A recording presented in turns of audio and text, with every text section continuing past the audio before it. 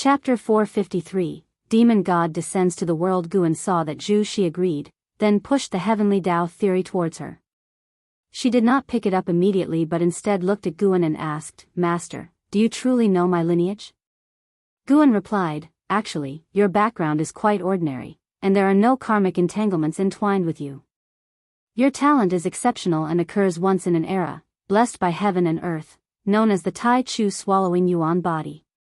Tai Chu swallowing yuan body.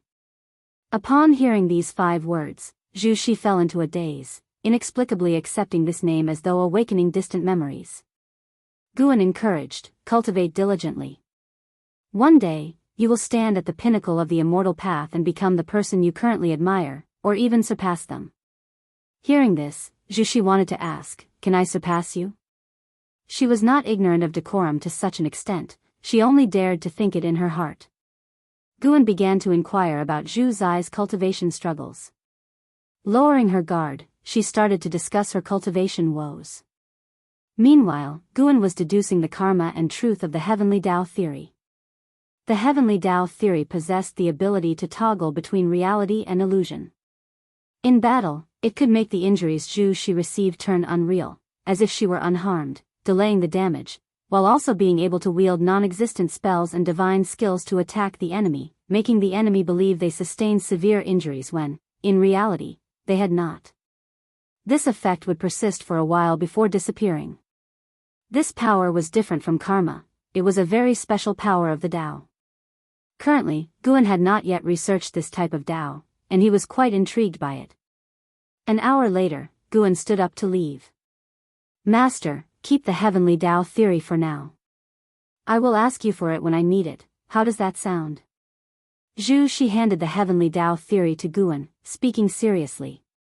She was also reluctant to part with it, but after knowing the origin of the heavenly Tao theory, she felt apprehensive about the book, as if it burned to the touch.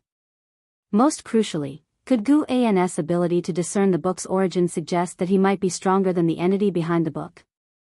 Moreover, she could sense Gu An's interest in the heavenly Tao theory, otherwise, he wouldn't have personally come to seek her out, and since Guan said he would cultivate her, why shouldn't she be generous? Guan smiled as he accepted the heavenly Tao theory, considering her quite sensible. After Guan had left, Zhu Shi closed her room door and finally breathed a sigh of relief. Not just due to her cautious nature, anyone would feel frightened knowing such a mighty figure was watching over them. She went over their conversation in her mind, ensuring that she had not misspoken before she could fully relax. She resettled into meditation on her bed, her eyes drifting toward the window, pondering deeply with a distant look in her eyes. Why was she always afraid? She felt that her nature wasn't necessarily good, but she instinctively stayed alert around everyone, and her first reaction to potential troubles was to evade. But such is human nature, even knowing one's flaws doesn't make them easy to amend. After a while, she redirected her focus, continuing her cultivation. After chatting with Zhu Shi, Guan would guide her in practicing the stepping path of ages step every few days, spending other times either picking flowers and herbs or studying the powers of Tao in the heavenly Tao theory. He didn't absorb this power directly but perceived its existence, seeking similar ones within the universe's unobservable Tao rules for enlightenment. By doing so, he could sense a purer power of the Tao, preventing any schemes from the entity behind the heavenly Tao theory. The universe was vast, with countless colorless and intangible types of Tao rules acting as its foundation, birthing the universe and all within it.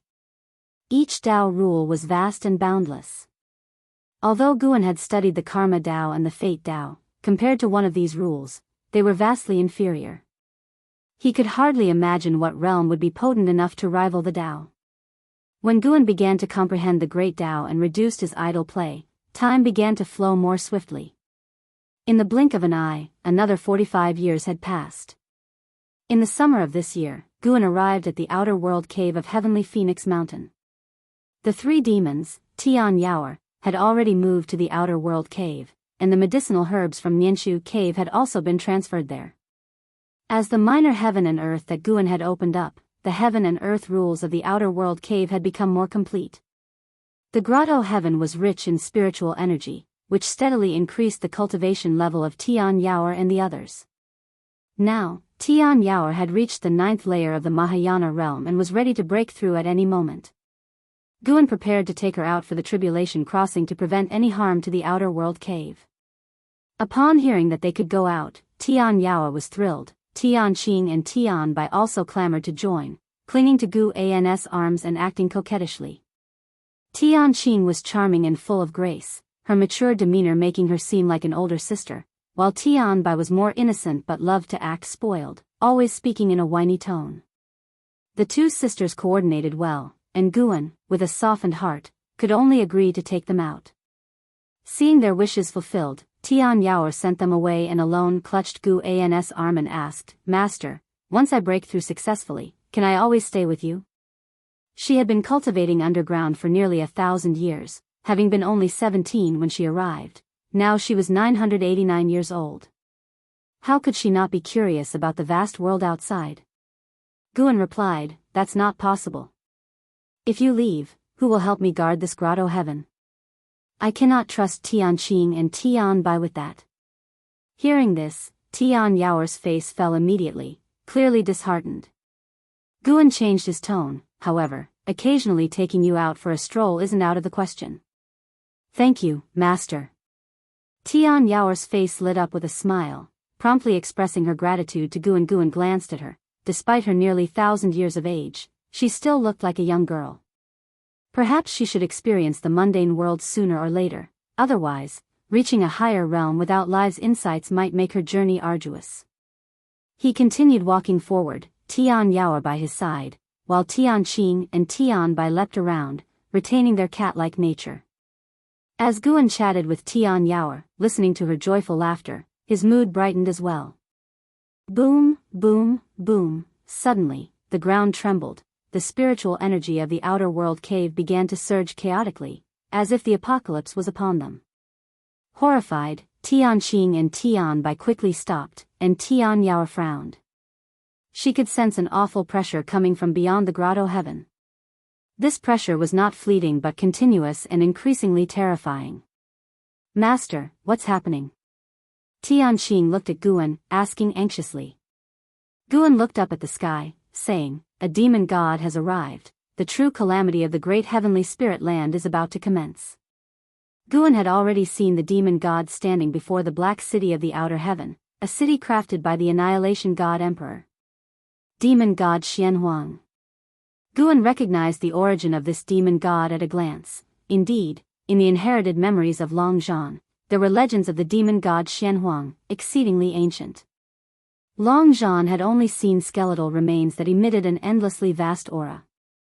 Beside the demon god Xianhuang stood a demon with an extremely powerful aura. The Heavenly Demon Emperor. Chapter 454, The Extreme Lifespan of Heaven and Earth. Guan remembered the Sky Demon Great Emperor because of Ji Xiaoyu. The Sky Demon Great Emperor had a grudge with Ji Xiaoyu, and Ji Xiaoyu's original self had lost to him several times. When the Sky Demon Great Emperor descended near the Great Heavenly Spirit Land, Guan had divined the future and knew what would happen next. If he did not act, the Sky Demon Great Emperor would bring catastrophic disaster to the Great Heavenly Spirit Land. If he did act, more calamities would emerge in the future, possibly hastening the demise of the Great Heavenly Spirit Land. The fate of the Great Heavenly Spirit Land was due to the fortunes of Great Heaven and Earth, which is to say, determined by Heavenly Tao. Heavenly Tao influences the will of all living beings, incites them towards aggression, and creates an environment for escalating conflict. Unless Guan could manipulate the will of all living beings, only then could he truly save the people of the Great Heavenly Spirit Land. But to do so would turn the people into puppets, resulting in a fate worse than death. Moreover, what Heavenly Tao annihilated was the people of this era, not leaving the Great Heavenly Spirit Land devoid of life. Over the years, Gu An's prophecies had steadily improved, and he could even foresee the outcomes of his actions. Of course, he could not predict entities more powerful than himself. A demon god? What demon god? Is it an adversary of yours, master? Tian Bai instinctively asked upon hearing Gu An's words. Outer World Cave was still trembling. Here, isolated by the powers of heaven and earth, it was still so much so, one could imagine the greater commotion in the mortal world outside.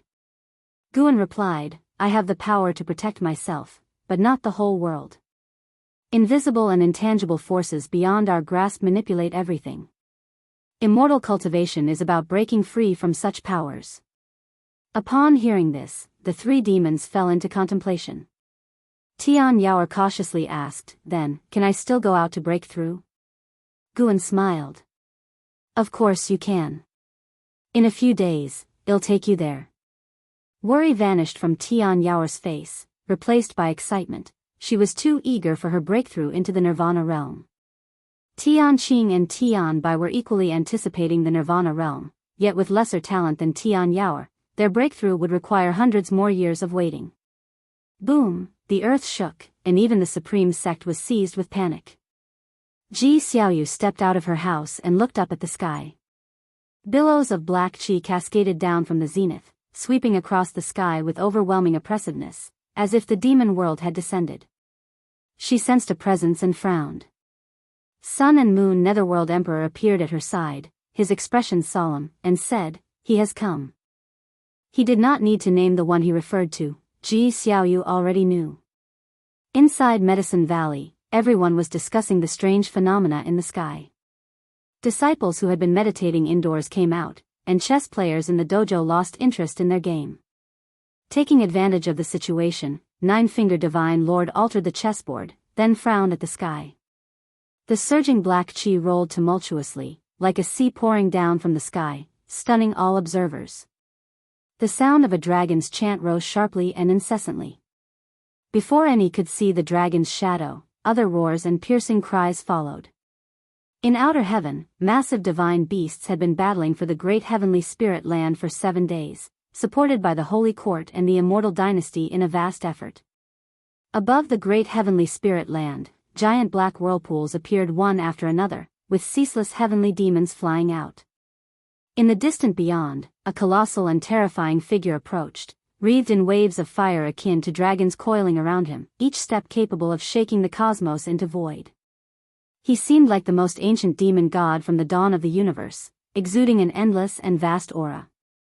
The tremors beneath his feet were visible to the naked eye, as if the Tao itself was being shaken. His appearance immediately brought to mind obliteration, striking extreme dread in all. Whether it was cultivators of the Holy Court or immortal spirits of the Immortal Dynasty, looking at his arrival, they all instinctively felt terror. He was the demon god Xianhuang. On his shoulder was yet another figure, appearing tiny as dust, indeed the Sky Demon Great Emperor. The Sky Demon Great Emperor stood with his arms folded across his chest, looking mockingly toward the great heavenly spirit land. A beam of golden light burst from within the great heavenly spirit land and came to a stop, revealing a figure. It was Yang Xian Emperor, with a golden wool floating behind him, emanating rays of brilliant golden light, more dazzling than the sun. Yang Xian Emperor looked towards the distant demon god Xianhuang, his eyes filled with wariness. He felt immense pressure. The Holy Minister, another free immortal, also made his appearance among the Holy Court's ranks. He was rapidly calculating, and the more he inferred, the grimmer his expression became. Ladies and gentlemen, it's been a while. Why do I not see Xingtian? The voice of Sky Demon Great Emperor echoed through the void, reaching the ears of the great cultivators of the Holy Court and Immortal Dynasty, free immortals and divine thought true immortals, all showing a sudden change in expression, making it clear they all knew of the Sky Demon Great Emperor. Sky Demon Great Emperor, a holy god, ground his teeth and spoke, his expression unsightly to the extreme. Boom! Another thunderous roar erupted, deafening, startling the cultivators of the Holy Court and immortal spirits of the Immortal Dynasty to turn their heads. In the boundless and spectacular great heavenly spirit land, an explosion devastated a continent, scattering the sea of clouds, and terrible demonic chi surged like a fountain towards outer heaven. An immortal spirit of the Immortal Dynasty contorted his face hideously and gritted his teeth as he cursed, Sky Demon Great Sect. I've said it before, we should have joined forces with the Holy Court back then to wipe them out. With Demon God Xianhuang and the Sky Demon Great Emperor pressing in from the outside and the Sky Demon Great Sect ravaging all living beings at the opportune moment, the Holy Court and the Immortal Dynasty both felt immense pressure. The countenance of Yang Xian Emperor also turned icy as his gaze fell upon the Holy Minister. The holy minister likewise looked at him. Their eyes met, and then both turned their attention to demon god Xianhuang. Guan returned to the third medicine valley, walking towards the mouth of the valley. Looking up, it seemed as though dusk had arrived. Dark clouds churned and crimson glows spread, countless meteors trailing fire as they smashed into the distance, a poignant yet spectacular scene. The Supreme Sect had already activated the protective formation of the sect, and at the edges of the Taizong continent, a grand formation rose from the ground, a formation purchased from overseas by the Taizong dynasty. It took 200 years to succeed in its deployment, but once complete, it could protect the entire Taizong continent. Thanks to this action, Li Xiandao won the hearts of the people. No sooner had Guan entered Medicine Valley than he was surrounded by numerous disciples. Master, what's going on? Could it be that the conflicts between the great sects have reached our Taizong continent? Foolishness, this commotion is clearly coming from outer heaven. It must be the heavenly demons attacking. Nothing like this has happened for hundreds of years. This time, the Supreme Sect might be affected. Master, your Tao level is high, tell us. Faced with the disciples' barrage of questions, Guan replied, Indeed, it's a great tribulation of heaven and earth. What came before were just minor scuffles, this is the real calamity. But the Supreme Sect shouldn't be threatened in the short term. You should continue your cultivation, marveling here is in vain. Hearing his words, the disciples all felt awkward and dispersed. Guan continued onwards, when Zhu Luo Sword Monarch approached him and asked, Senior, do you know the origin of the demon god from outer heaven? Guan stopped in his tracks and looked at him, asking, Do you know? Then tell me. Zhu Luo Sword Monarch took a deep breath and said, That is the demon god Xianhuang. It is said that long ago, all the great heaven and earth in the universe belonged to the same great heaven and earth. Countless powerful beings existed back then, treasure bodies emerged one after another. There was a race known as the divine race, and merely reaching adulthood granted them the power to destroy heaven and earth. The demon god Xianhuang was a notable figure among the divine race. He is also one of the few whose corpse remained intact. From what I know, he fell under the control of the prohibited existence within the silent destruction domain, which means there is even a stronger being behind the sky demon Great Emperor. After finishing, he looked at Guan but did not see any change in his expression. As expected. This senior knows everything. Zhu Luo Sword Monarch's worries dissipated.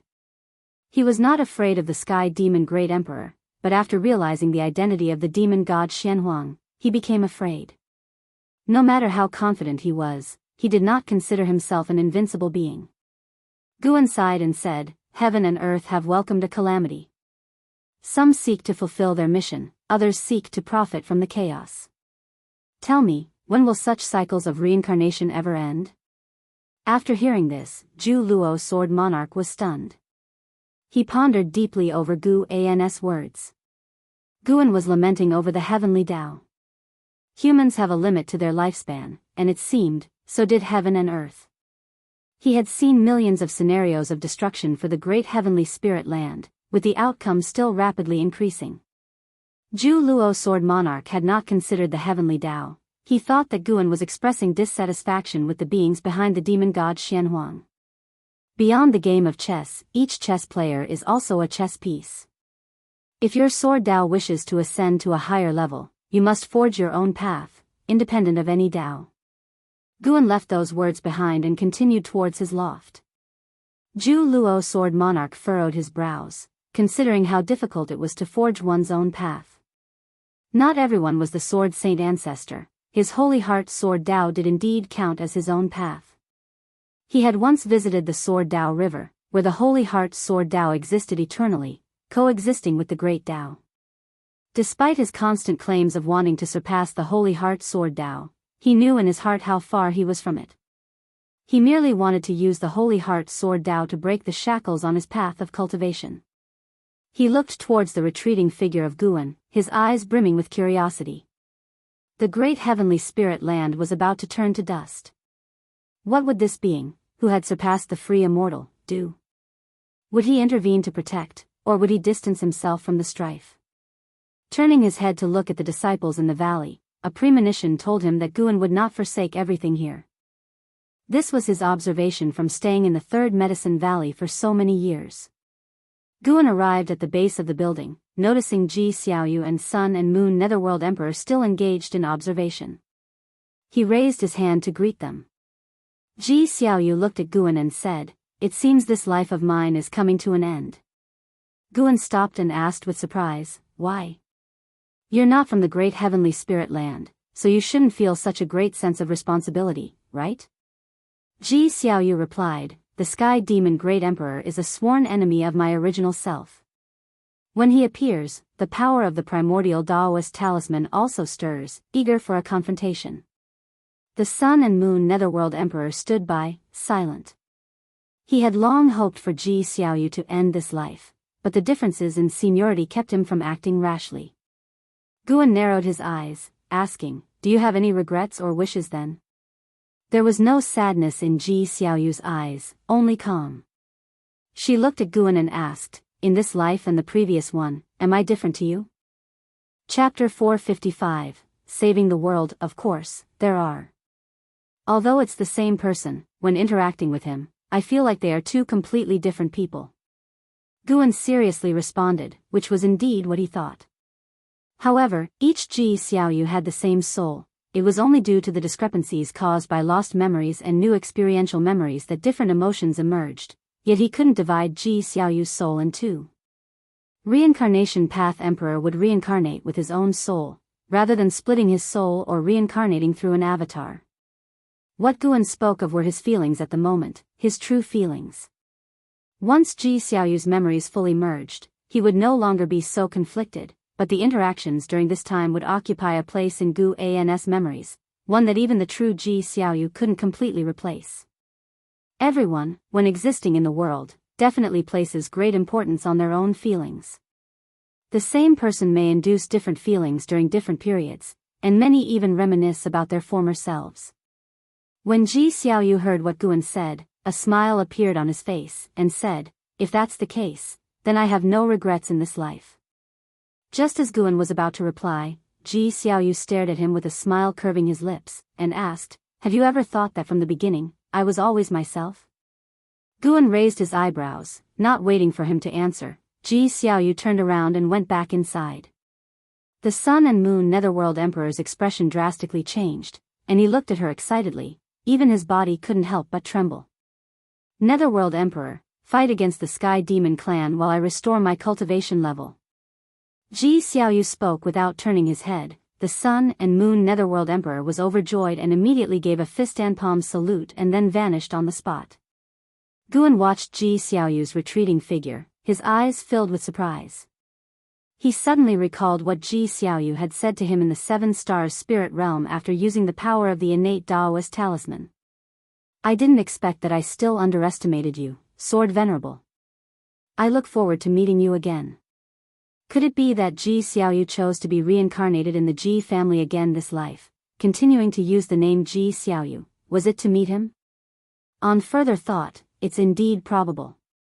Ji Xiaoyu understood all her karmic ties, and when she was in peril, Sword Venerable Fudao appeared. It could not be coincidental. The strength Guan had displayed should have been capable of annihilating the Seven Stars Spirit Realm at any moment in Ji Xiaoyu's eyes. Possessing such power yet only intervening during her moments of crisis was indeed suspicious. Guan thought of Ji Xiaoyu's attitude towards him in this life. He couldn't clearly tell if she was just acting superbly or if her feelings were genuine. He didn't ponder further and turned towards the stairs. The sky continuously streaked with shooting stars, strong winds consistently approached from afar, and the whole Third Medicine Valley was inundated with noise, the atmosphere filled with a tense and frightening aura. Although the Taizong continent had temporarily not been affected, the territories overseas were already enveloped in turmoil. The Sky Demon Great Sect swept across all lands, numerous transport barriers emerging, and hordes of sky demons directly descended upon the earth, killing every living spirit they encountered, be it human or demon. From above outer heaven observing the great heavenly spirit land, it was akin to a magnificent scroll upon which ink spots continuously emerged and expanded. Simultaneously, demon god Xianhuang had already arrived near the great heavenly spirit land, and up ahead, 7 free immortals appeared: Yang Xian Emperor, Holy Minister, Ancient Immortal Emperor, Saint Ancestor, and 3 free immortals who had returned from outer heaven. Even though they were all in the same great realm, the 7 free immortals felt immense pressure. The oppressive aura of demon god Xianhuang was simply too strong, so strong it made them feel as though they faced a being from a higher realm. Demon god Xianhuang truly is a rarity across the ages. To die at his hand is not a meaningless cultivation life, Saint Ancestor exclaimed, stroking his beard and laughing heartily, fearless. But not all free immortals could sport such nonchalance. Many were tense, each summoning their own immortal path supreme treasures with grand and shocking auras. Behind them, the cultivators of Holy Court and Immortal Dynasty were locked in battle with the heavenly demons, now fully united against the foreign enemy after countless years of strife. Some fled, but many chose to fight to the death, defending the great heavenly spirit land. 2 days later. At midday, the sky remained dark and the black clouds rolled heavily. Zhu Luo Sword Monarch meditated under a tree, gazing into the distance, deep in thought. Su Jia, dressed in blue, approached Zhu Luo Sword Monarch, bowed respectfully, and said, "Senior, thank you for your guidance all these years. I am prepared to join my sect in the campaign, unsure if I will return. I have not yet repaid you for your teachings, I can only come to pay my respects beforehand." "Indeed, go. A world in chaos is a golden age for true talents. With the natural order upturned, as long as you survive, you will be able to seize more opportunities for cultivation," replied Zhu Luo Sword Monarch. Su Jia smiled, thanked him once more, and without any fake sentiment, turned and left. Zhu Luo Sword Monarch was indifferent to his life or death. The words spoken were out of respect for Guan. Su Jia was just one example. Although the Taizong continent was far from the turmoils, leading the righteous path sects like the Supreme Sect agreed in short order to launch an expedition overseas to battle demons and contribute to protecting the world. When LV Badian issued the recruitment edict, all members of the sect were excited, proud to be part of the Supreme Sect. Which disciple of the righteous path wouldn't wish to save the world? Facing such a catastrophe, the Supreme Sect's readiness to strike was enough to inspire 9/10 of the disciples, even sparking in some the fervor to fight to the death for the cause. The Third Medicine Valley was not conscripted since it primarily cultivated medicinal herbs. Nevertheless, Guan also offered his disciples the choice. They could join if they wished but must think it through themselves. He, for one, would not intervene unless the enemy reached the Taizong continent. After Guan spoke, more than 500 disciples expressed their desire to join the Supreme Sect in the campaign. Many others were observant, and only a few had no interest in leaving. That day, Guan left the Third Medicine Valley alone, refusing to let Blood Prison Great Saint accompany him. He arrived at the Outer World Cave, took the 3 girls Tian Yaoer and in a single step crossed overseas to a remote island far from the Taizong continent. Standing on the island, Tian Yaoer and the 2 other girls could see the sky in all directions churning with demonic qi, as if they were in the middle of the demon world.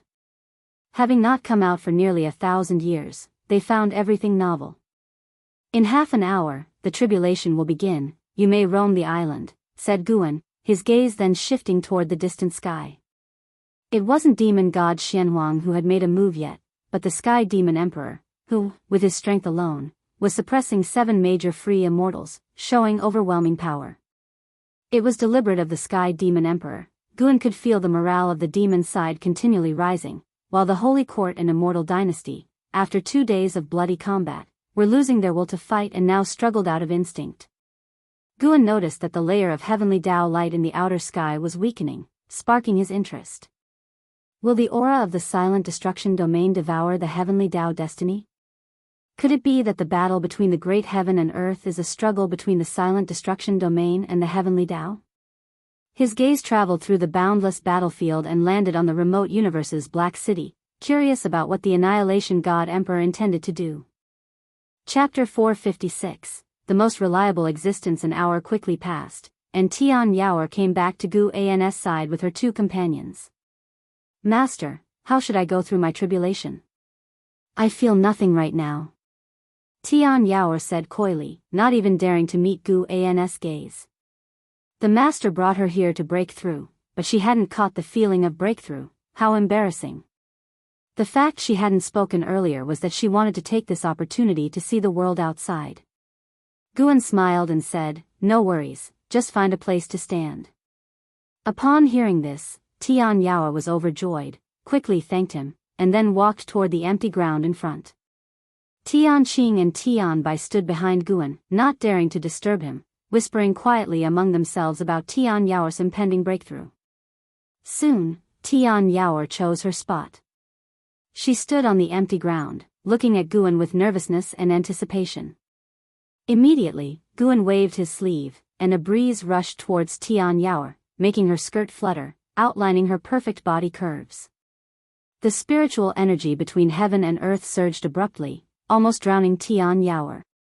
In that instant, Tian Yao felt a choking sensation, but it vanished in a flash. Right after, the demonic power within her started to flow into her demon core. Boom! A thunderbolt suddenly appeared, its booming sound tearing through all clamor in the world, startling Tian Qing and Tian Bai, who looked up. The thunderbolt left an afterimage in the sky, with thunderclouds beginning to form around it. The clouds of the heavenly tribulation were denser and more oppressive than demonic clouds. Tian Yao looked up, her eyes revealing a trace of fear.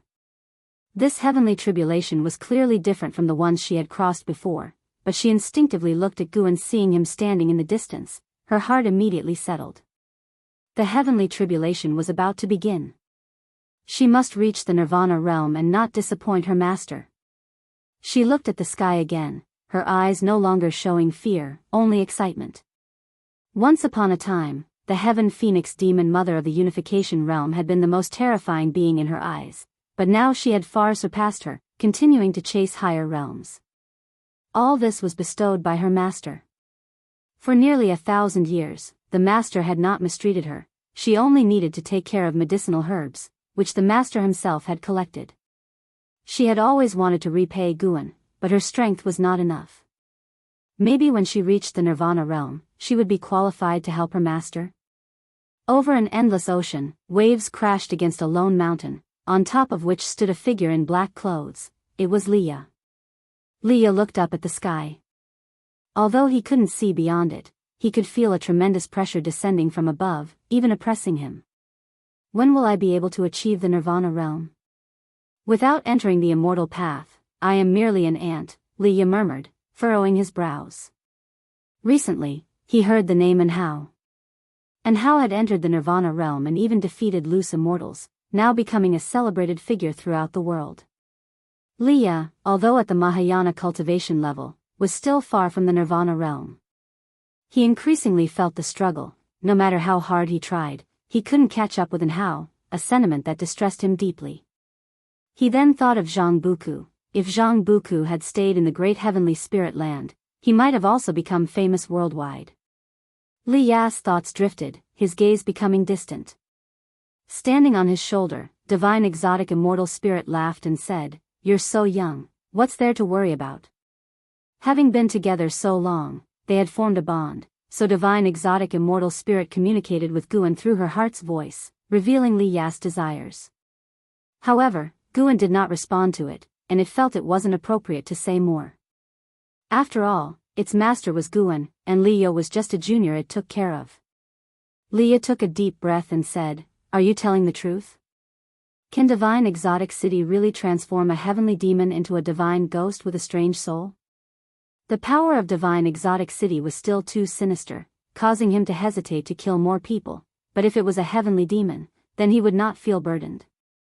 Upon hearing this, the divine exotic immortal spirit quickly nodded and said, "Of course, by turning them into divine ghosts with strange souls, you are actually saving all living beings." After listening, Li Ya's lips curled into a smile, and he laughed, "Since that is the case, I must go then. You're right, I'm still young, being slightly behind temporarily means nothing. Who will be stronger or weaker after 1,000 years or 10,000 years, who can tell?" He leaped up, transforming into a streak of sword light speeding towards the distance. The divine exotic immortal spirit stood on Li Ya's shoulder, gazing at his profile, and suddenly felt he had an extraordinary aura. His talent did not seem dazzling, but there was a tenacity about him that made him appear remarkable. Perhaps after 10,000 years, this young man could truly become a renowned figure throughout the world. Thinking so, the divine exotic immortal spirit turned its thoughts to its own master. Where would the master be in 10,000 years? No. By that time, it must stay with the master, lest the master really does give it away to this young man. The divine exotic immortal spirit shuddered, shook its head, and looked forward again, its little fist clenched, brimming with fighting spirit, yet appearing somewhat naive. Violent winds surged within the universe, an anomaly created by the rampant spiritual energy. The heavenly demon Great Emperor landed back on the shoulder of demon god Xianhuang, just like the divine exotic immortal spirit on Li Ya's shoulder. He looked ahead at the 7 free immortals and laughed, "Gentlemen, enough of the chaos, are you ready to die?" Upon hearing this, Yang Xian Emperor and the others prepared for battle, not daring to take it lightly. They had fought until now and could see no chance of victory, but they could not retreat, they could only keep defending, even if it was just for a moment longer. "Your Majesty, where exactly are you?" Holy Minister gritted his teeth, his eyes filled with unwillingness. At this moment, not only the people of the Holy Court were thinking of Xingtian, but also Yang Xian Emperor was thinking of Xingtian. Yang Xian Emperor had to admit that in defending against foreign enemies, Xingtian was the most reliable. He also thought of Guan, but he knew Guan would not intervene unless the enemy confronted Guan directly. In his view, Guan had come from outer heaven, was an otherworldly great power that had secluded himself here, and had no obligation to guard the great heavenly spirit land. Just then, the aura of demon god Xianhuang changed, and he opened his mouth, a scorching breath emerging from it, his surrounding black aura dispersing, gradually revealing his true form. He was bare-chested, his body human-like, but his chest bore a mouth full of sharp teeth, his mouth's darkness acting like a gateway to the abyss, chilling to the bone, his face ferocious, eyes pitch-black with occasional glimmers of blood-red pupils, his skin appearing scorched, his hair flowing, and upon a closer look, each hair strand resembled a dragon snake with black dragon heads at the tips, relentlessly emitting a fiery aura. His waist encircled by a bone dragon, his legs sturdy as pillars that could not be shaken, wrapped in flowing demonic qi till the knee, his feet unseen. When demon god Xianhuang opened his mouth, the pressure on the 7 free immortals doubled. "Gentlemen, let's all out fight." Saint Ancestor spoke, his tone grave. The other free immortals could also feel the terrifying power accumulating in demon god Xianhuang. Demon god Xianhuang was facing the great heavenly spirit land. If they moved aside, the beings of great heavenly spirit land would face annihilation. Chapter 457, Beyond the Free Immortal Realm. Boom. Boom. Boom. Thunderstorms constantly struck down, assaulting Tian Yao, who countered with her demonic power, her body trembling, barely holding on. "Give it your all, and if you can't bear it, I'll step in." Gu An's voice reached her, slightly calming Tian Yao's heart. After all, Tian Yao had accompanied him for 1,000 years. He couldn't bear to test her and thus spoke to comfort her directly. It would be different for An Hao and Yang Jian. Cough cough. Am I, as her master, somewhat biased? Guan thought so, feeling a bit guilty. He instinctively looked toward the distant An Hao, who was battling fiercely with the warriors of the Sky Demon Great Sect, moving through the battlefield with awe-inspiring valor. Yes, that's how a male disciple should be tempered. Guan, noticing that the tribulation was still in its early stages, began to survey the world with his divine thought. He didn't want to interfere too much with this catastrophe. He just wanted to wait for the tribulation to end, protect those he cared about, and then step into a new epoch. Because even if he interfered, new calamities would arise, and continuous meddling would only lead to more brutal outcomes. However, seeing the suffering mortals in the world, Guan felt somewhat reluctant. He was indifferent to the deaths of cultivators and demons, as those beings at least possessed the power to resist fate and simply failed. However, the common folk, those without cultivation levels, lacked even the power to resist. He saw 2 Nirvana realm great cultivators in combat, their residual power too strong, a blazing fire falling to the mortal world, directly burning alive hundreds of thousands in a town, their screams turning the area into a hell on earth. Guan sighed, resigning himself. His gaze hardened, and the sea of fire instantly dispersed, the unburned survivors quickly freed from their burns. Guan didn't seek revenge for them, saving them was already fortunate. Maybe it's a good chance to grab some lifespan. Guan thought, not out of saintly compassion but to take the heavenly demon's lifespans amidst the chaos. Yes, that was the plan. Guan's divine thought directly enveloped the great heavenly spirit land, and as those heavenly demons were about to be slain, his divine thought would immediately strike, severing their last thread of life. Various prompts appeared before his eyes. If he encountered mortals attacked by heavenly demons, he would also directly eliminate those demons, regardless of whether there were cultivators around. As the tribulation progressed to a certain stage, Tian Yao's aura began to rise, and Guan's lifespan also rapidly increased. Every second, more mortals were saved by him, and even more heavenly demons died beneath his divine thought. In the midst of crossing the tribulation, Tian Yao suddenly sensed something, looked up, and her eyes widened in shock. Not just her, but Tian Qing and Tian Bai felt the same. They saw a wave of fire piercing through the rolling thunderclouds, unstoppable, descending with the power to annihilate, causing all three women to tremble with fear, feeling as if the sky were collapsing. Guan suddenly swung his sleeve, dispersing the fire wave in the sky, then said, "Focus on breaking through and feel the transformation brought by nirvana." Tian Yao came back to her senses and immediately closed her eyes to sense the changes in her body. Tian Bai muttered, "How strong was that flame just now?" "I'm not sure, but it was definitely beyond our imagination," Tian Qing responded, her gaze fixed on Guan's back, her eyes filled with admiration. At the same time, outer heaven. Demon god Xianhuang strode toward the great heavenly spirit land, unstoppable, flames continuously erupting from his mouth, his lower half enshrouded in rolling black mist, making him appear even more terrifying. In front of him, there was no longer any sign of the free immortals, and the cultivators of the Holy Court and immortals of the Immortal Dynasty were completely despairing, undergoing a massacre. The great heavenly spirit land seemed as if its fate had run out, the heavenly light layer that enveloped the world fluctuating between brightness and darkness, only 3 out of the 7 divine beasts from the sun remaining, their presence barely detectable, clearly on their last legs. The heavenly demon emperor's lips curved upwards, and he said, "Descend upon the mortal world." As his words fell, demon god Xianhuang suddenly leapt up, like Mount Tai bearing down, plunging toward the great heavenly spirit land, scattering the sea of clouds along his path, forming an expansive ring of shock waves. A thunderous roar resounded across heaven and earth. Demon god Xianhuang crashed onto a continent, the earth instantly shattering, fierce winds sweeping rocks and trees in all directions. From high above, the expansive continent showed spider-web-like cracks, with firelight appearing within the depths of the cracks, as if magma was about to burst forth. Standing on the continent, demon god Xianhuang appeared as though standing on a small island, his towering figure visible from any corner of the continent. The heavenly demon emperor stood on demon god Xuanhuang's shoulder, twisted his neck, soared away, and flew towards the distance, meanwhile commanding demon god Xianhuang, "Exterminate the creatures of this great heaven and earth, try to preserve the world itself." Demon god Xianhuang immediately looked up, emitting a sky-shaking roar. This roar intensified the fear for beings trapped in dire straits.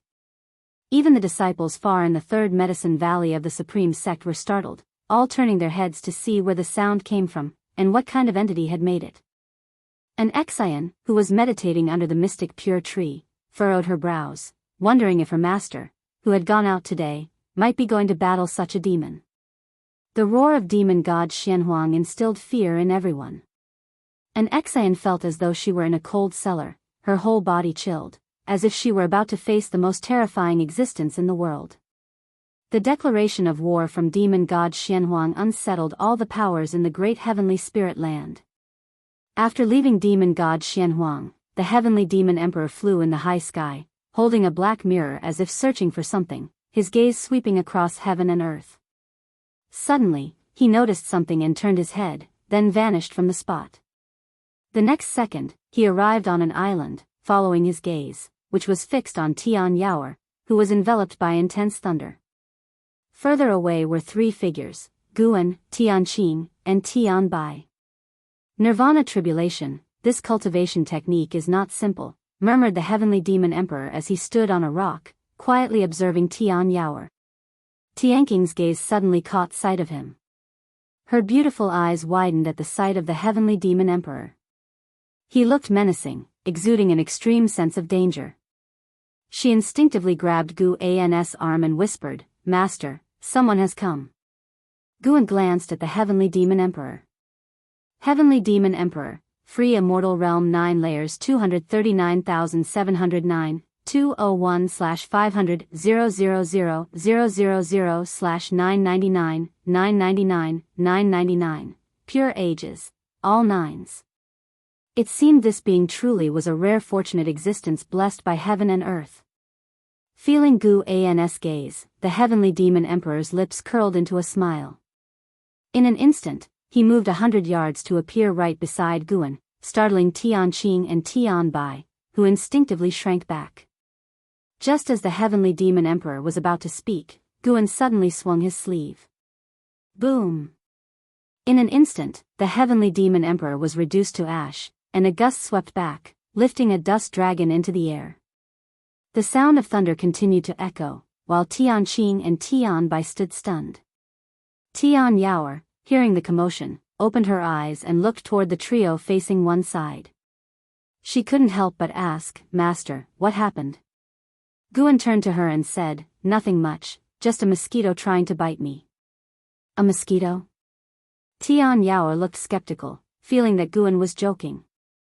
At that moment, a prompt appeared in front of Guan. "You have successfully seized 26,708,213 years of lifespan from the heavenly demon emperor, free immortal realm 9 layers.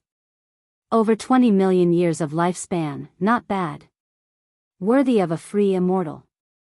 Guan smiled satisfactorily. Eradicating the heavenly demon emperor had little impact on the progression of heaven and earth. The real threat was demon god Xianhuang. Demon god Xianhuang had already begun a massive slaughter. Guan seized this opportunity to accelerate his harvesting of demons, making way for the forces of heaven and earth to combat demon god Xianhuang. Since demon god Xianhuang was not a living spirit, killing him would not release a lifespan, thus Guan had no interest in him.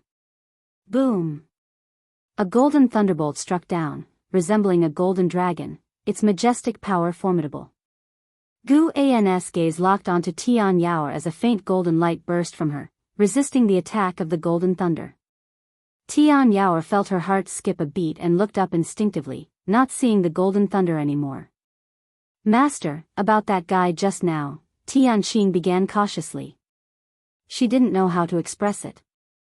The sudden appearance of the heavenly demon emperor had almost scared her to death. Unexpectedly, with a wave of their master's sleeve, the heavenly demon emperor was obliterated. Tianbai, more daring, directly asked, "Master, what realm was that man from?" Guan responded nonchalantly, "Free immortal." "What realm is free immortal? How many levels higher than nirvana?" Tianbai's eyes shone with excitement as she asked.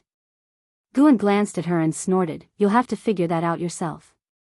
Tianbai was lost in infinite possibilities. She aspired to reach the free immortal realm in the future, no, to surpass it, otherwise, she would seem insignificant before her master. Chapter 458. An even more terrifying existence. The words, free immortal, deeply embedded themselves in the hearts of Tianqing and Tianbai, who both aspired to reach this goal. It was only many years later that they realized how unattainable the free immortal truly was. Although Tian Yaoer was curious about what had just happened, her current priority was to make a breakthrough. She closed her eyes, adjusted her mindset, and re-entered a state of enlightenment. The heavenly tribulation continued. The heavenly demon Great Emperor, who had suppressed the 7 free immortals, died silently without anyone noticing, as if he had never been to the great heavenly spirit land. As Guan watched Tian Yaoer undergo her tribulation crossing, he extended his divine thought throughout the world, continuing to expel demons and, incidentally, to save mortal spirits. The roar of demon god Xianhuang constantly resounded, killing countless beings with his power every moment. More and more sects began rushing to where demon god Xianhuang was located. Despite the terrifying aura of demon god Xianhuang, they had to confront him to protect the great heavenly spirit land. It was their home, and they had no choice. Guan noticed that the free immortals like the Yang Xian Emperor were not dead but had all gathered in one place, apparently discussing something. In a valley, 7 free immortals were meditating on the grass, their auras weak, some even engulfed in flames, looking utterly bedraggled. The saint ancestor opened his eyes and looked at an elderly man in white robes standing with his back to them, and asked, "Who are you, sir, and why have you saved us? You likely do not belong to the great heavenly spirit land." He was the oldest among the 7 free immortals and had never seen this white-robed elder before, which led him to this conclusion. This white-robed elder was indeed the reincarnator who had once visited the Third Medicine Valley and had faced the Zhu Luo sword monarch. Without turning around, the white-robed elder said leisurely, "The world is vast, and even free immortals cannot see everything clearly. I saved you because I have some connection with the great heavenly spirit land. I have deduced countless times and see no hope. Perhaps heavenly Tao intends to cleanse the mortal world, and the silent destruction domain seeks to exploit the weakness. You had better leave early and seek other paths." At these words, the free immortals' faces changed. The ancient immortal emperor spoke with a heavy tone. "Senior can save us from the hands of demon god Xianhuang. Your divine skills are surely beyond our imagination. If the great heavenly spirit land is destroyed, where can we go? Although there are many realms, they are all guarded by great powers. Can you point out a path of survival for us?" The other free immortals echoed his plea, as they were bound by the chi fortune of the Holy Court or the Immortal Dynasty. If the great heavenly spirit land were destroyed and chi fortune dissipated, their cultivation levels would severely drop, or worse, they would perish altogether. This was also why, despite the Holy Court's strength, they could not uproot the Immortal Dynasty as it was blessed by the heavenly chi fortune. The white-robed elder, with his back still turned to them, shook his head and said, "You do not understand what you are facing. Whether the Sky Demon clan or forces from Xianyu, they are not the main cause of the destruction of the great heavenly spirit land, they are merely opportunists." These words silenced the free immortals. Having lived for so many years, how could they not be aware of the existence of heavenly Tao and the similar trials recounted in ancient legends? When heavenly Tao wanted to reset the world, it would bring various calamities. After a long while, the Yang Xian Emperor stared at the white-robed elder, breaking the silence, and asked, "Then, Senior, what are you plotting?" The white-robed elder turned around, looked at him, and said, "I am looking for someone." "Who?" "I cannot tell you." The white-robed elder's response made the Yang Xian Emperor furrow his brows. He thought of Sword Venerable Fudao, as there had been many powerful beings from outer heaven in recent years. Were they all searching for some specific entity? Roar! The roar of demon god Xianhuang echoed from afar again, this time more strained, clearly attacked by someone. A smile appeared on the face of the white-robed elder as he said, "Stop trying to challenge demon god Xianhuang. None of you are his match, and he is backed by an even more transcendent existence. Even if you somehow manage to eliminate him, it will only provoke an even more terrifying calamity, and then I can only flee." An even more terrifying existence? Upon hearing this, all the free immortals turned pale. If demon god Xianhuang alone was enough to drive them to despair, what kind of being could possibly be orchestrating behind him? "Does Senior recognize Sword Venerable Fudao?" One of the free immortals could not help but ask. Sword Venerable Fudao's name had long resonated across the world, but because he seldom acted recklessly, he was rarely mentioned. Yet, for higher-level cultivators, it was difficult to ignore his presence. Upon hearing the name Sword Venerable Fudao, the white-robed elder's expression subtly changed. He replied, "I do not know him, but I have once witnessed his elegance. He is also a being transcending the 9 heavens of immortal path.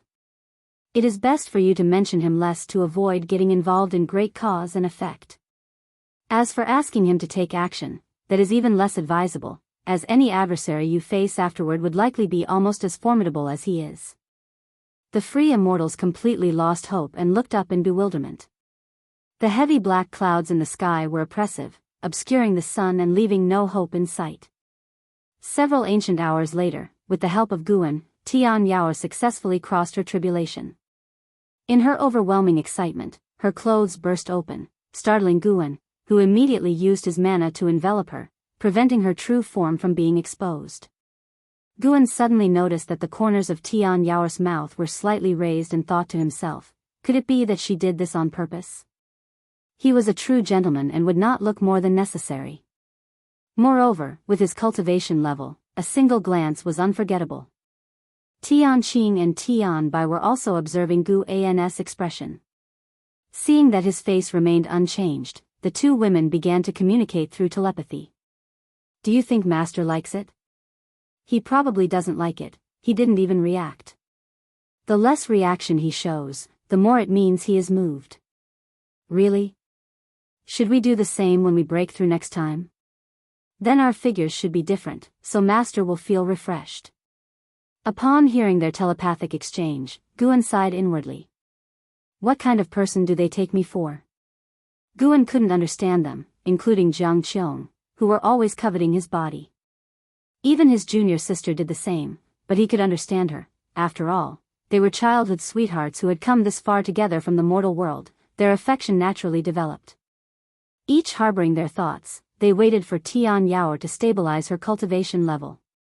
It was also with Gu An's help that Tian Yao managed to break through so quickly. Normally, crossing tribulation taking several days wasn't unusual. They waited until dusk before Tian Yao finally stabilized her aura. She stood up, wrapped in a loose white robe, and flung herself at Guan who, upon being hugged by her, could feel her body. Alright, from now on you are also a Nirvana realm powerhouse. Try to keep some dignity, Guan said sternly. Tian Yao looked up, giggling, I just want to be like this, even if it means hanging on to my master forever, I am willing. Hanging on forever? Aren't you tired? Guan shook his head with a smile. Tian Yao blinked and asked, what about trying for 100 years? 100 years? Gu An's face twitched, and he immediately pushed her away. Tian Qing and Tian Bai came over and asked her how she felt now. Tian Yao was very excited and began talking about the transformations of the Nirvana realm. Tian Qing and Tian Bai listened attentively, while Guan, not in a hurry to get back, continued to eliminate demons. During this half-day period, the lifespan he had harvested had almost reached 1 billion years. If he had to cultivate by conventional methods, it would take hundreds of years.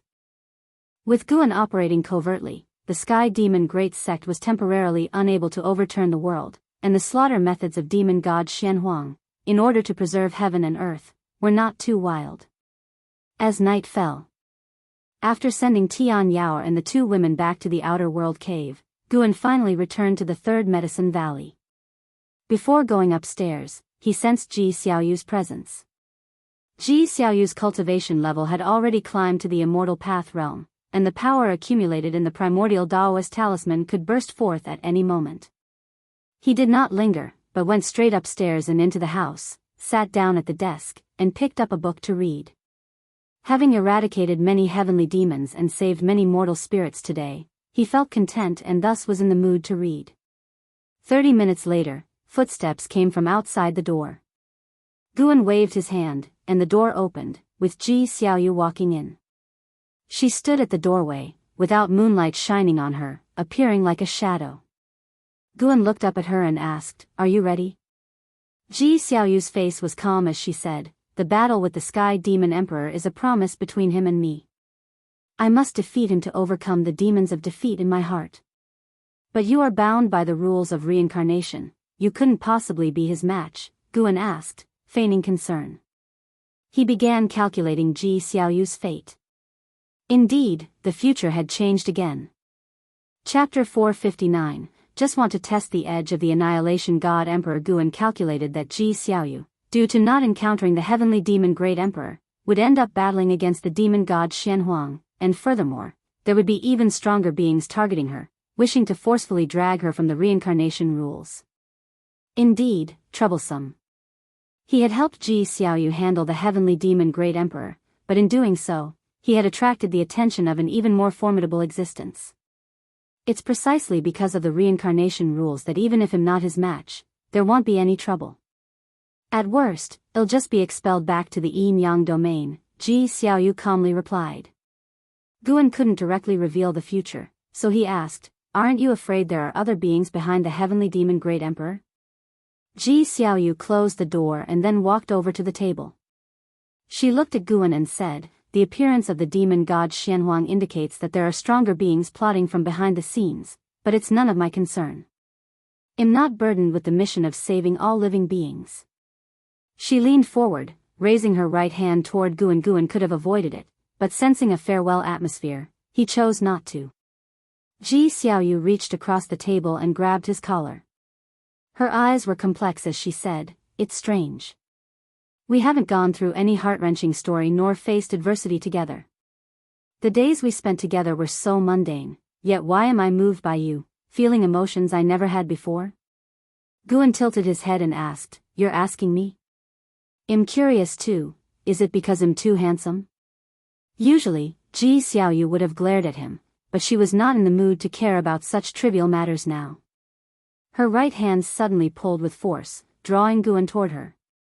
In that moment, Guan had plenty of time to react, and countless thoughts raced through his head, but inexplicably, he chose not to resist. The two quickly drew closer, and eventually, their lips met. Guan's eyes widened, but seeing Ji Xiaoyu's somewhat resentful gaze, he lost the interest to pretend. The two just looked at each other, and the entire world seemed to fall silent. In their eyes, there was only each other. Guan understood what she was thinking. Ji Xiaoyu couldn't figure out what was on his mind, but she wasn't disappointed because she had already made her decision. After a while, Ji Xiaoyu let go, gently pushing Guan back. Looking at Ji Xiaoyu's expression returning to indifference, Guan couldn't help but sigh. When I first saw you as a child, your gaze was just like it is now. I thought you were emotionless. Ji Xiaoyu stared at him and said, you guessed right. After tonight, I will sever these feelings. Your cultivation level is higher than mine, so if we meet again later, let's pretend this past never existed. Guan asked, why? Are you afraid it'll become your weakness?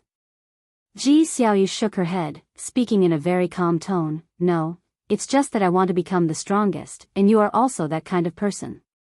How can there be two strongest in this world? With that, she turned and walked away. She walked to the door and glanced back at Guan, saying, you are the only man who has ever moved my heart, in all the reincarnations. Clang, Ji Xiaoyu opened the door and left, closing it behind her. Guan turned to look outside the window, where demonic qi obscured the moon.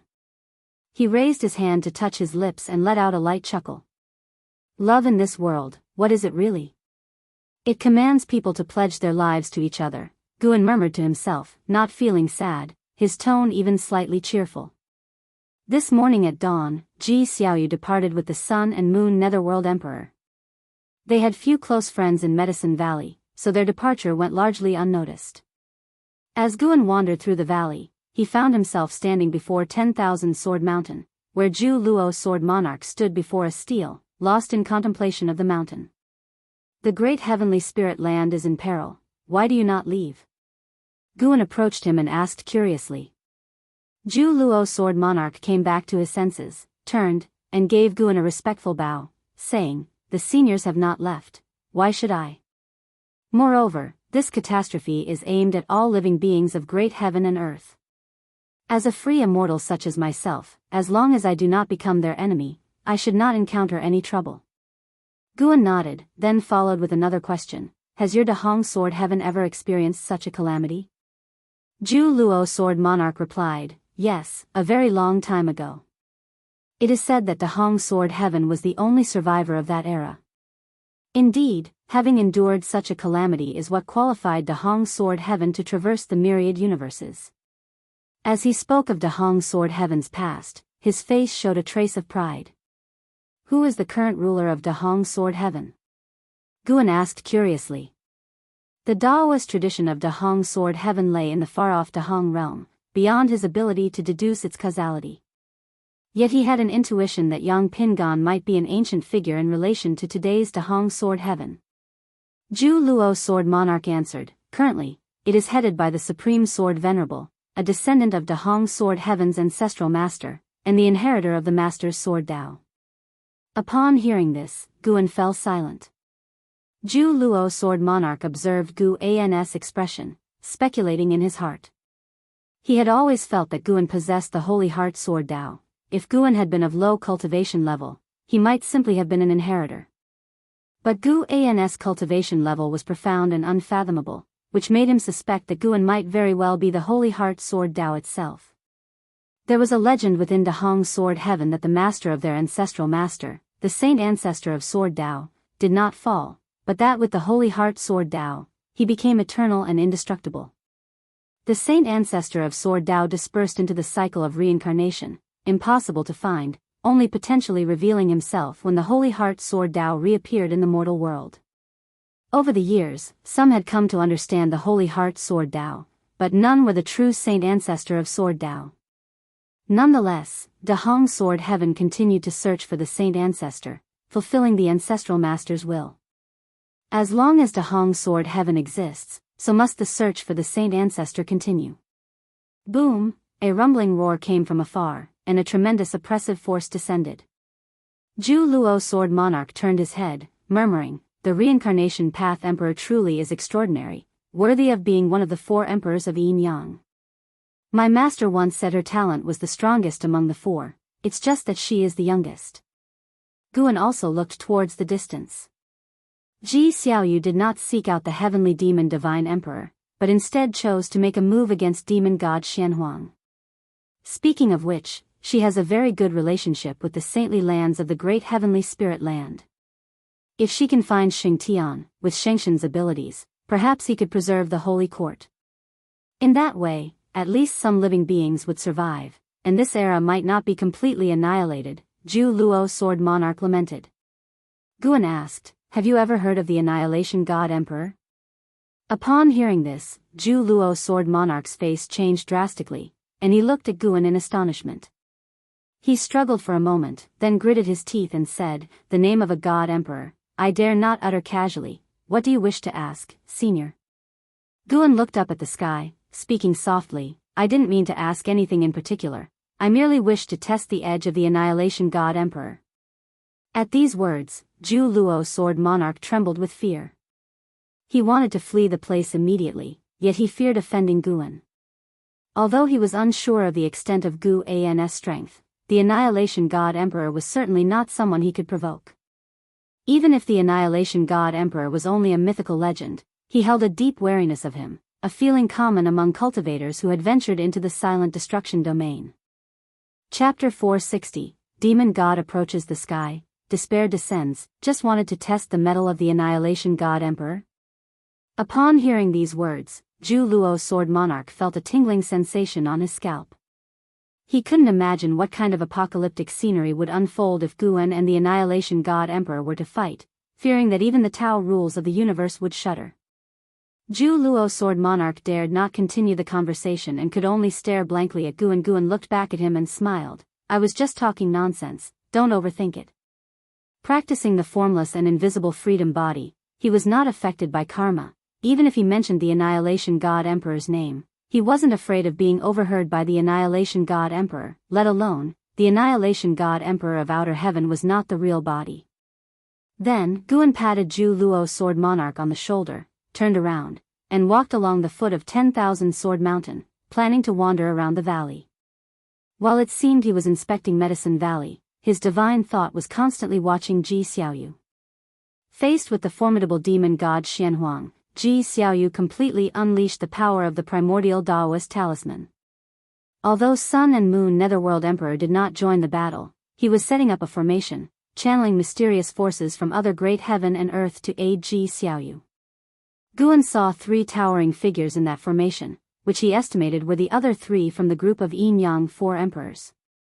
The intense power of the Reincarnation Path Emperor erupted, alarming various sects around the world and attracting more great cultivators and great demons to support. Guan saw that Yang Xian Emperor and others also chose to join the fight, continuing to fiercely battle with the demon god Xianhuang. At the same time, at the edge of the 3rd Medicine Valley, atop a mountain peak by the cliff, Long Qing sat, his brows furrowed as he gazed at the sky, lost in thought. Yu Yingying approached from behind, standing beside him, and asked, "Do you feel something?" Long Qing turned to look at Yu Yingying and said, "Yes, and you, do you feel it too?" Yu Yingying had raised him since he was a child. In his heart, she was like his mother, and despite his age, he still respected Yu Yingying deeply. Yu Yingying's eyes were complex. She spoke softly. Yes, I have recovered many memories and also felt the call of the origin, urging me to join that slaughter.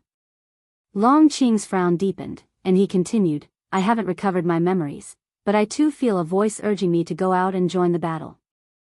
Yu Yingying turned to look at him, having sensed the aura of the same origin from him years ago. She knew Long Qing was also a reincarnated heavenly demon, but she had never mentioned it to anyone else, believing that Guan also knew this, and thus, had always refrained from teaching him cultivation. Think more about your master's teachings. It might also be a tribulation for us, said Yu Yingying earnestly. Long Qing nodded. Don't worry, my teacher has already warned me, I won't be reckless, and I know exactly who I am. I am Long Qing, and nothing from the past concerns me. He had lived for hundreds of years, cultivated for many years, and somewhat understood the matters of past life reincarnation. He speculated that if his past identity were revealed, it would bring great trouble, which was also why his master dared not teach him. The two turned their heads towards the horizon, continuing to share their feelings. They were just the tip of the iceberg. In various places around the world, reincarnated heavenly demons began to rampage and lose their senses until they reverted to their true demonic nature and started slaughtering all living beings. Guan was not only focused on Ji Xiaoyu, his divine thought also covered various places around the world, continuing to exterminate heavenly demons and save the mortal spirits. He did not intend to change the larger situation in the world but wished to make the remaining lives of many mortal spirits somewhat better. Dark clouds churned, demonic chi roamed the mortal world, and occasionally fierce winds roared across the land, shaking the mountains. And Hao and a group of cultivators stood on a mountain peak, staring at the battle ahead, all showing a look of shock. Even the conceited and Hao could not remain composed. At the edge of the earth, the figure of demon god Xianhuang, taller than mountains, stood. His long hair transformed into a mass of dragons twisting and continuously spewing flames. His arms, bigger than mountain ranges, swung ceaselessly, and several huge immortal path supreme treasures surrounded him. Various divine skills burst forth, shaking heaven and earth. And Hao's gaze fixed on a figure, a female cultivator clad in a black robe with her face covered by a black and white mask resembling a taiji diagram. Her long hair fluttered, and behind her, a majestic golden wool hovered, from which golden dragons surged forth, vying to attack the demon god Xianhuang. It was Ji Xiaoyu. The power of the primordial Daoist talisman had been fully unleashed, and now she, in her original form, was contending against demon god Xianhuang. Her figure was only 100 zhang tall, far smaller than demon god Xianhuang, but her aura was in no way inferior to demon god Xianhuang. At least from afar, and Hao and the others could not ignore her. And Hao even compared her to the Yangxian emperor and found that this woman was in no way inferior. Moreover, he felt as if he had seen her somewhere before. Roar! Demon god Xianhuang roared again, its voice strained to exhaustion, causing heaven and earth to tremble violently.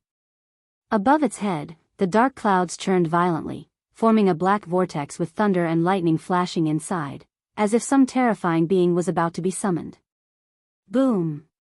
A fearsome figure descended from the black vortex, landing on the ground and raising a dust cloud 10,000 zhang high. Another demon god Xianhuang. Upon closer inspection, this demon god differed from demon god Xianhuang only slightly in skin tone, almost like an avatar, his aura not at all weaker than demon god Xuanhuang's.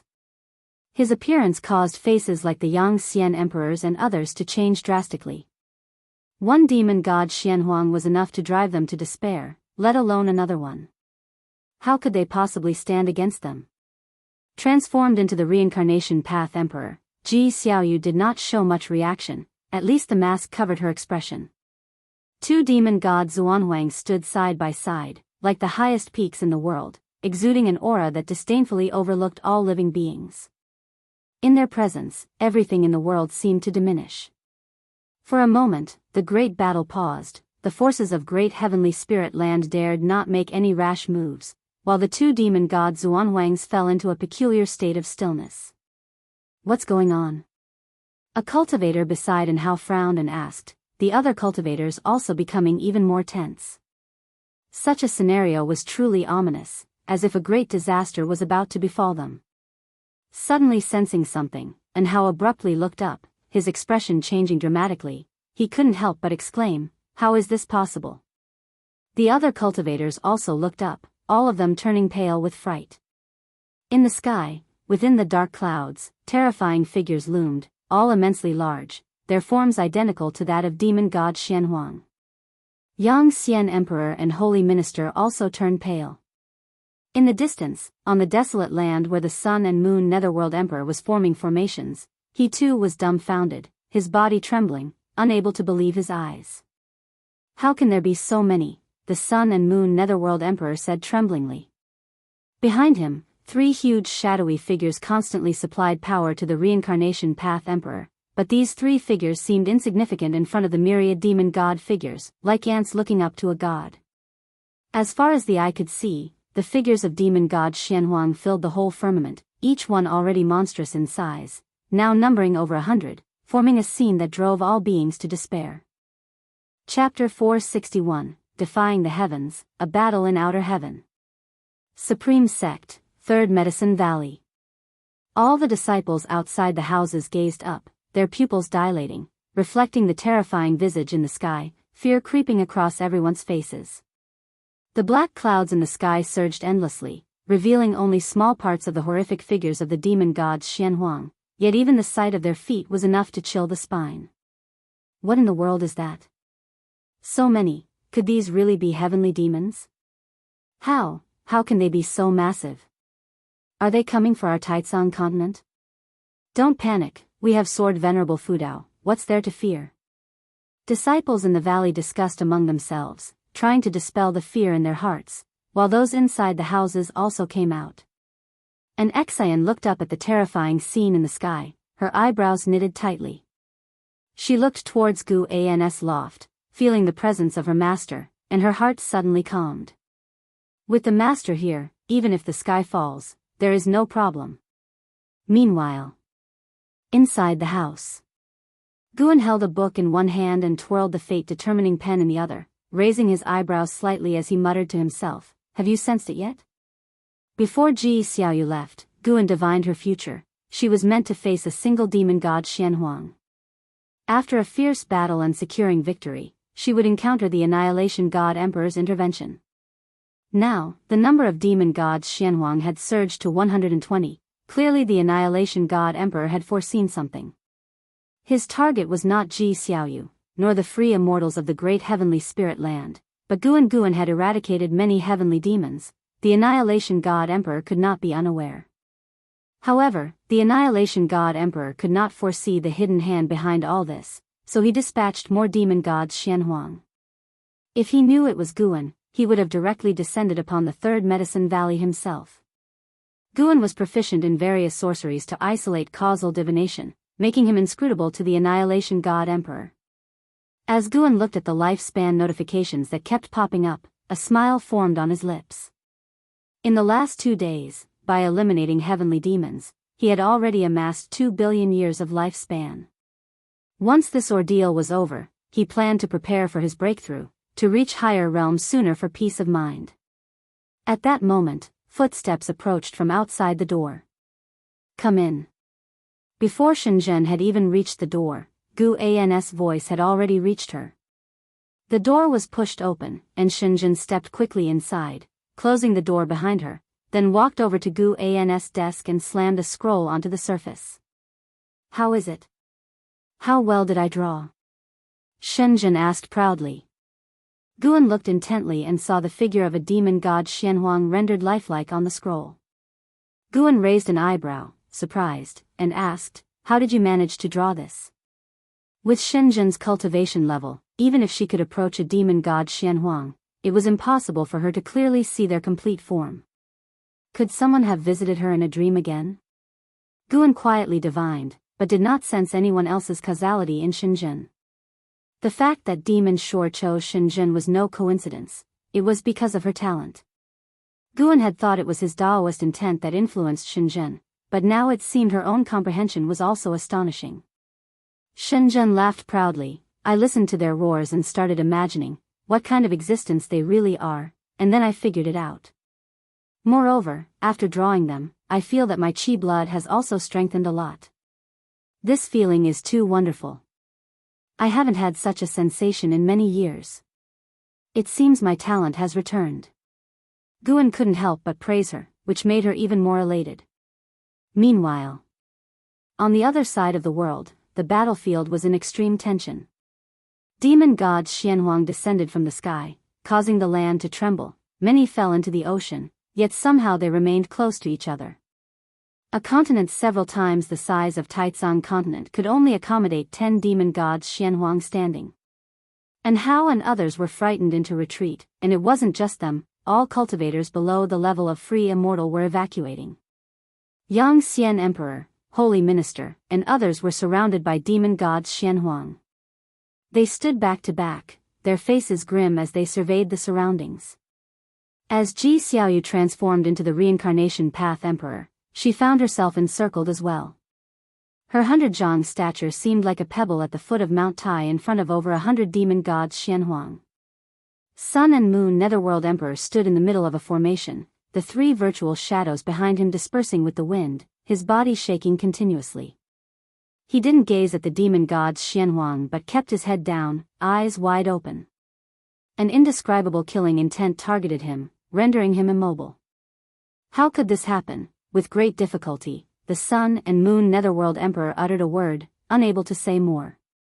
He wanted to warn Ji Xiaoyu but found himself unable to speak. He could only mutter fearfully in his heart. At that moment, an immense pressure enveloped the entire world. The fate of the great heavenly spirit land has expired, your interference is against the heavens.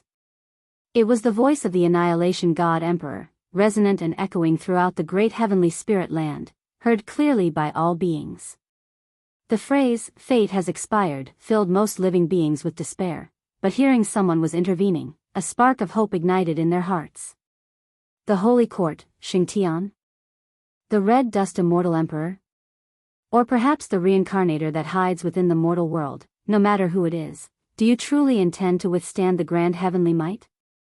The voice of the Annihilation God Emperor rose again, and as his words ended, 120 demon gods Xianhuang unleashed devastating auras, shattering their continent, stirring up oceans into colossal waves that soared into the sky.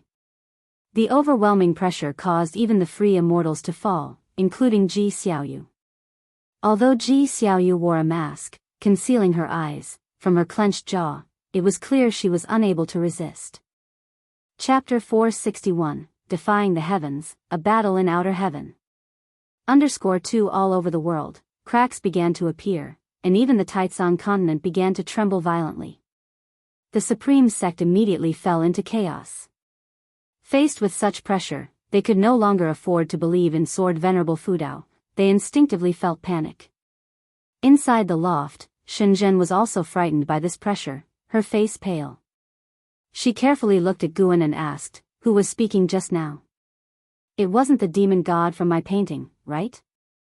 Guan glanced at her and said, indeed, it's not the demon god from the painting, it's someone much more powerful. Each demon god Xianhuang possessed the pinnacle of strength in the free immortal realm. Their combined momentum made it impossible for the great heavenly spirit land to endure. The chi fortune of schools all over the world began to disperse, mountains and rivers collapsed, and grotto heavens were torn, everything was moving towards destruction. Lava surged from crevices in the ground, driving away the mortal spirits, but the mortal spirits could not outrun natural disasters. Like a flood sweeping over an ant nest, life at that moment became incredibly fragile. Ji Xiaoyu, Yang Xian Emperor, and other free immortals were pressed down by the overwhelming presence of the demon gods Xianhuang as if plunged into the seabed. They seemed to have arrived in the lower realm. Looking up, the demon gods Xianhuang stood above the sea, supremely confident, looking down upon them as if viewing ants. Damn it, the holy minister gritted his teeth. He was no longer afraid but angered by the words of the Annihilation God Emperor. Heavenly will? They of the Holy Court were the heaven of the great heavenly spirit land. The thoughts of the Yang Xian Emperor were similar to those of the Holy Minister. Even in death, he did not want to acknowledge that the other party represented heaven. What saddened them most was that not just them, but all beings in the great heavenly spirit land at that moment didn't even have the right to speak. In front of that voice earlier, were they any different from plants? If it really is the heavenly will, then tell me why the heavenly will doesn't let heaven and earth perish on their own, instead letting these undead puppets come out to slaughter? Suddenly, a voice sounded. For some reason, at that moment, all beings in the world felt a sense of relief. All disasters on earth paused in an instant, only living beings could continue to move. The oppressive force of the demon gods Xianhuang on them was quickly receding. This voice was Gu Ans. Upon hearing this, Anhao took a deep breath, turned around, and looked towards the figures of the demon gods Xianhuang in the distance, his eyes filled with anticipation. He wanted to see how his master would eradicate these demon gods. Within the third medicine valley, thousands of disciples turned their heads simultaneously toward Gu Ans' loft. Atop the mountain, Long Qing, along with Yu Yingying, also turned around. Before 10,000 Sword Mountain, Zhu Luo Sword Monarch turned, his face showing a tense yet excited expression. Such a matchless battle was a rare sight. The entire supreme sect suddenly quieted down. The subsect, Yilan, Zhenqin were floating in the air, presiding over the formation, but upon hearing Gu Ans' words, they suddenly froze. Senior brother. Master. The two women instinctively looked up at the sky. At that moment, the enormous shadows of the demon gods seemed not as terrifying as before. Far away in the Jiuhua sect, Jiang Qiong was equally stunned. She felt fear from the words of the Annihilation God Emperor and was hesitating whether to abandon the Jiuhua sect. Then the sound of Gu Ans' voice arose. She could not have mistaken it, the voice just now definitely belonged to Guan. So it's you, Sword Venerable Fudao. I originally thought you were merely in hiding here, but it seems you have other plans. The voice of the Annihilation God Emperor resounded. Far in the cosmos, Black City shook violently, and the grand doors burst open. The Annihilation God Emperor stepped out from the immense black aura as if he had come from the chaotic void, exuding an ancient and vast aura. I indeed do not desire to interfere in worldly affairs, but your self-righteous behavior and your words are unacceptable to me. The fate of this world should be determined by this land itself. Even if its beings are to die, they should perish under the power of heaven and earth, not by the hands of an outsider like you. Gu Ans' voice rang out again, conducting a remote conversation with the Annihilation God Emperor, fearless and even displaying a resolve that stirred the spirits of all beings. His words resonated deeply with the hearts of the beings. Indeed. Why should their life and death be determined by the heavenly demon? Third Medicine Valley, inside the loft. Shenzhen looked at Guan opposite her, extremely excited. Just separated by a table, watching Guan sitting calmly, sizing her up while conversing with a mysterious enemy capable of destroying heaven and earth, she was so moved that she even wanted to kneel down and worship Guan. The scene before her was not difficult to depict, but the impact Guan had on her made it impossible for her to continue drawing. Guan put down the scroll, lifted the fate-determining pen, and smiled at Shenzhen. Would you like me to write a couple of words for your painting? Shenzhen was still stunned and nodded subconsciously. Guan then firmly held the fate-determining pen and wrote on the painting. If you must interfere, then obliterate the demon god and come to outer heaven to battle with us. The tone of the Annihilation God Emperor suddenly changed, filled with oppression. He seemed to tear away his hypocritical facade, transforming from solemn and heavy to wickedly powerful. Battle in outer heaven. His challenge made all beings in the heaven and earth hold their breath and concentrate. The beings awaited the response from Sword Venerable Fudao. After a few moments, good. Gu Ans' voice suddenly rang out, uttering just one word, yet it brought boundless hope to all beings. At the same time, inside the house, as Guan wrote down the last character, he swung the fate-determining pen forward, and ink flew out, soaring right in front of Shenzhen. Shenzhen subconsciously turned her head, trying to chase the flowing ink. With this stroke, Guan utilized his causal power. The terrifying causal power of Xian Yuan's Zai Xian swept unnoticed across mountains and lakes, vast oceans and islands, flying past countless birds and through fleeing cultivators and demons. Located underwater, Ji Xiaoyu, Yangxian Emperor, and others looked upwards at the arrogant figures of the demon gods, their tension escalating as they awaited the intervention of Sword Venerable Fudao. Suddenly, every free immortal felt a shudder in their soul, overwhelmed by an indescribable fear, and then they witnessed a scene they would never forget. The figures of the Xianhuang demon gods above seemed to be extinguished by an invisible hurricane, all disappearing in ashes together. Everything happened so quickly that the free immortals couldn't even react in time. In an instant, 120 Xianhuang demon gods ceased to exist. Inside the house, Guan stood up and walked around the table. Shenzhen's gaze subconsciously followed him, and she saw him approach her. Guan pointed at the white paper that had appeared on the table without her noticing, smiled, and said, "Can you draw me next? Make sure to depict me handsomely." Upon hearing this, Shenzhen instinctively grabbed Guan's arm, breaking from her fervent emotions. She looked at him and asked through gritted teeth, "Are you confident?" Somehow, seeing Guan about to leave filled Shenzhen with anxiety. She thought of those heroes in stories preparing for their final moments of glory. Although she was unclear about who the Annihilation God Emperor truly was or how powerful, it was obvious from his previous words that he did not fear Sword Venerable Fudao.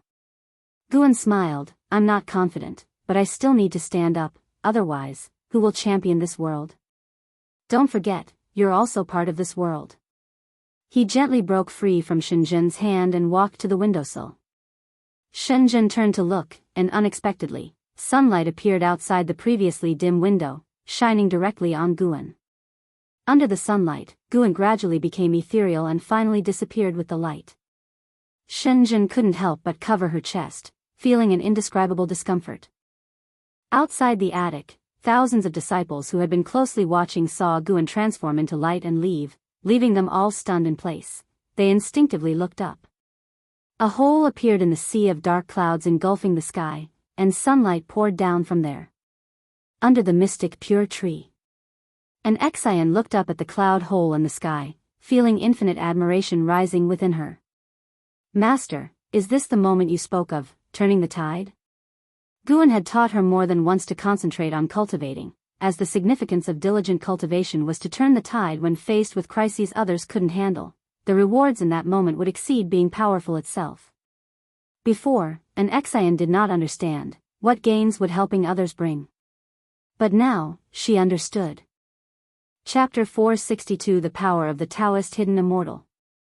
Countless heavenly demons hovered above the great heavenly spirit land, guarding it from every direction, all their gazes fixated upon it. Looking along their line of sight, the magnificent and vast great heavenly spirit land presented a scene of destruction. Continents fractured like spiderwebs, tumultuous seas turned into terrifying waves, and all these scenes had come to a standstill. The aura of demon god Xianhuang has disappeared. How is that possible? So many demon god Xuanhuangs were annihilated in an instant. Just how high is Sword Venerable Fudao's Dao level? Why hasn't His Majesty appeared? He wouldn't have. How could that be possible? He is the heavenly demon great emperor, the most powerful existence in our demon race. Nothing can have happened to him. He must be held up by something. Will Sword Venerable Fudao come out? The heavenly demons discussed heatedly, filled with fear towards Sword Venerable Fudao. They had experienced the formidable presence of demon god Xianhuang themselves. Even a single one stood beyond their reach. And yet, so many demon gods Xianhuang, standing together, were simply eradicated by Sword Venerable Fudao. How could they not fear him? Suddenly, a beam of golden light shot out from within the great heavenly spirit land, piercing through the heavenly demons' encirclement. The closest demons were so frightened that they hastily dodged. All the heavenly demons focused their gaze, and they saw a figure walking toward the source of the golden light. It was Guan, dressed in white, wielding the fate-determining pen, and wearing the immortal king crown. His aura that surpassed the free immortal held all the heavenly demons in awe. The heavenly demons did not feel an overwhelming presence from Guan as they did from the demon god Xianhuang, but upon laying their eyes on Guan, they could not muster a shred of fighting spirit. They didn't feel discomfort in body or soul, but instinctively, a sense of reverence arose. Those of lower cultivation realm even knelt down, worshipping the figure of Guan. Guan looked ahead, moving within the golden light, his figure constantly shifting, leaving behind trails of afterimages, ethereal like an immortal. Looking in the direction where the golden light extended, in the depths of the universe, thick black chi surged as the Annihilation God Emperor approached Guan. Their eyes saw only each other, as if the demons and meteors they passed by on the way were nothing. The distance between them quickly closed, and the Annihilation God Emperor's aura climbed relentlessly. The heavenly demons turned and watched, all knowing this battle would determine whether they could conquer the great heavenly spirit land or not.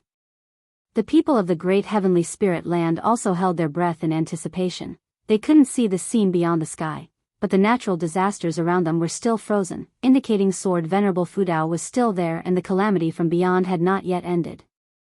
Liya made his way through wall after wall of waves, gazing at the walls of waves around him that seemed like acts of gods, with nothing in his heart but awe.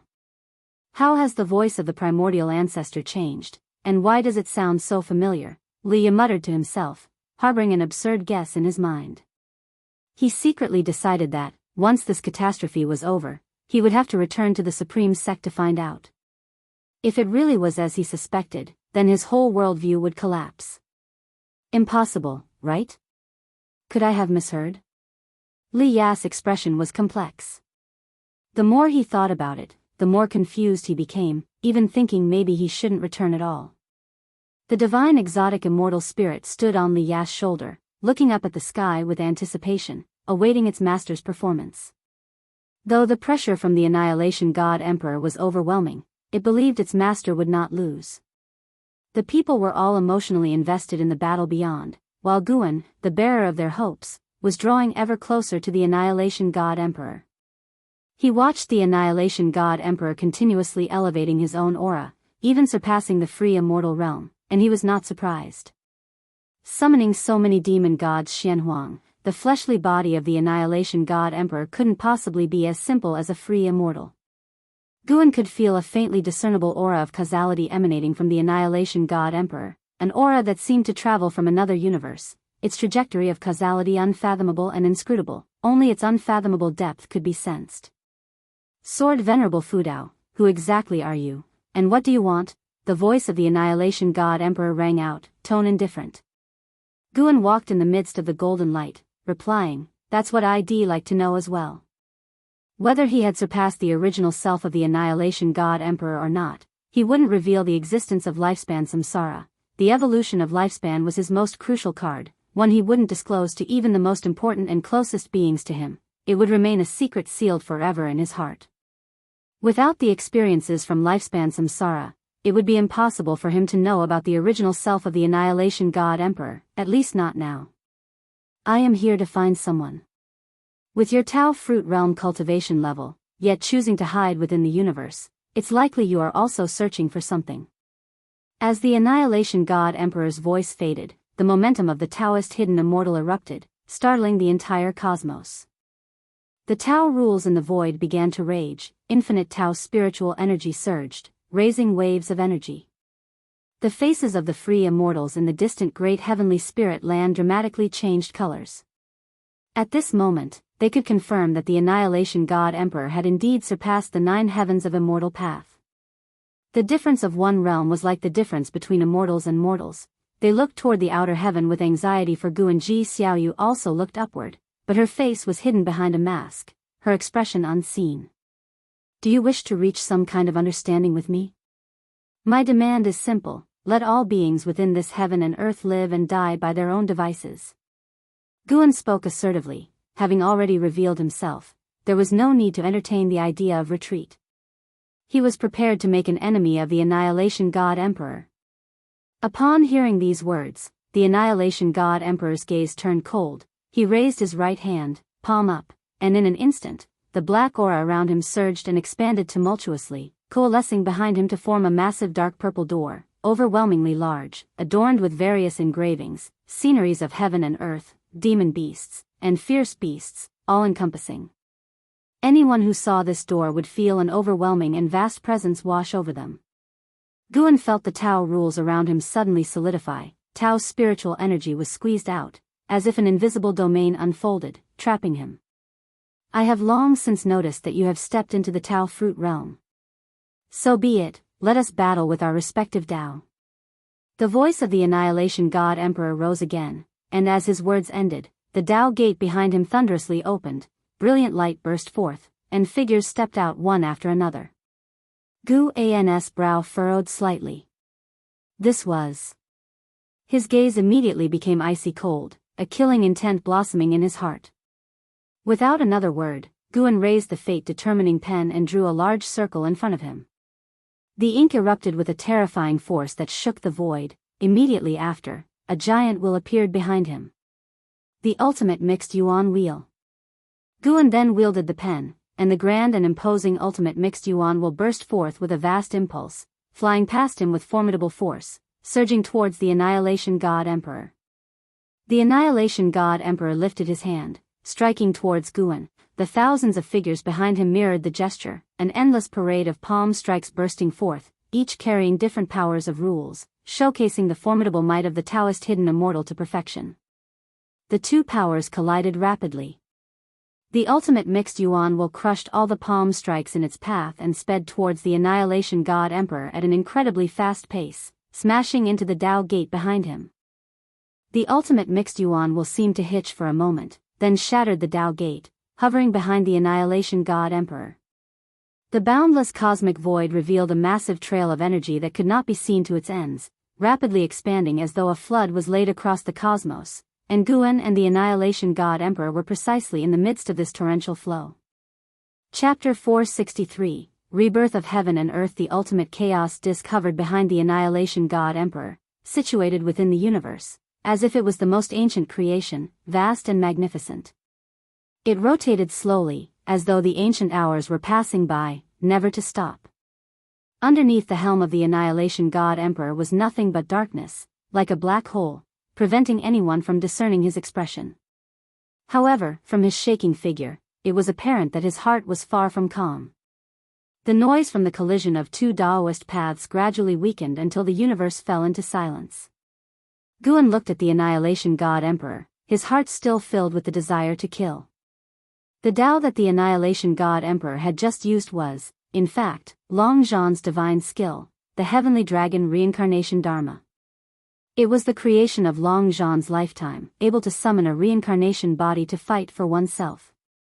The Annihilation God Emperor, who assassinates Long Zhan, not only seized Long Zhan's divine skills but also transmigrated into the body of a descendant of the dragon family to become his reincarnation body. Gu An's judgment wasn't made through prediction. Divine skills could not reveal cause and effect, but he saw the figure of Long Xian. Long Xian had become the reincarnation body of the Annihilation God Emperor.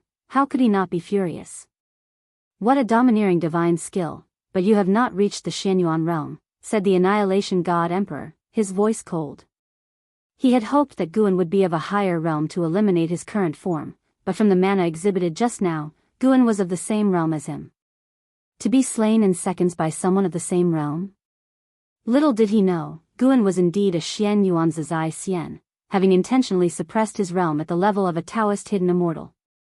He was capable of battling Ji at the same realm. Moreover, his own combat capabilities were extremely terrifying, having invested many years of his lifespan into his Daoist sorcery.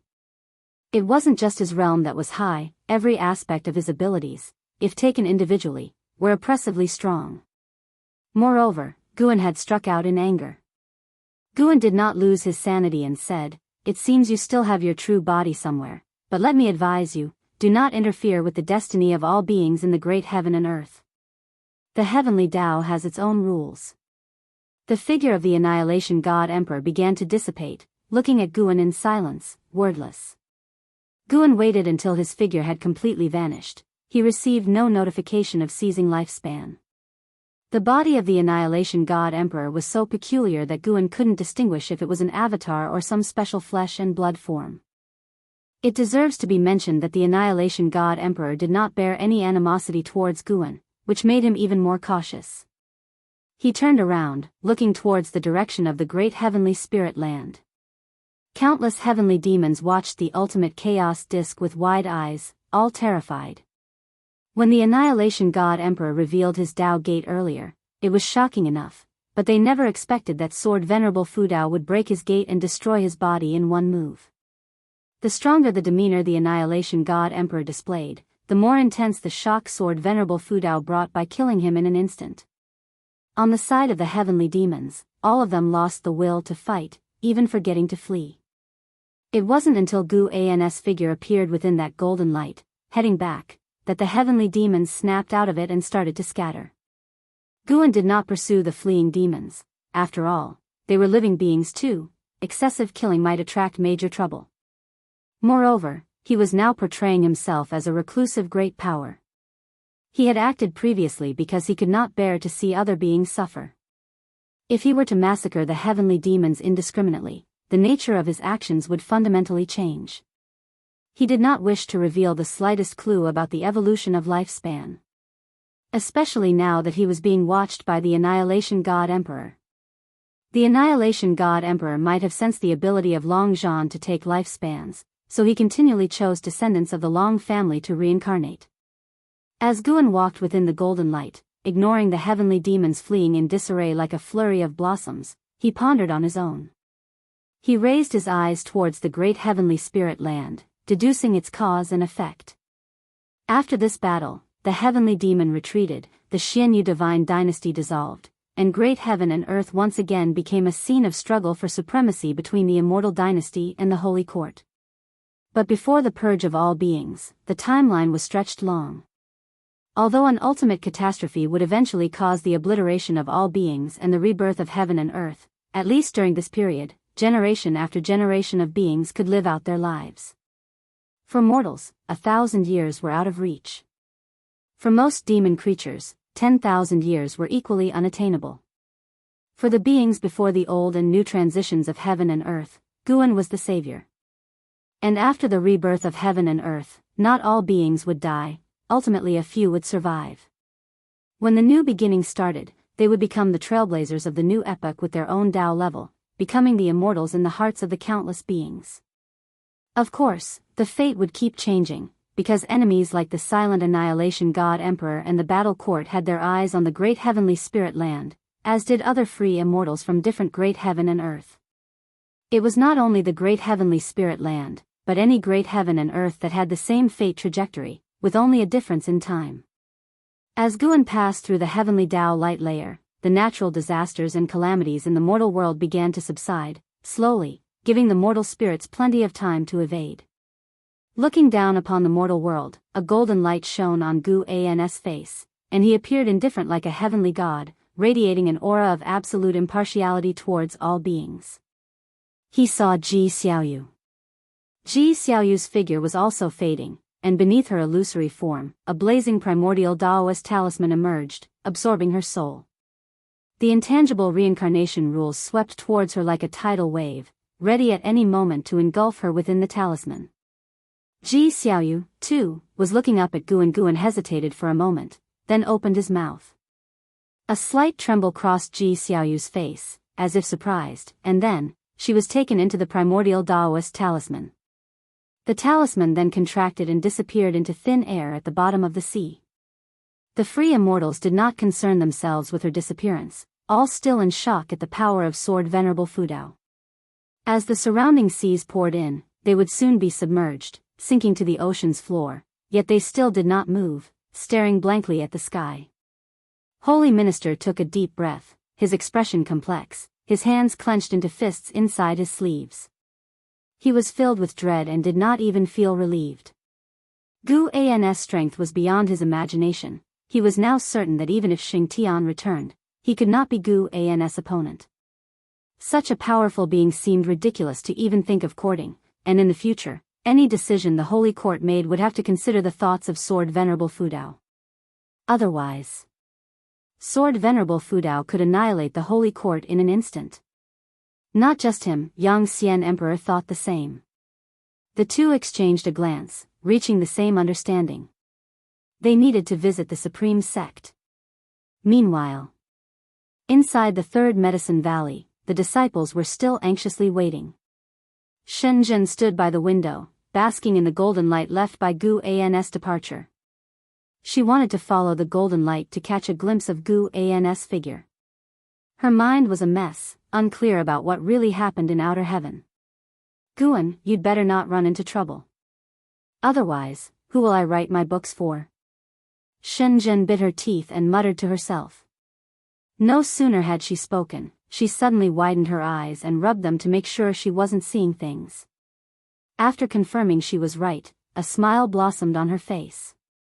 Chapter 464, Won by luck. Under Shenzhen's gaze, Guan descended from the golden light as if there were an invisible staircase beneath his feet. He walked so steadily, resembling a heavenly god descending to the mortal world. More and more disciples noticed Guan's figure, and they all felt a surge of surprise and began to cheer. Master has returned. It's really Master. How come he's back so soon? Did the other party flee? It's unclear, but there was definitely a very terrifying pressure that came just now. I felt they had clashed. Nonsense, our master is Sword Venerable Fudao. Think about it, has Master ever not used an absolutely dominant stance to slay his enemies? The disciples chatted among themselves, attracting even more disciples to join the crowd. An Xian saw Guan's figure, and her face bloomed with a smile.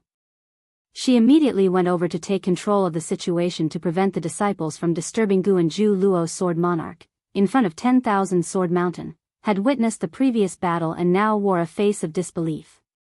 That was the Annihilation God Emperor, the most terrifying legend of the Silent Destruction domain. Such a terrifying being had no power to resist in the face of Guan. Moreover, he heard what the Annihilation God Emperor said. These two supreme beings were of the same realm. Suddenly, Zhu Luo, Sword Monarch, felt he couldn't be considered a genius anymore. Facing a free immortal now, he would find it difficult to obliterate the opponent with one move. He could battle a dozen free immortals, but to kill a free immortal would be difficult, even to say. As long as the free immortal wanted to escape, he could not stop them.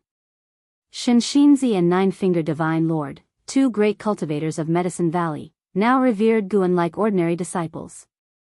Nine-Finger Divine Lord was the most emotional. He had once thought he was lowering himself to befriend Guan, but it turned out to be Guan who had bent down. Thinking back on the chess games Guan had played with him, he felt Guan had been giving him guidance. For a moment, Nine-Finger Divine Lord was lost in reminiscence. Those who had been close to Guan were also recalling the past, as Guan's demonstrated strength today shattered their previous perceptions. Shenzhen stepped back, watching Guan enter through the window. She stared dumbfounded at him, the golden light still not dispersed from his body. Guan smiled, the golden sunlight behind him dissipated, and the room returned to its normal state. He raised his hand and waved in front of Shenzhen, asking, "What are you thinking about?" Shenzhen snapped back to reality and hurriedly asked, "Is it over?" "Otherwise, what? Do you think I just went to beg for mercy?" Guan blinked and retorted. Shenzhen's beautiful eyes widened, and her breathing suddenly became hurried. "You won?" "Yeah, fortunately victorious." "Fortunate and so quick?" "When experts clash, the outcome often lies in an instant." "I don't believe it." "Then never mind. You were going to draw me, why haven't you started? Can't you manage?" "How could I not? I'll draw you right now." Although they were bantering, Shenzhen was very excited. As soon as she finished speaking, she turned and went towards the desk. Guan turned, looking out the window. The dark clouds in the sky were dispersing, making the outside world grow increasingly brighter. "Enjoy the years I have fought for you," Guan murmured to himself, and next, he needed to prepare for his breakthrough. He extended his divine thought to cover the mortal world, eliminating those heavenly demons that were still causing chaos. As for those that had fled, he couldn't be bothered to chase them. Once he reached 6 billion years of lifespan, he would advance. News of Guan's return quickly spread to the Supreme Sect. As the natural disasters gradually subsided and the heavenly demons began to retreat, all beings across the lands understood that Sword Venerable Fudao had won. In the mountain god temple within the North Sea Mountains, Sage Xian Miao sat on the stone steps, looking up at the dispersing dark clouds, filled with emotion. Mountain God, Sword Venerable Fudao, so that's how it is, he suddenly gained insight. Identity wasn't important, what mattered most was acting with the righteousness of the heavenly Tao for all living beings. He closed his eyes and continued his cultivation. With Sword Venerable Fudao being so formidable, he absolutely couldn't shame himself. After all, he was now somewhat like half a disciple of Sword Venerable Fudao. The clamor in the world continued to rise. Against the lively backdrop of the world, Guan chose to shut his door and not emerge. When the dark clouds that enveloped the world scattered, and the sun was also setting. Sunset and moonrise, when the morning sun rose, Guan quietly left early in the day. First, he went to Hidden Spirit Palace to harvest the ripe medicinal herbs, then had the deep sea dragon carp sow new seeds. Guan lay on the rocking chair, admiring his attribute panel. Name, Guan lifespan, 1-145/6-001-319, for 31 physique, mixed element golden body cultivation level, Xian Yuan Zizai Xian realm perfect 6 billion years of lifespan. I should be able to break through successfully, right? Last time I broke through, I only had a lifespan of 3 billion years. Guan began to contemplate which Daoist sorcery to enhance. He had experienced the thrill of annihilating enemies within the same realm in an instant, so he still needed to strengthen all aspects of his power. Of course, given a choice, he would still prefer to fight lower realms with a higher realm, trying to avoid confronting powerhouses of the same realm as much as possible. After a while, the deep sea dragon carp, having finished its tasks, came before Guan, looking at him hesitantly as if wanting to say something but stopping itself. "Speak if you have something to say," said Guan with his eyes closed, his tone lazy. Taking a deep breath, the deep sea dragon carp cautiously asked, "Master, was that your voice yesterday?" "What, you couldn't tell?" No, it's just that the deep sea dragon carp suddenly became excited, speaking incoherently, unable to express its emotions. It could feel the terrifying presences of demon god Xianhuang and annihilation god Emperor even within the Hidden Spirit Palace. Yesterday, it had felt despair too, hesitating whether to leave the dojo or not but ultimately choosing to trust its master. It had hoped that the master would return to take it away, yet unexpectedly, the master directly confronted the world-ending evil demon on behalf of all living beings. Although it could not witness the battle, hearing the conversation between Annihilation God Emperor and its master made it profoundly stirred. Cultivation should indeed be so radiant and awe-inspiring, standing tall and proud against the sky. The gaze of the deep-sea dragon carp toward Guan was filled with fervor. Guan opened one eye and looked at him, feeling almost goosebumps. The deep-sea dragon carp seemed like a tender, pure-hearted beauty about to swallow him whole. How could he not be scared? "Go cultivate right away. Your cultivation level is rising too slowly," Guan said sternly, and the deep-sea dragon carp snapped out of its trance, nodded subconsciously, then turned and left. But as it walked away, it kept looking back, while Guan tried hard not to watch. Staring at the deep-sea dragon carp for a long time, Guan realized that it was indeed pleasant to look at. No sooner had the thought entered his mind than Guan hastily dismissed it, continuing to ponder his plan to become stronger. An hour later, Guan left the Hidden Spirit Palace and stepped into outer heaven. He was going to break through today. Having just slain a clone of the Annihilation God Emperor, the Annihilation God Emperor definitely could not arrive in a short time. Guan was not going to wait for him to arrive before breaking through. Moreover, the universe was already turbulent these past few days. Causing a commotion might not make others assume it was Sword Venerable Fudao at work. After all, Sword Venerable Fudao only wished to protect the great heavenly spirit land. Guan concealed his form, and even a Taoist hidden immortal would not be able to see him. He quickly flew into the silent destruction domain towards the spot he had previously selected for his breakthrough. This time, he planned to delve deep into the silent destruction domain. Along the way, Guan saw many great heaven and earths, each encircled by a layer of heavenly Tao light, protecting them from the erosion of the Tao spiritual energy of the silent destruction domain. How many heavens and earths are there in this universe? Guan suddenly grew curious but didn't rush to explore. Once he landed on a desolate continent, he immediately set up a lifespan barrier. This continent was much larger than the Taizong continent, with other similar desolate continents of various sizes floating around it, devoid of any greenery or elevation, dark and without daylight. Guan speculated that this was what remained after a great heaven and earth had been shattered, very distant from the great heavenly spirit land, separated by 8 vibrant great heaven and earths along the way. He began to probe the universe with his divine thought, and the divine thought of a Xian Yuan Zizai Xian spread out in an instant. The universe was boundless, and even the divine thought of a Xian Yuan Zizai Xian could not reach the end in a short period, perhaps because there simply was no end. Guan did, however, see a boundary gate, which in his eyes was a forbidden land. He did not want to disturb the heavenly spirit god, so he deliberately bypassed the boundary gate. 10 breaths later, Guan withdrew his divine thought. He had explored 37 great heaven and earths that were in no way inferior to the great heavenly spirit land, as well as thousands upon thousands of minor heaven and earths. He remembered a legend that stated the great heavenly spirit land was merely a piece of what existed before. Could it be that all the heavens and earths in the universe originated from the same source, and the great heavenly spirit land just happened to be the middle piece? He thought it was quite possible, especially since the entity guarding the boundary gate was also named after the heavenly spirit. Guan was full of curiosity about the worlds within the boundary gate, but he knew now was not the time to explore the boundary gate, and he wouldn't even seek out the legends about it. Chapter 465, The Breakthrough Begins.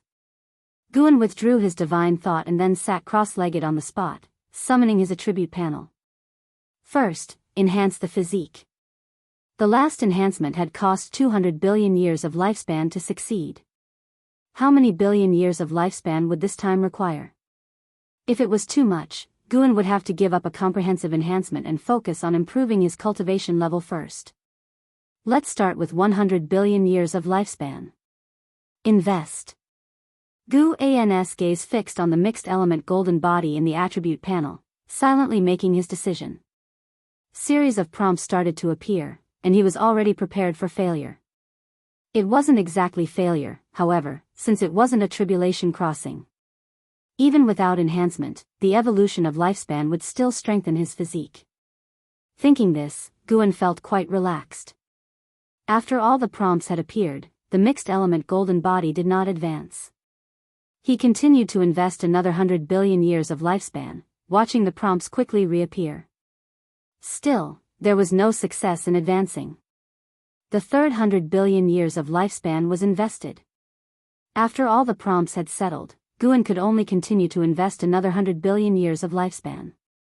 He started to feel the pressure, realizing that at this stage, a full-range enhancement seemed out of reach with just 60 billion years of lifespan. Fortunately, on the fourth investment of 100 billion years of lifespan, success was achieved, and the mixed element golden body advanced to the primordial chaos body. As the successful prompts appeared, the lifespan barrier began to take effect, voraciously devouring the Tao spiritual energy from the void. The majestic Tao spiritual energy surged into Guan's body, causing his long hair to flutter. Guan looked at the lifespan barrier, observing the changes in the consumed lifespan numbers. Very quickly. Thankfully, he had ample lifespan. After watching for a while, Guan closed his eyes, immersing himself in the transformation of the primordial chaos body. The void of the silent destruction domain began to erupt, with terrifying figures surging in the darkness and vast divine thoughts sweeping through the void. The influence of the lifespan barrier continued to expand, not in a circular spread but by causing the void to be stripped of Tao spiritual energy. The desolate continent where Guan was located was just one of the affected areas. Although powerful presences flew over him, none had yet noticed the anomaly on this continent. After an ancient hour had passed, Guan finally completed his transformation into the primordial chaos body. During the transformation, he was not only absorbing Tao's spiritual energy but also absorbing the power of Tao. The primordial chaos body had an affinity with all Tao rules, allowing him from now on to comprehend any Tao much more easily. At the same time, he awakened the power of Ji. The power of Ji was not a transformation of spiritual energy but was a power of his own will, possessing an unfathomable capacity for metamorphosis and possessing unimaginable offensive might. After completing the sensation and understanding, Guan felt he could wreak havoc everywhere purely with the power of Ji. It was indeed a physique that could only be forged with 400 billion years of lifespan. And even before this, the mixed element golden body had also been built over many years of accumulated lifespan. Guan recalled his previous physiques, ranging from low to high, as 5 elements treasure body, innate Taoist body, mystic holy body, primordial karmic body, Tai Chu Hun Yuan body, primordial ultimate body, mixed element golden body, and primordial chaos body. Before the 5 elements treasure body, he had spent a great deal of lifespan enhancing his spirit root. In the great heavenly spirit land, a treasure body was already a first-class physique of the current age. Zhu Zai's Tai Chu swallowing Yuan body was roughly equivalent to the primordial karmic body, which was the most powerful physique Guan had ever seen. Of course, it was only in this era that Guan had seen many powerful physiques within the lifespan samsara. Next up was the enhancement of cultivation techniques, ultimate skills, and divine skills. First came the Great Tao Unlimited skill. Guan spent over 3 billion years of lifespan to elevate the Great Tao Unlimited skill to the Tao Great Freedom Wishing Scripture. Then came the half an hour of legacy phase, where the lifespan barrier had plunged the silent destruction domain into chaos, with even some races fleeing. After inheriting the cultivation techniques, Guan continued his lifespan evolution. The Great Thousand Follow Heart Void skill ascended from the Great Thousand Xian Void skill, consuming nearly 3 billion years of lifespan. The Xianwang Eternal Dao step ascended from the Eternal Measuring Heaven Dao step, taking 350 million years of lifespan. The Heavenly Purple Micro Saint Dao body ascended from the Formless and Invisible Freedom body, costing 4 billion years of lifespan. Time swiftly passed. The anomalies in the silent destruction domain had already affected the great heavenly spirit land. Both the Immortal Dynasty and Holy Court dispatched great cultivators to defend it. The heavenly demons within the great heavenly spirit land had not completely dissipated, and now there was terrifying turbulence coming from beyond, alarming the cultivators from both sides. However, with the presence of Sword Venerable Fudao, they were not entirely hopeless. What's going on? Could there be an existence more terrifying than the heavenly demons? I'm not sure, maybe it's related to that voice from yesterday. Don't be afraid. Despite the many terrifying Ori, if you feel carefully, they dare not approach the great heavenly spirit land. Exactly, Sword Venerable Fudao is an existence that transcends the 9 heavens of the immortal path. Have you ever heard of such an existence in the silent destruction domain before? Monks from the Holy Court and immortal spirits from the Immortal Dynasty discussed among themselves.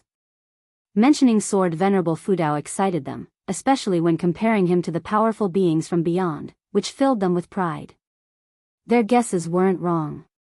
Those terrifying Ori from the silent destruction domain indeed dared not come close to the great heavenly spirit land. Many great powers secretly watched the battle between Guan and the Annihilation God Emperor. When Guan annihilated the Annihilation God Emperor with one move, they retreated very quickly and have yet to calm their emotions to this day. More and more great cultivators and great demons flew out from the great heavenly spirit land, gathering above the heavenly Tao light layer, readied for battle. While they discussed the anomalies from the beyond, they inevitably brought up Sword Venerable Fudao. Some even proposed that Sword Venerable Fudao should become the common lord of the world so that the Holy Court and Immortal Dynasty need not compete anymore, and many agreed with this suggestion. Guan, who was being discussed, had just finished inheriting the memory of the Heavenly Purple Micro Saint Dao body. This was a body refinement cultivation technique, not a physique, and it still retained the trait of preventing deduction by others, while also awakening a divine skill. Guan did not delve into the newly understood divine skill for the time being. He looked at his attribute panel and saw he had 41 billion years of lifespan remaining. The consumption of lifespan by the lifespan barrier was also a significant number not to be overlooked. Guan hesitated for a moment and decided to directly invest in cultivation level. To avoid the risk of breakthrough failure. Good practice, 1 billion years at a time. You practiced Qi absorption cultivation for 20 million years, and with the great accomplishment of Tao Great Freedom Wishing Scripture, you forcibly attempted to break through to the Luo Tian Zizai immortal realm. You began tribulation crossing but could not endure the Zhongshuan Great Tao reincarnation tribulation, and the crossing failed. You practiced Qi absorption cultivation for 40 million years, and with Tao Great Freedom Wishing Scripture, you forcibly attempted to break through to the Luo Tian Zizai immortal realm. You began tribulation crossing but could not endure the Xianxia Great Tao reincarnation tribulation, and the crossing failed. 20 million years for one tribulation crossing? Good grief. Guan was shocked. The last time he broke through, it was only 5 million years per tribulation crossing. Is Luo Tian's Zai immortal that tyrannical? And this was after Guan had already enhanced his physique and cultivation techniques. Fortunately, he had kept 41 billion years of lifespan, or else he truly might not have been confident in a successful breakthrough. Chapter 466, Breaking Through to the Late Stage of the Luo Tian Freedom Immortal Realm. 20 million years per tribulation crossing. That meant Guan's investment of 100 million years of lifespan could only sustain 5 tribulations. Almost without any suspense, they ended in failure. He still had 4 billion years of lifespan left. Could he cross tribulation 200 times at most? This time, he must reserve at least 500 million years for the lifespan barrier, to avoid any mishap. Guan took a deep breath and continued investing lifespan, still in increments of 100 million years each. Above him, the Tao's spiritual energy surged like fog, as if the sky was churning, oppressive and spectacular. Great figures flitted by, visible one moment and gone the next. Guan didn't look up, focused on the investment of his lifespan. 100 million followed by another 100 million. Soon 10 billion years of lifespan disappeared, and Guan's complexion turned grim. Continue. Still in units of 100 million years, he kept investing. Guan's mood was relatively steady. As long as he could break through successfully, what did it matter if he only had 100 years of lifespan left? He could quickly accumulate lifespan. In the end, another 10 billion years were spent. Guan, seeing that he only had 21 billion years of lifespan left, felt some trepidation. Was he constantly reincarnating during the 20 million years following a failed Xianxia Tao tribulation crossing? Engrossed in his chaotic thoughts, Guan continued to invest 100 million years of lifespan. 100 million followed by another 100 million years. Guan's lifespan quickly dwindled to 11 billion years. He decided that if he still hadn't achieved breakthrough success by 500 million years, he would give up trying to break through. Having thought this, he once again invested 100 million years. The prompt length changed. You have practiced chi absorption cultivation for 60 million years. You forcefully attempted to break into the early Luo Tian Freedom Immortal Realm with the help of the Tao Great Freedom Wishing Scripture, beginning your tribulation. You endured the Xianxia Tao reincarnation tribulation and successfully crossed the tribulation, your cultivation level breaking through to the early Luo Tian Freedom Immortal Realm. You have practiced chi absorption cultivation for 100 million years, your cultivation level has improved. 10 billion years of lifespan remaining, continue to ascend. Guan invested another 200 million plus years of lifespan, finally advancing his cultivation level to the middle stage of the Luo Tian Freedom Immortal Realm. He suddenly felt uneasy, fearing that this time, he might be unable to reach the perfect realm in one go. No matter, it would be good enough to reach the late stage, the middle stage didn't sound strong enough. Eventually, Guan invested over 300 million years of lifespan and successfully reached the late stage of the Luo Tian Freedom Immortal Realm. He had a bit over 480 million years of lifespan remaining, and the lifespan barrier had already started extracting Tao's spiritual energy. The disturbance this time would surpass all before. Guan only hoped not to alarm the Heavenly Spirit God. He didn't want to encounter the Heavenly Spirit God at this moment. He felt that even the true form of the silent annihilation Divine Emperor was not as strong as the Heavenly Spirit God. Otherwise, the silent annihilation Divine Emperor in his true form would have sought him out for trouble long before. Without absolute confidence, Guan wouldn't recklessly clash with the Heavenly Spirit God. Even if the cosmos where the great Heavenly Spirit land was located was a prison, as long as he could continue seizing lifespan, even if he always stayed within the great Heavenly Spirit land, he wouldn't find it dull. Guan watched the lifespan barrier, ensuring the speed of lifespan consumption wouldn't threaten his life. After which, he relaxed and started to carefully sense the fortunes of his own body. From Xianyuan to Luo Tian, there must be extraordinary aspects. As Guan began his attempt to break into the realm of the Luo Tian Freedom Immortal, Tao's spiritual energy was extracted from various places across the universe, with no traceable origin. Around the bounds of the great heavenly spirit land, the void churned up a Tao storm, howling ceaselessly and terrifying, causing those strong presences atop the heavenly Tao light layer to become incredibly nervous. The disturbances in the universe grew larger and larger, and while there wasn't the terrifying pressure of the silent annihilation divine emperor, the abnormalities in the universe's laws and spiritual energy were more unsettling, leading people to worry whether the universe was on the verge of collapse. Some speculated that it was the immense strength of Sword Venerable Fudao and that mysterious being that made the universe unable to withstand. However, no one dared to blame Sword Venerable Fudao, for without him, that mysterious being would have the power to annihilate the great heavenly spirit land. Time continued to elapse. While all beings were restless and uneasy, Guan was immersed in the fortunes of his being. Within the great heaven and earth, mortal spirits were unaware of the disturbances beyond the sky. With the retreat of the heavenly demons, a sense of renewal and jubilation spread across the land. Those mortal spirits who survived the great calamity expressed their gratitude towards Sword Venerable Fudao, and some had even begun preparations to erect monuments in his honor. Within the third Medicine Valley, Zhu Luo Sword Monarch sat meditating atop a cliff, gazing up at the sky with a deeply furrowed brow. The location was very close to 10,000 Sword Mountain, and he had intended to meditate and gain enlightenment there. However, the increasingly frequent disturbances from beyond the sky made it impossible for him to calm his mind. What will happen next?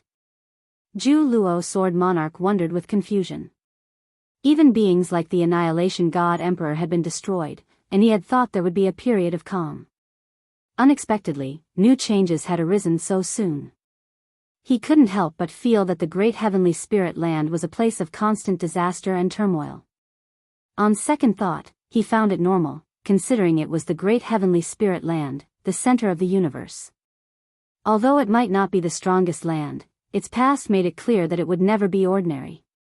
After the battle had ended the day before, many people had arrived at the third Medicine Valley, all wishing to visit Sword Venerable Fudao.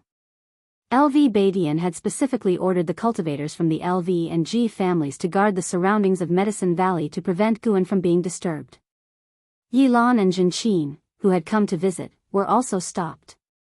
Sword Venerable Fudao is my master, how dare you block my way? Jinqin exclaimed with wide eyes, annoyed. The middle-aged cultivator who had stopped her paled, saying solemnly, do not spout nonsense. After speaking, he instinctively glanced around, clearly wary of something. At that moment, a figure clad in tight black clothes and wearing a theatrical mask appeared out of thin air. Upon seeing him, the expression of the middle-aged cultivator became even more unnatural. Immediately afterward, as if hearing something, the middle-aged cultivator bowed to Yilan and Jinqin, saying, my apologies, I was blind to the truth. I am simply following orders. Please come in. Jinqin gave a glance at the figure in black and couldn't help but pout before pulling Yilan into the third Medicine Valley. The figure in black vanished from the spot, and the nearby LV family cultivators crowded around the middle-aged cultivator, curious to know if the two women indeed were the disciples of Sword Venerable Fudao. The middle-aged cultivator took a deep breath and nodded slowly. This caused the others to turn and observe the retreating figures of Yilan and Jinqin, memorizing their faces so as not to act inappropriately if they met them again. After entering Medicine Valley, Yilan realized there were more people than the last time she visited, and many of them had cultivation levels she couldn't fathom. Junior aunt, senior sister, you're here, an Xian walked quickly toward them, greeting them warmly. Seeing Yilan, both ladies also smiled. Jinqin went up to join her, linking arms with an Xian, and the two women immediately began chattering away. After a while, seizing a moment, Yilan asked, isn't senior brother here? An Xian nodded and said, he left early this morning, but he always returns quickly after leaving. Shall I show you where to stay first? Yilan had no objections. Now that she knew Guan was Sword Venerable Fudao, she was even less worried that he would be away for long. The three women walked toward a cluster of attics, and Yilan suddenly asked, an Xian, did you know about your true identity a long time ago? Jinqin followed suit, turning her gaze to an Xian. An Xian let out a bitter smile, how could I? I only found out yesterday as well. Upon hearing this, Yilan's face broke into a smile, and Zhenqin followed, complaining about how well their master had kept the secret from her. With a sense of self-congratulation for having dodged the bullet, an Xian thought to herself, "Master, I have learned a tenth of your ways." She was no fool. Yilan was clearly probing her, and she didn't want to start a conflict with her future mother-in-law. Although Yilan and Guan were simply fellow disciples at this point, in Enzin's eyes, the two were no different from Daoist partners. The three women began to recall the past, marveling that Guan had kept such a deep secret. Zhenqin was curious. Guan had come to the supreme sect at a very young age, having been born into the Ji family. Had he disguised himself as an infant? An Xian brought up the topic of reincarnation tribulation, saying she had heard from a senior that once one's realm reached a certain level, they could enter reincarnation and be reborn, yet still be able to wield the power of their past life, which enlightened the two women. They began to discuss the concept of reincarnation tribulation. Elsewhere, Long Qing approached Blood Prison Great Saint, who had transformed into human shape. After transforming, Blood Prison Great Saint had not secluded himself in a room. Instead, he continued his vigilant watch at the foot of Gu An's building. At that moment, Blood Prison Great Saint was practicing a certain divine skill, his palms concentrating blood qi. Combined with his white hair and horns, he looked fierce and sinister. "Brother Niu, how about a match?" Long Qing chuckled. Now that the heavenly demons had started to disperse, the strange feelings that had plagued his heart had vanished, and he was free to live his life. Blood Prison Great Saint opened an eye, ready to refuse, when suddenly he saw something which made a proud smile spread across his face. "You want to challenge me? You might as well challenge your senior brother first." "My senior brother?" Long Qing was surprised and instinctively turned, following Blood Prison Great Saint's gaze toward the entrance of Medicine Valley. There he saw a figure approaching, a handsome man dressed in silver chainmail and a white robe, whose sharp aura could not be concealed. Chapter 467, Luo Tian representing heaven. Yang Jian walked along the mountain path of the third Medicine Valley, looking at the bustling Medicine Valley, his heart filled with emotion. Years had passed, and truly, things were no longer the same. After walking a distance, Yang Jian didn't come across anyone familiar. He did not use his divine sense, returning to this place. He didn't want to be too intrusive. "Yang Jian, senior brother?" A voice filled with surprise reached his ears, prompting Yang Jian to turn and look. He saw a female cultivator approaching, her features pleasing and appearing to be in her 30s. Her eyes shone with surprise as she looked at him, even mixed with tears. Yang Jian looked at her, finding her somewhat familiar, yet he couldn't recall who she actually was. Countless years are so long, to say nothing of his journey into the reincarnation vortex, experiencing many lives. In his eyes, the time that had passed was far more than just a few hundred years. Yang Jian watched the female cultivator come before him, her joyous eyes making him feel compassion. After some thought, he asked, "Are you well?" The fact that she could call out his name meant she certainly knew him. Unable to explain the intricacies of reincarnation, it wasn't kind to say he had forgotten her. The female cultivator became even more excited, starting to recount her life after Yang Jian had left. From her words, Yang Jian learned her identity and the changes in the third Medicine Valley and the whole world after his departure. When he learned about Gu An's cultivation being revealed, he wasn't surprised, as he had already heard about the recent events on his way here. This return also involved the arrangement of the Holy Court. He was originally back to join the war effort, but now he was sent to find Guan, and it was the Holy Minister who personally brought him here. At that moment, the Holy Minister was in the outer gate city, feeling the sword intent on the heavenly repair platform. So many years had passed, not many people in the third Medicine Valley knew of Yang Jian, but his name had always been circulated. The female cultivator was no longer a disciple of the Medicine Valley. Today, she had come back to visit her juniors, and upon seeing Yang Jian, she was beyond excited. She introduced Yang Jian to everyone she met. Those who had heard his name were surprised, and those who hadn't showed warmth after learning he was Gu An's disciple. This eased Yang Jian's nervousness significantly. Carrying the mission of the Holy Court made him feel uncomfortable, but the holy minister had not required him to do anything outrageous, just to ask Guan for his opinions on the future of the world. Meanwhile, another person had arrived.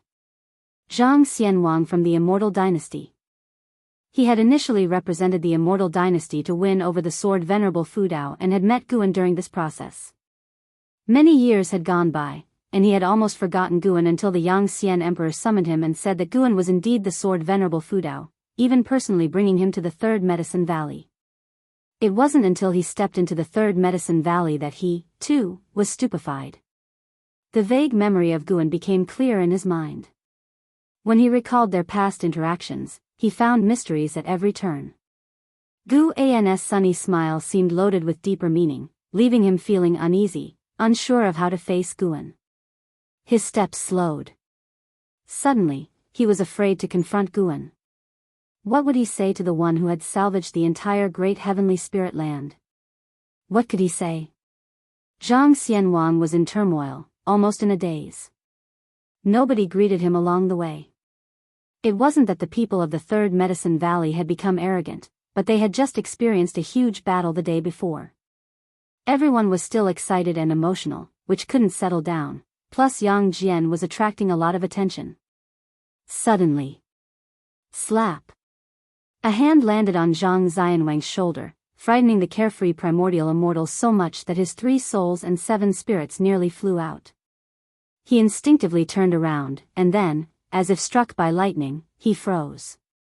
"Brother Zhang, it's been a long time," Guan said with a smile on his face.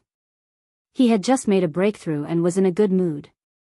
He was now in the later stages of the Luo Tian Freedom Immortal Realm. He still had over 31 million years of life left. How could he not be happy? Beneath the happiness, he also felt some emotion. Just breaking through in cultivation level cost him 450 million years of his lifespan. The next time he broke through a great realm, he would need to prepare 10 billion years of life and could unlock new abilities. As Guan pondered these thoughts, he asked with a smile, "Brother Zhang, what's wrong? Don't remember me?" He could see through Zhang Xianwang's purpose at a glance, and he could see all of the carefree primordial immortal's fate, even hearing Zhang Xianwang's inner voice. This was the power of a Luo Tian free immortal, able to merge into the heaven and earth rules, integrating will with heaven and earth, and thus knowing everything within heaven and earth. In a sense, Guan could become the sky of the great heavenly spirit land. Zhang Xianwang came back to his senses, answering in a fluster, "How could I forget you? No, forget you, huh? What's the matter, don't consider me a friend? What's all this you? I don't like to hear it," Guan said with a stern eye. He wasn't pretending on purpose, had always had a good impression of Zhang Xianwang. When they first met, Zhang Xianwang didn't know his cultivation realm. For the carefree primordial immortal to be so high above and still be friendly with cultivators from the mortal realm proved that Zhang Xianwang wasn't as arrogant as most in the immortal path. Even now, as the Luo Tian Zazai immortal, Guan still liked the life of ordinary people. He didn't want to become an aloof and indifferent god, he wanted to continue being human. Of course, these were his current thoughts, he couldn't say if they would change in the future, but he hoped to live his life freely. Zhang Xianwang suddenly didn't know how to respond. Guan grabbed his arm and started pulling him towards his attic. Zhang Xianwang dared not resist, but he was very pleasantly surprised. Gu An's attitude relieved much of his pressure. He looked at Gu An's profile and thought him truly remarkable. Possessing cultivation far exceeding that of his majesty, yet he could lower his stature to befriend and discuss the Tao with those of lower realms. It seemed to Zhang Xianwang that what Guan said to that mysterious being was true, he really possessed a heart that understood all beings. Suddenly, Medicine Valley erupted in thunderous cheers, for someone had spotted Gu An's return. The disciples surged towards him like a tide. Quite presumptuous. That's what Zhang Xianwang thought. He guessed Guan would scold the disciples for their lack of manners. However, what happened next astounded him. Guan didn't scold them. Instead, he greeted them with a smile. As they were surrounded by the disciples, he greeted each one, answering their inquiries. Looking at the smile on Gu An's face, Zhang Xianwang felt he was just a common man, yet there was something about him that was admirable. True strength wasn't about domination, it was the ability to embrace everything. Zhang Xianwang suddenly felt this trip hadn't been a waste. Although he hadn't yet ascertained Gu An's views on the world, he had already gained something. He had never been an arrogant person, it was the honor of the immortal dynasty that compelled him, often forcing him to adopt a haughty attitude. Master, Yang Jian squeezed through the crowd, looking at Guan with excitement. Guan smiled and said, "Jenner, it's been a long time. Come to my house and let's talk." Upon hearing this, Yang Jian was even happier, as all his worries melted away. So, Guan, along with Zhang Xianwang and Yang Jian, moved forward, greeting the disciples and friends along the way. Not only Zhang Xianwang was moved by Gu An's style, Zhu Luo Sword Monarch was too. He couldn't understand why Guan got along so well with these mortals, nor could he comprehend why these mortals lacked a sense of awe towards Guan the master. Zhen Qin's voice suddenly came from behind the crowd. Guan, surrounded by all like the moon by stars, smiled at her and Yilan, then pointed to his attic and said, "Let's talk in my house." Yilan looked at Guan like this, her face brimming with a smile. The senior brother was still the same senior brother, no matter how powerful, he was always so kind. It took a while before the five of them got back to the house. Guan had them sit down and then asked Zhen Qin to pour tea. Although Zhen Qin had long left Medicine Valley, she was not angry but happy to be given a task by Guan. The master still considered her one of his own. Guan first made small talk with Zhang Xianwang, while also introducing Yilan and Yang Jian to him. Upon learning that this person came from the immortal dynasty, Yilan was surprised but quickly accepted it. Who in the whole world wouldn't want to make acquaintance with her senior brother now? But when Yilan learned that Yang Jian was actually the reincarnation of a holy king of the holy dynasty, she was a bit astonished. At the same time, she became more convinced that Guan was the reincarnation of a great power. Her childhood memories were not false. Zhang Xianwang, however, was not surprised. He could sense the chi fortune of the holy court on Yang Jian and even the aura of an old acquaintance. Had he already left? Zhang Xianwang thought of heaven's sect with a touch of regret. But he had already been tempered by the years and would not be saddened by this. "I am aware of your purpose," Guan suddenly said, his smile gone from his face. In that moment, Zhang Xianwang and Yang Jian felt immense pressure. It was as if they were facing the heavenly Tao. Chapter 468. Facing the heavenly Tao. Guan finished speaking, and his gaze began to sweep over Yang Jian and Zhang Xianwang, causing the atmosphere in the room to drop to a freezing point. Just having taken a seat, Zhen Qin was also stunned silent, not daring to breathe too loudly. Now, she truly believed that her master was Sword Venerable Fudao. This aura was too terrifying. It was also the first time Yang Jian had felt his master display such an aura, and even though he had regained his memories from his previous life and possessed a wealth of experiences, he still felt a chill in the face of Gu An's aura, feeling as though even the mana in his body had solidified. The nervousness that Zhang Xianwang had felt earlier surged back, and his entire body stiffened. Yilan, on the other hand, wasn't nervous. She felt in the depths of her heart that Guan would never hurt her. "Daoist friend from before, you speak." Facing the pressure from Guan, Zhang Xianwang gritted his teeth and asked. Guan replied expressionlessly, "I don't intervene in the conflicts of the great heaven and earth, but do not provoke me, and do not involve the mortal spirits. Immortals are different from mortals, not in terms of status, but because the gap in power requires a safe distance to be maintained." After hearing this, Yang Jian and Zhang Xianwang immediately nodded in agreement. Guan then revealed a smile, the terrifying pressure completely disappearing, leaving Yang Jian, Zhang Xianwang, and Zhen Qin somewhat in a daze. "All right, I've said what you wanted to ask, now we should talk about something cheerful. How have you all been these years? Jenner, you go first."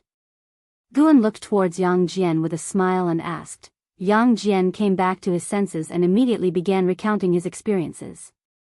Even with Zhang Xianwang beside him, he did not hold back. Zhang Xianwang was very interested in his experiences. Yilan and Zhen Qin, upon hearing that Yang Jian had entered reincarnation, became interested. Unlike the three individuals from Medicine Valley, the two of them were at the mortal spirit realm. Even in their subsect where they held authority, they were still at the bottom of the immortal cultivation world and could not touch upon the matters of reincarnation. They had been to the mortal world to deliver wild ghosts to salvation, but they could not fathom how ghosts reincarnated. Guan also listened attentively, occasionally asking for details, and the atmosphere was very harmonious. Meanwhile, the anomalies outside outer heaven finally began to slow down, and the creatures of the silent destruction domain remained anxious. There had been pauses before, but soon after, the Tao's spiritual energy would violently stir once more, so they did not dare to believe this peace would be the last. Time swiftly passed. Until dusk, Guan asked an Xian to settle Zhenqin, Yang Jian, and Zhang Xianwang, while he spent time alone with Yilan. Guan looked at Yilan and said, "Ask what you want to ask." He had previously concealed his identity as Sword Venerable Fudao, and he could hear Yilan's thoughts, so he encouraged her to speak her mind. Indeed, Yilan had many questions, but seeing that Guan had kept her alone, willing to explain, her grievances melted away like mist before the sun. Who Guan was, did it really matter? What was important should be that Guan, no matter his identity, was protecting her. Furthermore, seeing the commotion outside, Yilan understood why the identity of Sword Venerable Fudao had to remain a secret. Yilan smiled brightly and said, "How does it feel to be so admired?" Guan heard her question and knew she bore no grudge. Her junior sister was always so understanding. Guan shook his head with a smile and said, "It's all empty fame. In this world, a name might live longer than the person, but it cannot withstand the passage of time. But that's for ordinary people. With elder brother's prowess, people will surely talk about you forever." Yilan spoke earnestly. Throughout history, how many had the power to save the world? As far as she knew, there was no one better, more accomplished than her elder brother. Guan smiled helplessly and then picked up the teapot to pour some tea for Yilan. Yilan read his expression and thought about Guan's previous conversation with the Annihilation God Emperor, so she couldn't help asking, could a world like ours really be destroyed? Guan nodded and said, "It was destroyed once long ago. The current great heaven and earth is but a fragment of what once was, and there are many great heaven and earths beyond our sky. Perhaps there are even multiple universes out there. There might be many, many universes. Even I feel very small in comparison." Hearing this, Yilan's imagination took flight and she exclaimed earnestly, "There are people beyond our people, and skies beyond our sky. I really want to see what lies beyond outer heaven, but alas, I am not qualified." Guan looked at her and said, "If you wish to go, I can take you." Yilan was somewhat tempted, but she still shook her head and said, "Let's not, I am afraid that seeing it will only make me more discontent." She then looked steadily at Guan and asked, "Elder brother, is there truly a chance in reincarnation? Will the me in my next life still be me?" She had become intrigued by reincarnation after hearing Yang Jian's experiences. Moreover, the primordial reincarnation skill could accumulate cultivation level across reincarnations. Previously, she did not believe in it, but now she thought that perhaps embarking towards death was the beginning of innate reincarnation. Hearing her thoughts, Guan answered, "Of course, there is. The path of immortal cultivation is to explore the path of Tao, and reincarnation is also a form of Tao. If you can recover your memories in your next life, then you are still you. But even if memories are not recovered, you are still you. Your soul has not changed. Reincarnation might erase memories, but it can't alter your nature, nor can it change the deep-seated desires that burst forth from your heart." He had always felt that one's nature was determined by the heavens, that it's the experiences of life that suppress nature and shape principles, thereby forming a new person. Like in his previous life, he understood many truths, but he found it hard to control his own will and desires. Even now, though he was strong, many thoughts sprouted in his mind, thoughts that sometimes conflicted with his understanding of the path. Cultivation is about cultivating the heart, for by cultivating the heart, one can control their nature. Yilan revealed a smile and said, "I also want to reincarnate, and I don't know whether in the next life my senior brother will still find me." Up to now, she no longer doubted Guan's abilities. She believed that to Guan reincarnation was just an ordinary matter. Guan raised an eyebrow and said, "Of course he'll find you." I'll tie you to my side, trap you lifetime after lifetime.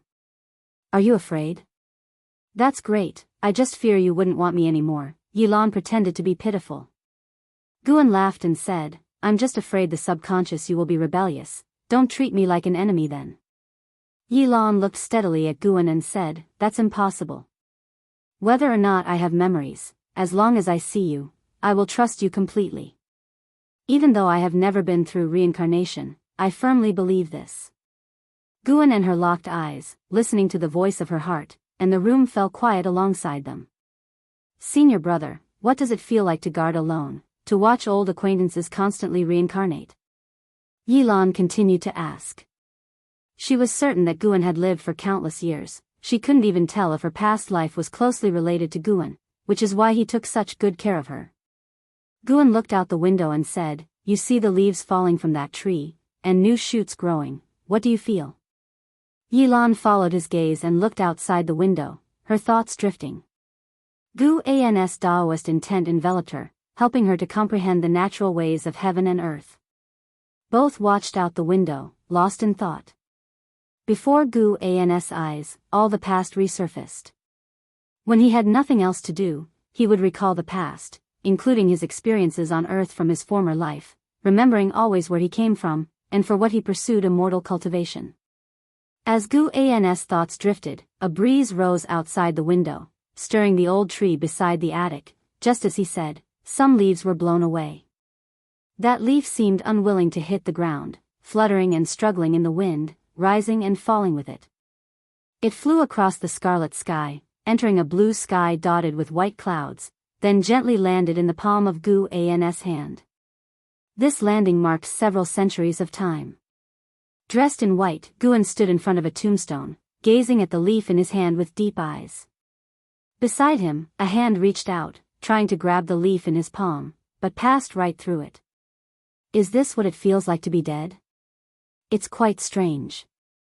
Yilan's soul stood next to Guan, excitedly speaking. Guan glanced at her, helplessly saying, you're about to reincarnate, and still you're this happy? Yilan said proudly, naturally I'm happy, I get to start my life over, and I have no regrets from these 400 years. 420 years had passed since Guan broke through to the Luotian Freedom Immortal Realm. Since their talk 400 years ago, Yilan had been eager to reincarnate early, feeling she had no hope for pursuing the Tao in this life.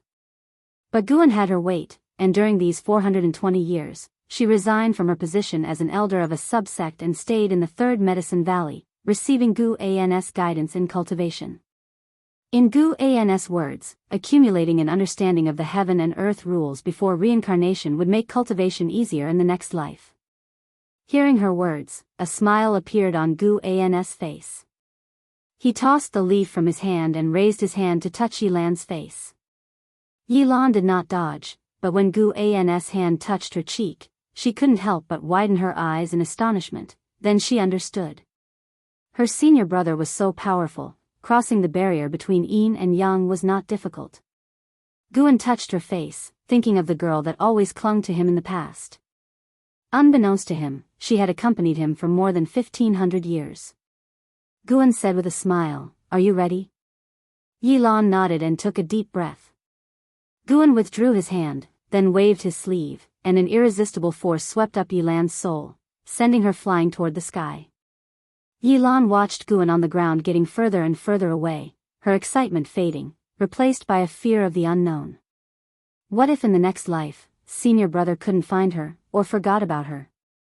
Her heart ached, only then realizing that no matter how open-minded or well-prepared one was, experiencing life and death personally was completely different. Don't worry, even if this world perishes, I will still be here. As long as I am, even if the seas dry and stones decay, as long as you are willing to stay by my side, I will come find you. Guan's gentle voice entered Yilan's ears, immediately settling her heart. Yes, if senior brother wanted to abandon her, he could have long ago. What point would there be in deceiving her? She opened her mouth, wanting to talk to Guan, but found herself unable to make any sound. Guan, seeing Yilan in the sky, could hear her heart's voice. He didn't continue the conversation. His gaze shifted toward the outer heaven. That layer of light symbolized the power of heaven. He was curious if reincarnation had anything to do with heavenly Tao. Who sat high above, decreeing the destinies for all things? He thought of the group of immortals he would eventually face. Perhaps the power behind heavenly Tao was such extraordinary immortals in control of everything. One day, he would confront these beings, face heavenly Tao. Chapter 469 Perfect Realm. Sword Dao's saint ancestor Guan watched Yilan drift into the reincarnation vortex. His divine thought did not retract but instead followed all the way into the vortex, and only after Yilan was drawn into the great Tao by the reincarnation rules did he pull back his divine thought. He stood still, continuing to gaze at Yilan's steel. For a long while. An Xian came to his side and asked, "Master, are you all right?" Guan turned around, stretched lazily, and smiled. "I was just thinking about the past. Let's go, it's time to return to the valley." An Xian nodded, accompanying him toward the valley. "Master, I have already arranged for everything. In the future there will be female disciples guarding Uncle Master's steel daily." You are thoughtful, make sure she is not mistreated." "Of course, she will not be mistreated, and by the way, Master, there is a rumor circulating outside that Xingtian is about to return and the immortal dynasty will be defeated." "Is it true?" An Xian changed the topic, fearing that Guan would be saddened. Listening to her heartfelt words, Guan wanted to laugh. After all, it wasn't his first time dealing with separation and death, so how could he be sad? Moreover, he and Yilan were bound to meet sooner or later. Guan replied, "Xingtian will indeed return, but when exactly is hard to say. The reincarnation rules obscure cause and effect, and no one can see through it, but one thing is certain, there's still a long time until the immortal dynasty faces defeat." 420 years had passed, and there were no heavenly demons causing chaos in the mortal world. The sky demon great sect no longer existed, but the Xianyu divine dynasty was still around. However, the Xianyu divine dynasty had now submitted to the immortal dynasty, and the world had once again formed a situation where the holy court rivaled the immortal dynasty. During these years, Sword Venerable Fudao had not taken action again, and Gu An's life was very peaceful, either teaching the disciples around him Daoist sorcery, or picking flowers and herbs. Now he was at the peak of his Luo Tian freedom immortal realm cultivation level. From advanced stage to perfection, he had spent nearly 5 billion years of his lifespan. His remaining lifespan was 37 billion years, and he was preparing to strive for a lifespan of 100 billion years. A long time until defeat? Does that not mean they are destined to lose? Should I warn my senior brother? An Xian hesitated. And Hao was serving the immortal dynasty very gloriously, and from time to time, his sensational achievements would spread back to the supreme sect. Guan replied, "He understands that, rather than being concerned about him, you should think about your own cultivation. It's time for you to advance to the nirvana realm." Originally, Anzin's maximum lifespan had not been high, just like Yilan and Jinqin, rather ordinary, but as her realm continuously improved, cultivating the same primordial reincarnation skill, the extreme lifespan brought about by her released cultivation level was increasing. Guan could not see through her talent either, but she was indeed improving. As long as she stepped into the nirvana realm, she could break through her limits and not be suppressed by extreme lifespan for a long time. Now thinking about it, when Anhao and Anzin's hometown was attacked by demons, and only the two of them survived, perhaps it wasn't just Anhao's strong chi fortune. Anzin's chi fortune was also not simple, it's just that she had not revealed her talent as quickly as Anhao. I have already been trying hard, but increasing cultivation in Mahayana realm, from the 8th to the 9th floor, is very difficult. Give me some more time. An Xian shook Gu An's arm, coquettishly. Guan just tapped her lightly and did not scold her. Keep up your current endeavor, perhaps you really could surpass Hauer and Jenner. Guan whispered softly, laughing, which immediately excited an Xian. With the master saying this, she really held hope of surpassing them. In fact, over these years, she had felt the changes in herself, and this transformation made her increasingly confident. Of course, she felt that all such transformations were gifts from her master. The master and disciple continued chatting this way as they headed back to the valley. None of the disciples dared to disturb Guan along the way, as they all knew of Yilan's death. 420 years had passed, and 7 to 8 out of 10 disciples in the valley had changed. The current disciples had initially entered the valley watching Yilan cultivate beside Guan, and in their hearts, Yilan was not just an uncle master but more like a mistress. When Guan passed by 10,000 Sword Mountain, he turned around and walked towards a figure at the foot of the mountain. Seeing this, an Exian did not follow but waited in place. Zhu Luo Sword Monarch stood in front of the stele, eyes closed, as if perceiving something. Guan came beside him and asked, "Did you feel it too?" Zhu Luo Sword Monarch opened his eyes and turned to pay his respects, his expression solemn. "I have seen that power before. They have invaded the universe many times." Guan looked up at the sky. "Do you think their arrival is related to that divine emperor?" Zhu Luo Sword Monarch frowned. He felt that Guan was testing him. With Guan's cultivation level, his understanding of the universe definitely surpassed his own. Having spent several hundred years in the Third Medicine Valley, he had gained deep insights and felt that the shackles of a higher realm were loosening. He credited this to Guan's dojo, so he pondered every word from Guan carefully. "Perhaps, after all, your battle with him was too shocking." Even the Tao mourned, and the divine emperor came specifically to the great heavenly spirit land, seemingly in search of something. Zhu Luo Sword Monarch responded thoughtfully. Guan indeed knew who the mysterious forces infiltrating this universe were. Battle Court. Founded by Long Zhan, but no longer dominated by the Dragon Clan. The Annihilation God Emperor specifically came looking for Long Qing. Guan didn't believe there was no connection to Battle Court. He had annihilated the Annihilation God Emperor's incarnation, and naturally, the Annihilation God Emperor would react, which took more than 400 years, a relatively slow response. It is worth mentioning that Battle Court had crossed the boundary gate, and Guan was curious why the Heavenly Spirit God did not stop them. This group from Battle Court had high cultivation levels. Their leader was none other than the Taoist hidden immortal in his perfect form, and the weakest among them also possessed the cultivation of divine thought true immortal. They were roaming the silent destruction domain, far from the great heavenly spirit land, seemingly preparing to invade other great heaven and earths first. Zhu Luo Sword Monarch took a deep breath, and cautiously said, "Senior, if you are the Sword Dao Saint Ancestor, please instruct us. I will summon Dahong Sword Heaven to assist you in combating them." Sword Dao Saint Ancestor, that was Guan's identity within the lifespan samsara and also Yang Xian's most prominent title. Guan replied, "What Sword Dao Saint Ancestor? You're thinking too much. I've just been to the Sword Dao River and mastered quite a few Sword Daos." "Is that so?" Zhu Luo Sword Monarch didn't believe it. He too had visited the Sword Dao River, yet why couldn't he learn the Holy Heart Sword Dao? He always believed his talent was not lacking, it was just that the Holy Heart Sword Dao rejected him. Guan patted his shoulder. "Once you surpass the free immortal realm, you will see through everything." With that, Guan turned and left. Zhu Luo Sword Monarch had stayed in the Third Medicine Valley for many years, occasionally mentoring disciples.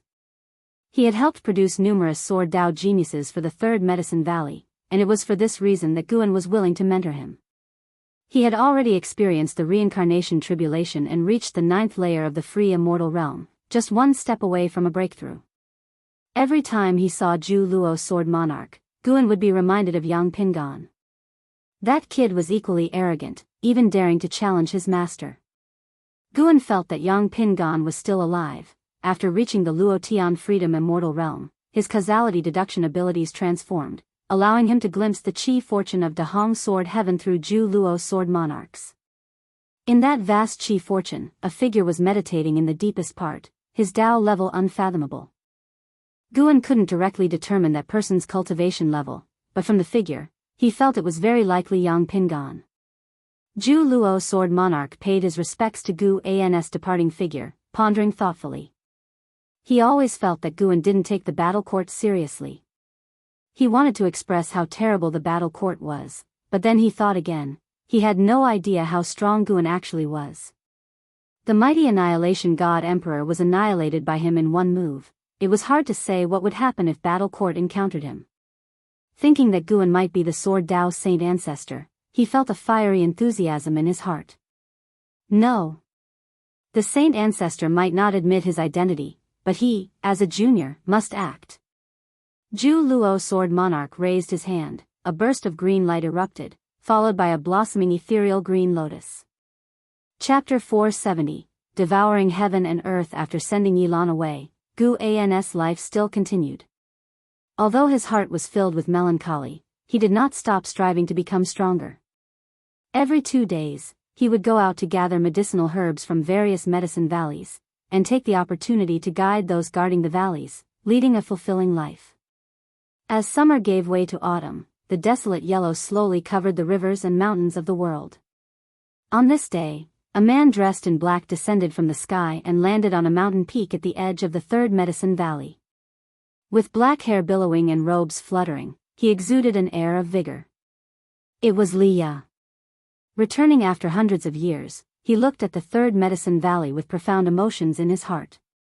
His gaze swept across every corner of the third medicine valley, finding many places both familiar and foreign.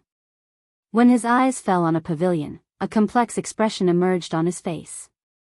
Even though he had reached the Nirvana realm, facing an old friend of yesteryears still made him nervous. The thought of calling Guan, primordial ancestor, made his face flush with heat. Despite having mentally prepared himself for centuries, his mood would fluctuate whenever he remembered. However, he reminded himself that without Gu An's care, how could he have reached this day? Just the divine exotic city within him alone provided him with an invincible confidence. Taking a deep breath, Li Ya prepared to descend the mountain, when suddenly he saw 2 people rushing up the side. One was ahead of the other, and they quickly arrived in front of Li Ya. The blood prison great saint sized up Li Ya with a teasing look in his eyes. The one who followed, Long Qing, stopped and looked at Li Ya thoughtfully, then suddenly asked, "Could you be Martial Uncle Li Ya?" Li Ya nodded slightly. He had some impression of Long Qing, though not very clear, but judging by the address, the latter should be Gu An's disciple. "Master often talks about you," Long Qing said with a smile. "He says that you became a heavenly genius and got carried away, never coming back to see him." Long Qing was not particularly interested in Li Ya. He had only heard Guan mention him occasionally.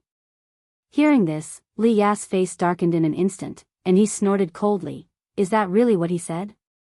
The blood prison great saint interrupted, saying, "Brat, have you forgotten me?"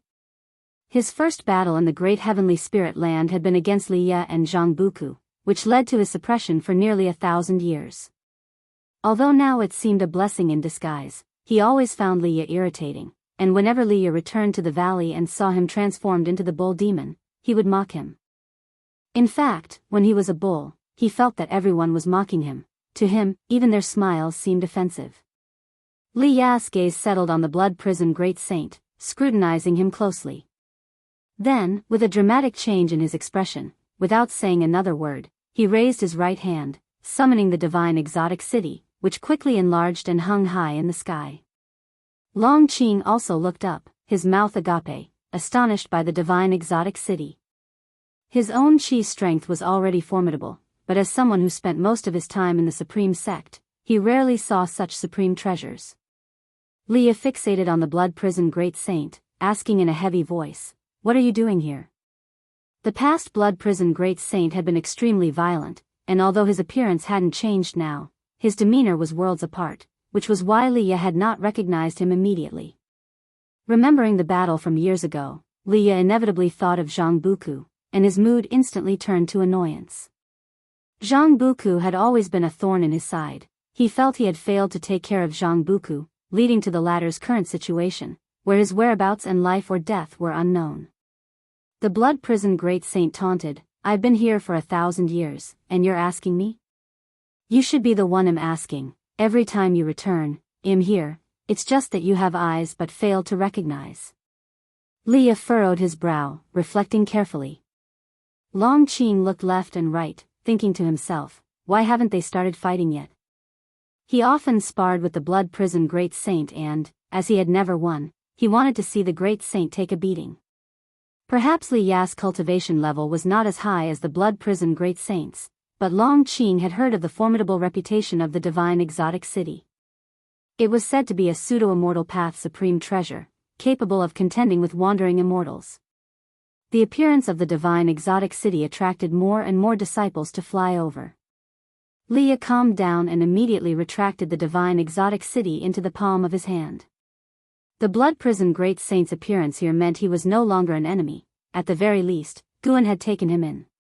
Speaking of which, he held no grudges against the blood prison great saint.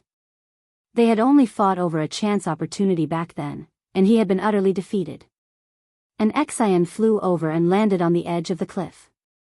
She glared at the blood prison great saint and Long Qing for a moment before turning to Leah.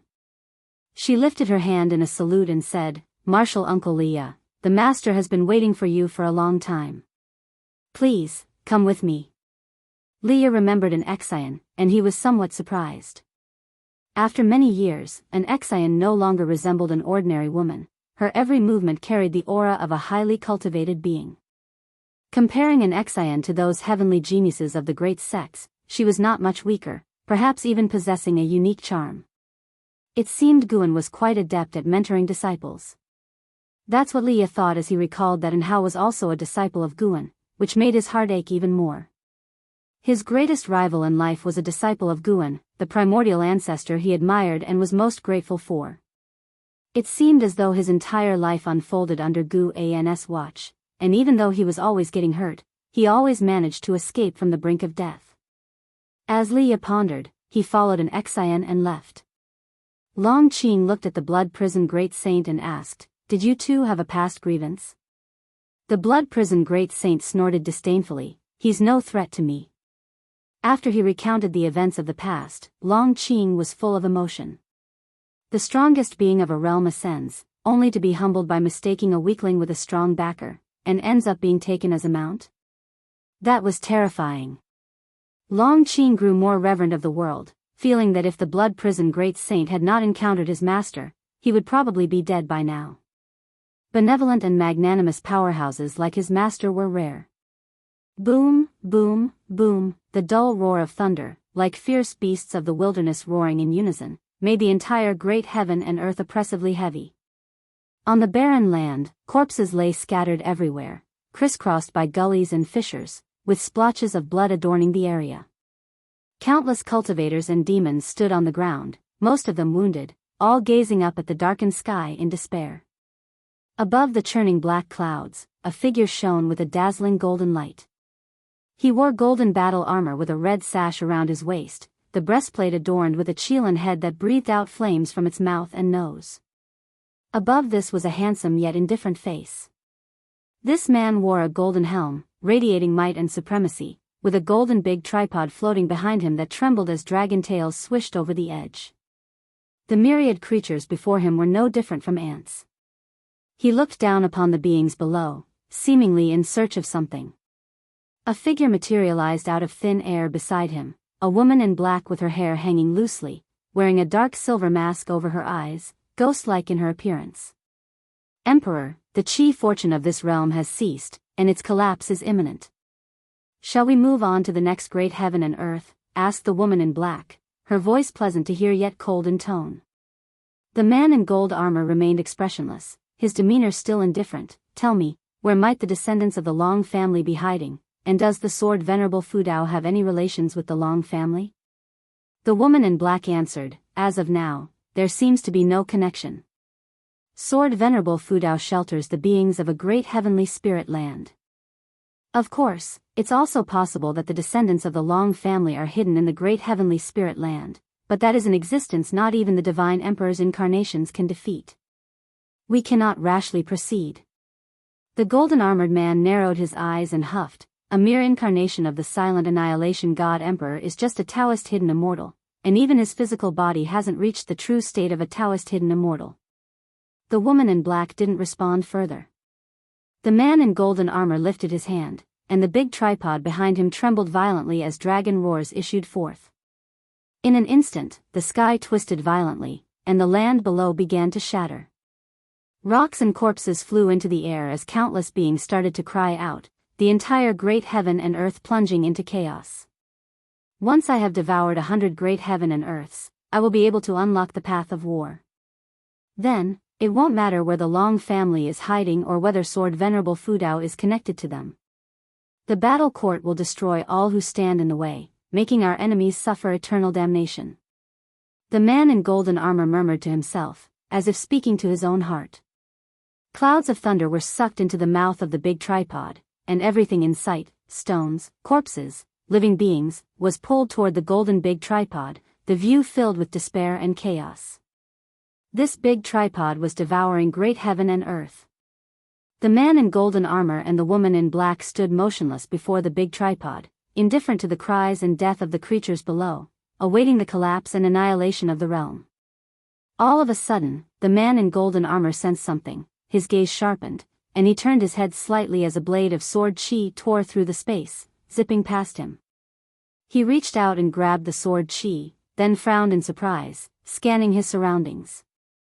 Chapter 471, Heavenly Tao Golden Core, the strongest life grid inside the attic. Guan and Leah were clinking cups, with Leah drinking swiftly and his gaze upon Guan filled with deep resentment. Guan's face was stern, disrespecting the primordial ancestor like this? Upon hearing that, Leah's eyes widened, he slammed the table and stood up cursing, taking advantage of me again. Come on, let's fight. Guan chuckled, are you sure? Leah choked, his anger dissipated in an instant, and he sat down with a grim face, but for some reason, Guan's intentional provocation actually relieved his pressure. If Guan had maintained the demeanor of Sword Venerable Fudao, considering Guan's care for him, he would not have known how to face him, but now Guan had drawn him into a brotherly relationship, naturally easing his tension. Guan, who are you really? We entered the valley together back then. Leah took a deep breath and couldn't help but ask. It was the most puzzling thing to him.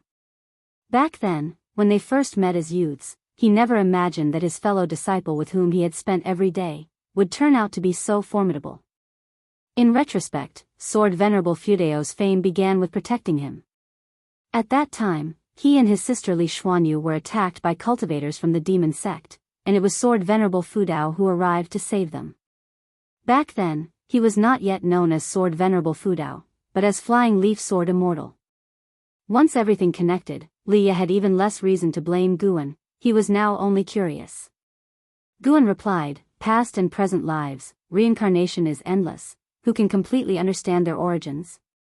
Instead of dwelling on the past, why not accept the present and look forward to the future, right? Who I am is not important, what matters is our friendship, my support for you. You needn't feel burdened, I'd rather you think about what kind of person you want to become in the future. He looked intently at Leah, his eyes seeming to see through Leah's thoughts. Leah was startled, not expecting Guan to understand what he was currently thinking, but remembering the power of Sword Venerable Fudao, he calmed down. An existence that surpassed 9 heavens of immortal path, his divine skills and deductions were beyond his imagination. Afterward, Leah began to envision the future, with Guan listening attentively. Leah was his first true friend in this life, and although there was now a great disparity in their cultivation levels, it did not change his importance in Guan's heart. Perhaps Guan had helped Leah a lot, but it was all casual for him. He never found himself in trouble because of helping Leah. Divine Exotic City seemed immensely powerful to outsiders, but in Guan's hands, there was hardly an opportunity to use it. Guan was not just a listener, he talked about every level of the 9 heavens of immortal path in detail, mentioning the fortunes of each level, which enthralled Leah. Until night fell, they continued talking, laughter occasionally bursting forth. The moon was bright and the stars sparse. An Exian came to the base of the attic, looked up at the windows above, and sighed, Master hasn't been this happy in a long time. Blood Prison Great Saint sitting beside her in meditation, snorted, he simply did not like Leah, but at his master's house, he dared not speak ill of him. An Exian watched for a while below before finally turning to leave. Ever since Elan passed away, she had been very worried about Guan. In her eyes, her master's mood was even more important than the entire world, for if her master were to go to extremes, all living beings would suffer. Fortunately, her master was always cheerful and open-minded, hardly anything seemed to faze him. After this event, an Exian admired Guan even more. As the moon set and the sun rose, Leah departed early the next day. At the base of 10,000 Sword Mountain, Zhu Luo Sword Monarch watched Leah's departing figure, thoughtful. The life grid has actually changed. He then turned to glance toward Guan's attic, filled with curiosity. What realm was the saint ancestor in really? He could not understand, yet thinking about stepping into a higher realm himself soon made his heart race. Under the brilliant starry sky, a gigantic stone bridge stretched across the heavens, its edges shimmering with multicolored radiance. Two figures walked on the bridge, none other than Yang Xian Emperor and An Hao. Yang Xian Emperor led the way, draped in a long golden robe, with a dragon aura swirling around him as he moved. An Hao followed behind, looking around in wonder, his face full of amazement.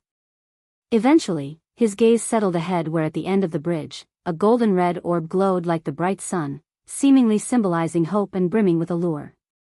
An Hao's pupils glittered with an unusual light as he felt a force. An Hao, feel carefully, this is the most powerful force in the world, a blessing from the heavenly Tao, a mere fraction of the power passed down through the heavens sect, Yang Xian Emperor said as he walked, his tone filled with mystery, as if he, too, was in anticipation. And Hao couldn't help but ask, what is heavenly Tao? How does it differ from the great Tao? After stepping into the immortal realm, he had also begun to perceive the great Tao. The higher his cultivation level grew, the deeper his reverence for the great Tao became, yet he couldn't comprehend the existence of heavenly Tao.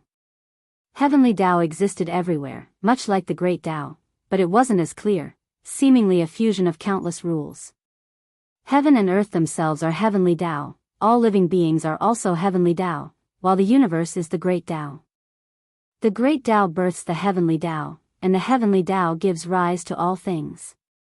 In my view, the heavenly Tao is a force born from the operation of the great Tao, even more perfect and powerful. Yang Xian Emperor spoke leisurely, his pace unslowed.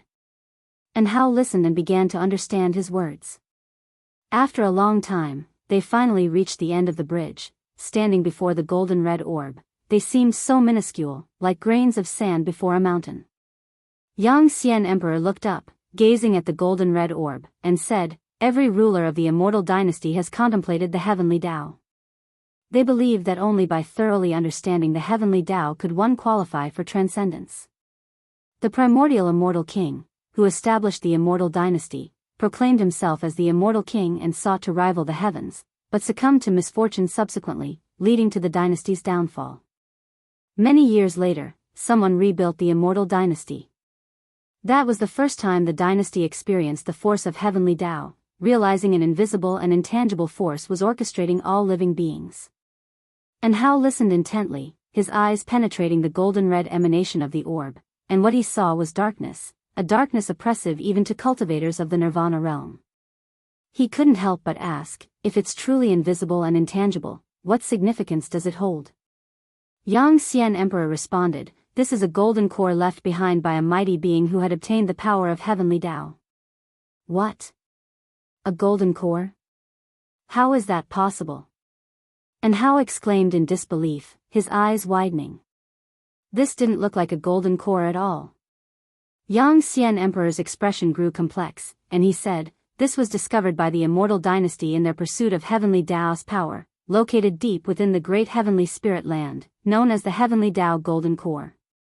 Every epoch, the heavenly Tao Golden Core reveals some information to us, and this is why our immortal dynasty remains unshakable, impervious even to the holy court. Through the heavenly Tao Golden Core, we learned that the great heavenly spirit land was once shattered. What we see today is merely a fragment of it, albeit the most crucial one. And Hao pressed on, why did such a mighty being fall? Was it related to the battle that shattered the heavens and earth? We aren't sure, but the power of the heavenly Tao Golden Core continues endlessly, and it's this force that ensures beings in the immortal dynasty are born at the immortal path realm level, Yang Xian Emperor replied, then turned to look at An Hao. And Hao looked back, feeling the pressure under his gaze and furrowing his brows. Yang Xian Emperor's eyes blazed, and Hao, you are the child of destiny, no one's life grid surpasses yours. With Sword Venerable Fudao as your master and inheriting the most powerful legacy from the immortal dynasty, you will become the strongest under the heavenly Tao. If you were to usher in the new epoch, in the next era, the immortal dynasty would surely be stronger. You can accomplish what we couldn't. And Hao was about to reply when he suddenly turned his head toward the heavenly Tao Golden Core. What sound? And Hao asked solemnly, his eyes rapidly shifting on the heavenly Tao Golden Core, as if searching for something. Yang Xian Emperor watched him, a look of astonishment crossing his features, his expression turning excited. Even the heavenly Tao golden core chooses him. What kind of life grid is this? As if everything in the world was tailor-made for him, Yang Xian Emperor watched and how, feeling stirred and involuntarily jealous. And how quickly noticed the hint, and looking at Yang Xian Emperor, asked, "Your Majesty, can't you hear it?" Yang Xian Emperor answered, "The ruler of the immortal dynasty can obtain the inheritance of the heavenly Tao golden core through their chi fortune, but at the end of every epoch, the heavenly Tao golden core autonomously chooses an inheritor. Perhaps you have already been chosen." "What did you just hear?" And Hao hesitated for a moment, then said, "I heard a voice urging me to run away." Chapter 472, Chosen One, Bearing Grudges and Favors, Escape Quickly? When Yang Immortal Emperor heard An Hao's words, he couldn't help but frown and asked, "Why escape? And to where?" And Hao was about to speak when suddenly, from within the celestial Tao golden core, fierce golden flames erupted, rapidly burrowing into An Hao's brow. In an instant, An Hao's eyes widened. He then raised his hand, grabbing his head.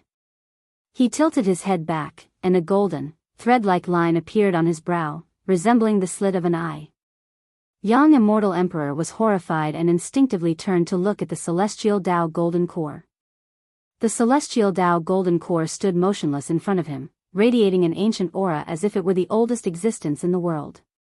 It had witnessed changing seas into mulberry fields and the shifting of constellations. Endless experiences had shaped its now unfathomable presence. And Hao knelt on the ground, his body trembling and his face contorted in obvious, unimaginable pain. Yang Immortal Emperor flashed to his side, intending to help him but was repelled by a powerful force. He was thrown hundreds of yards away, stumbling several steps upon landing. He looked at his right hand to see it badly burnt and bleeding profusely. He looked up at An Hao, his brows furrowed deeply. An Hao kneeled, face downward, as wisps of aura leaked from between his fingers. His body shook, unable to make any sound. Could he really be the chosen one? Yang Immortal Emperor murmured to himself, his eyes filled with complexity. He had chosen An Hao due to An Hao's special destiny pattern, but there was another reason. He wanted to bind him with supporting Tao Sword Venerable. An Hao was, after all, the only openly acknowledged true disciple of supporting Tao Sword Venerable. But never had he imagined that upon An Hao's arrival, without having yet done anything, he would receive the recognition of the celestial Tao golden core. Throughout the ancient and modern times of the immortal dynasty, he had never heard of such an event. "And how, just who are you indeed?" And Hao couldn't hear Yang Immortal Emperor's words. At that moment, he was in a realm of pain unimaginable to ordinary people, enduring not only intense physical agony as if his body was tearing apart but also immense destruction to his soul.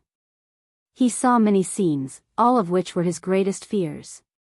He saw his wife and children brutally killed, his junior sister suffering terribly, even his master's tombstone, all these things tormenting him. "If you do not escape, you will end up just like them." A cold, indifferent voice echoed persistently in his ears, provoking his spirits. 37 years later, just after the new year, Guan walked within Outer Sect City, with Blood Prison Great Saint and Long Qing following behind him. 300 years ago, Shenxinzi returned to the Buddhist sect of the Sea of Suffering, and since then, Long Qing had completely become Gu An's follower. Wherever Guan went, as long as he saw him, he would eagerly follow. Along the way, wherever Guan went, people greeted him, mostly his close friends or graduated disciples. Over 400 years had passed, the impact brought by supporting Tao Sword Venerable had eventually calmed down.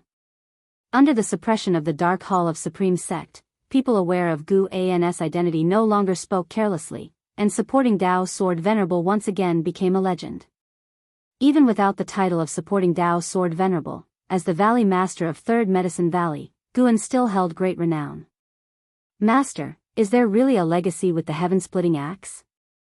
Or did you leave it there as a mere prank?" Long Qing quickened his pace to walk beside Guan, curiously asking. He would occasionally visit the heaven-repairing platform to try to pull out the heaven-splitting axe, but unfortunately, he could never budge it. Nowadays, those who try the heaven-splitting axe generally want to experience the power of supporting Dao's sword venerable, not to actually acquire the legacy. Guan looked ahead and responded, there certainly is, you will feel it eventually. Long Qing was about to ask more when he suddenly looked up. Not just him, Blood Prison Great Saint did the same. Above in the cerulean celestial vault, numerous silver meteors appeared, countless, all moving in the same direction, creating a magnificent scene. The cultivators passing through the streets also started noticing the anomaly in the sky. What is that? Is it sword chi? Not right, there's someone inside, might be someone from a major sect passing overhead. People? This doesn't seem like they flew over our heads, more like they descended from the sky. Don't worry, this place is the Supreme Sect. Maybe the Supreme Sect isn't the strongest, but it certainly is the safest. In these years, the Holy Court and Immortal Dynasty have been fighting each other relentlessly, both attacking and defending, yet the flames of war have never reached the Supreme Sect. The cultivators were chattering. Guan glanced, then withdrew his gaze and continued forward. Blood Prison Great Saint and Long Qing caught up, and they began discussing the origins of those meteors. Blood Prison Great Saint's divine sense captured that those meteors were indeed a group of people enveloped in sword chi and moreover, from outer heaven, which piqued Long Qing's curiosity about outer heaven. Although Long Qing still hadn't cultivated spiritual power, with age, he could feel that he originated from outer heaven and that some mission awaited him. He was no longer as anxious, but began to enjoy life, having a premonition that once he knew his mission, such life would be his luxury for the rest of his days. Guan saw through the origin of that group of sword cultivators with one look. Great Hong Sword Heaven. Summoned by Zhu Luo Sword Monarch. Great Hong Sword Heaven was ready to establish a sect in the seas near the Taicang continent and support Guan at any time. Guan didn't care much about it, he was more concerned about another thing. That was, Xiaochuan's Dao Destruction Destiny seal had appeared. Meaning, Xiaochuan was soon to be born in the celestial spirit great world. After many years, Guan finally awaited Xiaochuan. The thought of soon reuniting with his junior made Guan very happy. He even started humming a tune. Seeing his good mood, Long Qing boldly inquired about the origins of the sword cultivators they had just seen. There will be many opportunities to interact in the future. Guan casually answered, now even more so like an enlightened person, knowing everything but unwilling to say, letting others experience for themselves. Not to mention, this feeling of foreseeing the future and witnessing fate was pretty good. At the same time, among the mountains, a wooden house was situated halfway up the slope, and a couple stood in front of a cliff, gazing at the green mountains and blue waters. The woman held a baby in her arms, looking down at her son with worry visibly covering her beautiful face. She turned to her husband next to her and said, "Husband, you haven't named our child yet, you don't want to go back, do you?" Her husband, dressed in black with slightly grayed temples beside his handsome face, looked mature yet had a sense of vicissitude. It's precisely because he was born that I must go back, linger, you should understand. If we don't return, our family of 3 will never have peace. Those enemies will not let me go, the man in black said gravely. His name was Chen Luo, and his wife's name was Su Ling. As they spoke, they moved closer to each other. Su Ling rested her head on his shoulder, confusedly asking, "Is there truly no place for us within the sacred domain? What if we leave the sacred domain?" Chen Luo sighed, "It's more chaotic and dangerous outside. Without a support, even with our Mahayana realm cultivation levels, it's enormously difficult to protect our son. Let's go back. At worst, I will kneel and apologize to my mother. You have given birth to a child for me, she surely won't make things difficult for you." But, Su Ling hesitated. Chen Luo turned around, grabbed her shoulders, and said, "Linger, trust me, I would rather die than not protect you and our son. I can't stand to see you hurt, nor do I want our son to be born with resentments." The baby in Su Ling's arms opened his eyes, his bright eyes nearly melted her heart. "Yes, we can't let him bear any resentments," Su Ling murmured to herself as if convincing herself. Chen Luo showed a smile, saying, "When I first saw this little guy, I felt he would bring good fortune. Don't worry, I heard my father just returned from the Saint Minister's side. With him presiding over the family, my mother certainly won't dare to act rashly. Su Ling took a deep breath and nodded slightly. Seeing her agree, Chen Luo finally breathed a sigh of relief, then embraced his wife tightly. I swear, I will ensure you live a peaceful life, and I will also help you avenge the destruction of your family, Chen Luo said seriously as he stared at the horizon. Su Ling trembled slightly without responding, but slowly closed her eyes. Across the mountains, cranes flew out from the forest, flapping their wings towards the horizon, forming a V-shape. The sunlight fell on them, and they seemed like celestial cranes, as if carrying hope flying towards the ends of the earth and sea. Chapter 473, The Power from Outer Space. After wandering around the outer sect city for half a day, Guan finally returned to the valley as dusk fell. The Blood Prison Great Saint and Long Qing were still discussing matters of the Great Hong Sword Heaven's Sword cultivators, and it just so happened that many disciples inside the valley were also discussing it, so they joined the conversation. Perhaps it was because Guan enjoyed chatting, which led to everyone in the Third Medicine Valley loving to idle talk. Even the Zhu Luo Sword Monarch would occasionally go to the dojo to play chess and chat, gradually taking on a human flavor. Back in the loft, Guan sat at the table. His mind, however, was on Xiaochuan. He looked and saw Xiaochuan's future life. This life, Xiaochuan was born into better circumstances than the last, with parents and a distinguished family heritage, and his talent was quite good as well. However, the blemish on an otherwise beautiful situation was that Xiaochuan's parents would die when he was young, casting a shadow over his childhood. After the death of his parents, his grandparents still cherished him, providing him with everything, but he always remembered his parents' vengeance. As he grew up, he began investigating the true cause of his parents' death. As a result, he went through many battles and ultimately found out that his grandparents had forced his mother to her death, and, following his father's suicide, he collapsed. In the end, he severed ties with the Qin family and began a wandering life. Even after he became a famous powerhouse, his demeanor remained cold and devoid of smiles. Having waited centuries for Xiaochuan, Guan naturally couldn't bear to see him suffer. He immediately sent a message to Yang Jian, asking the Saint King to sort things out.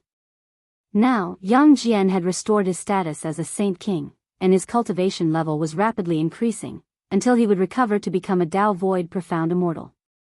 Because of Gu An's relationship, Yang Jian received great attention from the Holy Court, leading a battlefield, with his reputation spreading far and wide.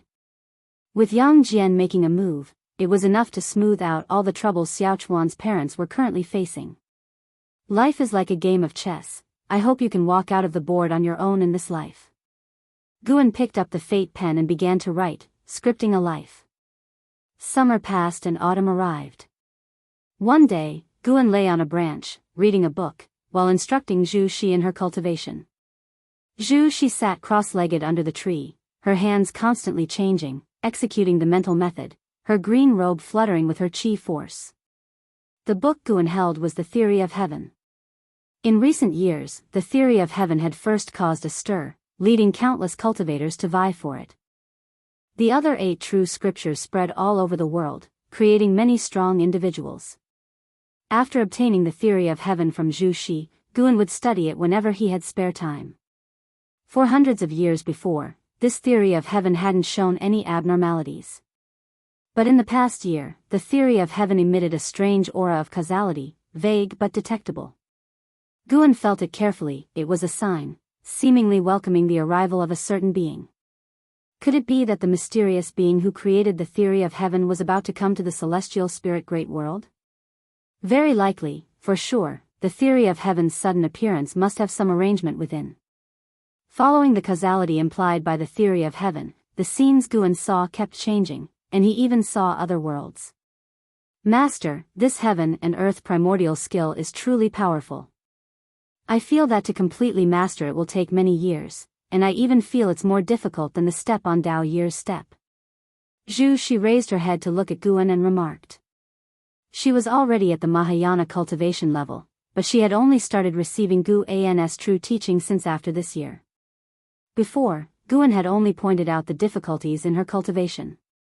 Guan replied, "That's natural. Should you master it, in the future you won't be confined by this world. Hearing this made Zhu's eyes smile grow even brighter. Just as she was about to continue flattering Guan, she saw him suddenly look up into the distance, with a grave expression on his face.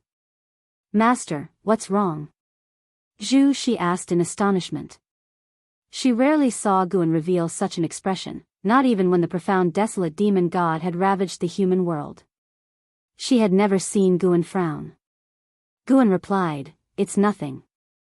He was looking at the sacred domain where Xiaochuan's parents, Chen Luo and Su Ling, returned to the Chen family and faced difficulties from them, because Su Ling's Su family had once been the Chen family's nemesis. Guan could see the cause and effect. The reason the Su family had been eradicated was that the Chen family had schemed in the shadows, plotting against the Su family, branding them as spies for the immortal dynasty, ultimately leading to their annihilation by the Holy Court. Su Ling had managed to escape death, all thanks to the protection of Chen Luo.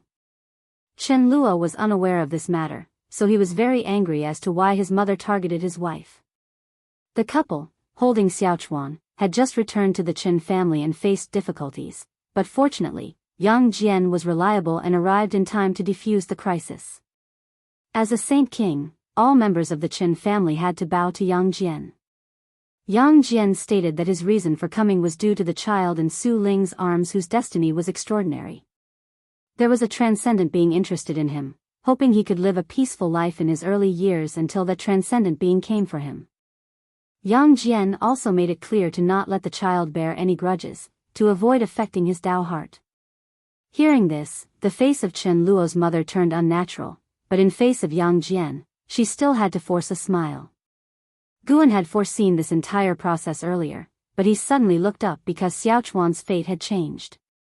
After Yang Jian appeared, Xiaochuan's fate had been altered, and Guan also detected a strange force of cause and effect descending on Xiaochuan. This force came from an unknown place, arriving suddenly, and if not for Guan's profound cultivation level, he wouldn't have detected its existence.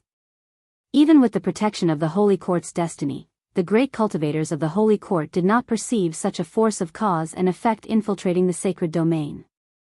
When he looked again at Xiaochuan's fate, what Guan saw was chaos. In the obscure void, Xiaochuan walked alone, dense fog swirling and obscuring his figure. Whether looking back at the past or toward his future, the scenery was the same. Guan had a bad feeling in his heart.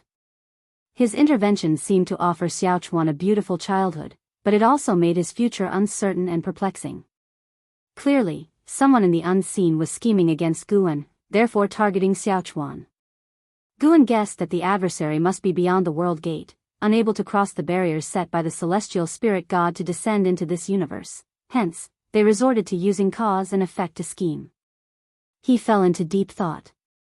Seeing that Guan did not wish to say more, she could only hold back her confusion and continue meditating with closed eyes. Meanwhile, in the Qin family's mansion, the great hall was lively and prosperous, everyone gathered around Su Ling, all eyes on Xiaochuan in her arms. This child is indeed exceptional, his features radiate a saintly aura. Nonsense, otherwise why would the entity behind the Saint King take interest in him? Our Qin family is on the rise.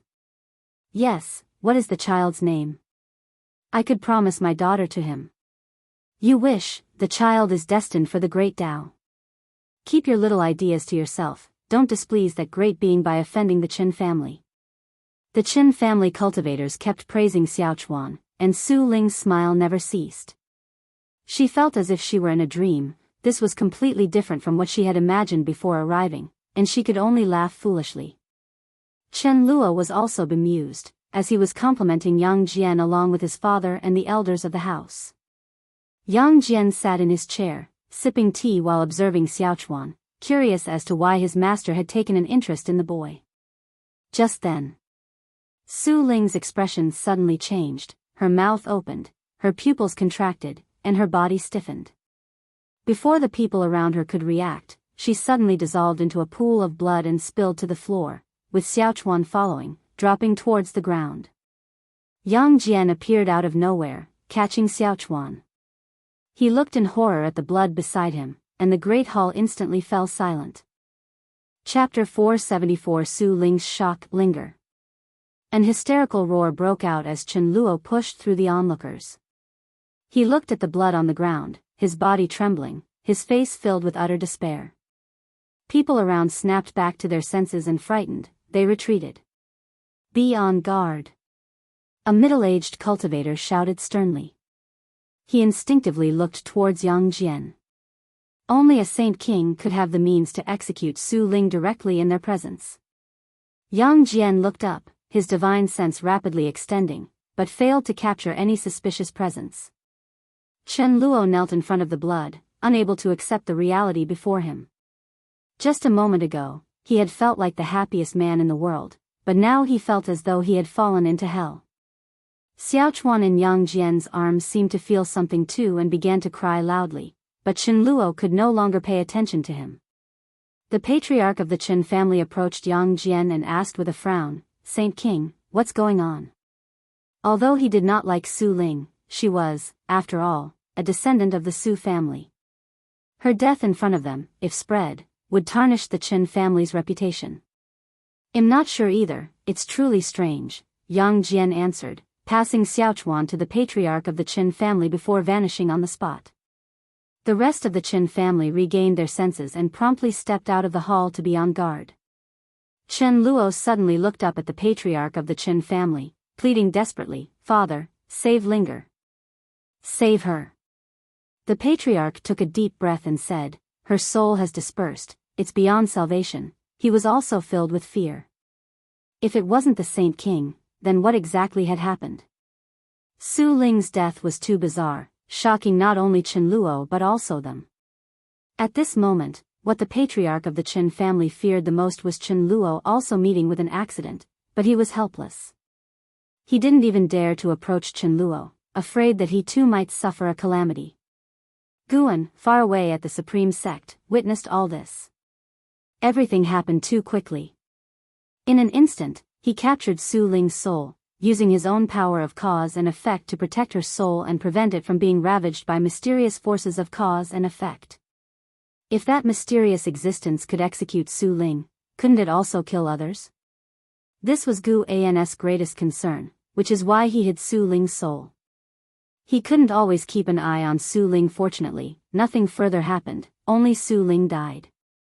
Yang Jian returned to the Qin estate and gathered with the Qin family to discuss the death of Su Ling. Suddenly, Chen Luo severed his own meridians, destroying his golden core, intending to disperse his soul.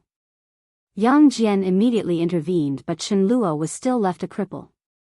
Seeing this, Guan also felt some emotion. His intervention saved Chen Luo and Su Ling, but it brought them another kind of disaster. He suddenly felt confused. If the mastermind was targeting him, why go after Su Ling and not those close to him? Many of those he cared about had a cultivation level below the Mahayana realm. Could it be that the mastermind wanted Xiaochuan to tread an irredeemable path and lure Guan away from this universe? While protecting Su Ling's soul, Guan could feel the power of that cause and effect, not as strong as his, but certainly coming from another universe. Without crossing universes, it was difficult to assess which was stronger or weaker. Guan stood up, descended from the tree, and looked toward Zhu Shi. "Continue your cultivation. I have some things to attend to." With those words, Guan vanished on the spot. He stepped into the hidden spirit palace located at the bottom of the sea. The deep sea dragon carp, in the midst of cultivation, did not sense Gu An's arrival. Guan raised his right hand and released Su Ling's soul, then used nature's spiritual energy to reconstruct her flesh. Su Ling had a long lifespan ahead. As long as her allotted lifespan had not ended, she could regroup her flesh, an easy feat for Guan. The challenge lay in transcending ordained fates. Su Ling's flesh was reconstructed, along with her clothing, just as she appeared right before her death. The deep-sea dragon carp sensed her breath, opened its eyes, and upon seeing its master, it stood up in surprise, hurrying over. Su Ling, as if she had woken from a nightmare, sat on the ground, breathing heavily, her head covered in sweat. She looked up to see Guan, looking as handsome as an immortal god from paintings, her eyes full of fear. "You needn't worry, I won't harm you, but you can no longer return. A power beyond the 9 heavens of the immortal path wants to harm your son, thus they killed you." From now on, you'll cultivate here. In time, they'll bring your husband here. Later, you'll manage Medicine Valley for me, and one day, you three will be reunited, Guan said before disappearing, leaving Su Ling, a Mahayana cultivator, to rapidly come to terms with reality. A replacement had already been placed inside the hidden spirit palace, now possessing the cultivation level of the heaven-encompassing free immortal. Here, the power of cause and effect from outside the universe could hardly harm Su Ling, and it would not even detect her whereabouts. Upon hearing Gu An's words, Su Ling was left stunned, her eyes vacant. The deep-sea dragon carp stood to one side, touching its head, unsure of how to strike up a conversation. It was also pondering Gu An's previous words. An existence surpassing the 9 heavens of the immortal path? And who is this woman's son? Silence fell upon the hidden spirit palace. After a while, Su Ling took a deep breath, stood up, and bowed to the deep-sea dragon carp, asking, "My name is Su Ling. May I know how to address you, and could you introduce me to this place and the senior who was here just now?" Her heart was shocked. What level of cultivation would someone who can casually mention beings beyond the 9 heavens of the immortal path possess? "Young lady." Upon hearing this, the deep-sea dragon carp's face revealed a gentle smile, which warmed Su Ling's heart and made her feel a sense of closeness to him. Late at night, Chen Luo, with his hair disheveled, sat in a chair, his eyes empty. His mother was holding Xiaochuan, trying to comfort him, hoping he could come to terms with his situation, but unfortunately, he was not at all receptive. It was then that Yang Jian walked into the room and said to Chen Luo, "There is still hope for your wife to be alive." Upon hearing this, Chen Luo's head shot up. He immediately rushed toward Yang Jian, grabbed his arms, and asked urgently, "Really? What should I do? What do you need from me?" Yang Jian, with a serene expression, said, "Go to the supreme sect in the Taicang continent, and you will know what to do." As soon as he heard this, Chen Luo let go and ran straight for the door. Chen Luo's mother wanted to call out to him, but Yang Jian stopped her, suggesting with significant meaning, "He has now lost all his cultivation, which is a good opportunity to temper him. Let him go to the supreme sect on his own. Do not assist him." Chen Luo's mother hesitated and asked, "Is it the supreme sect where the supporting Dao sword venerable is?" Yang Jian nodded slightly, and Chen Luo's mother immediately breathed a sigh of relief, even showing a hint of surprise in her eyes. The name of the supporting Dao sword venerable was one she had heard of, the saint who saved all living beings. Such an existence would not plot against her son.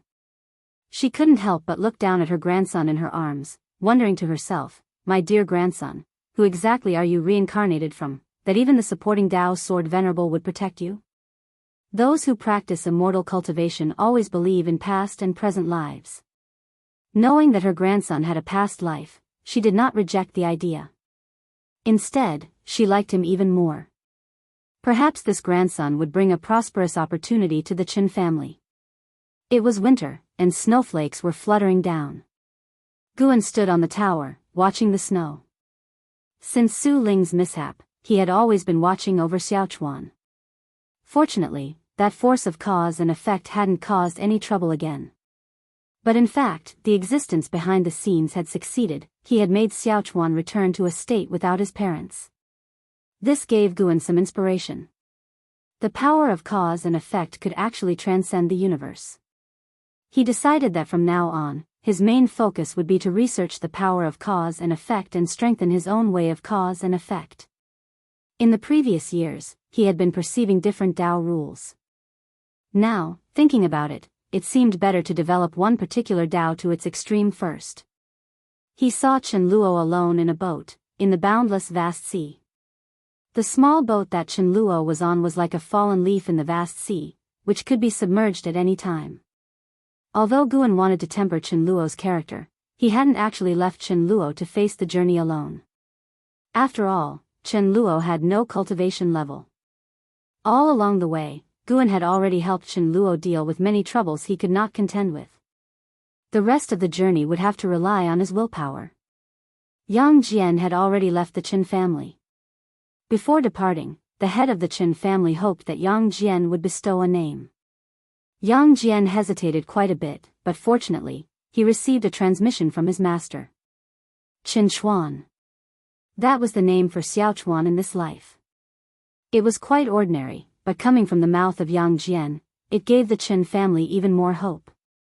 Did the Saint King hope for this child to be as unyielding and persistent as the mountains and rivers? Su Ling stayed in the hidden spirit palace, getting along very well with the deep-sea dragon carp and proclaiming each other as sisters. She had not noticed that the dragon carp was a male demon, considering the dragon carp's cultivation level was a bit higher than hers. Life returned to calm once again. The cause and effect of Xiaochuan did not trouble Guan. Instead, it was like a game of strategy. When he became strong enough, he would certainly drag out the existence behind the scenes. He even considered using the power of cause and effect to annihilate the other party across the universe in the future.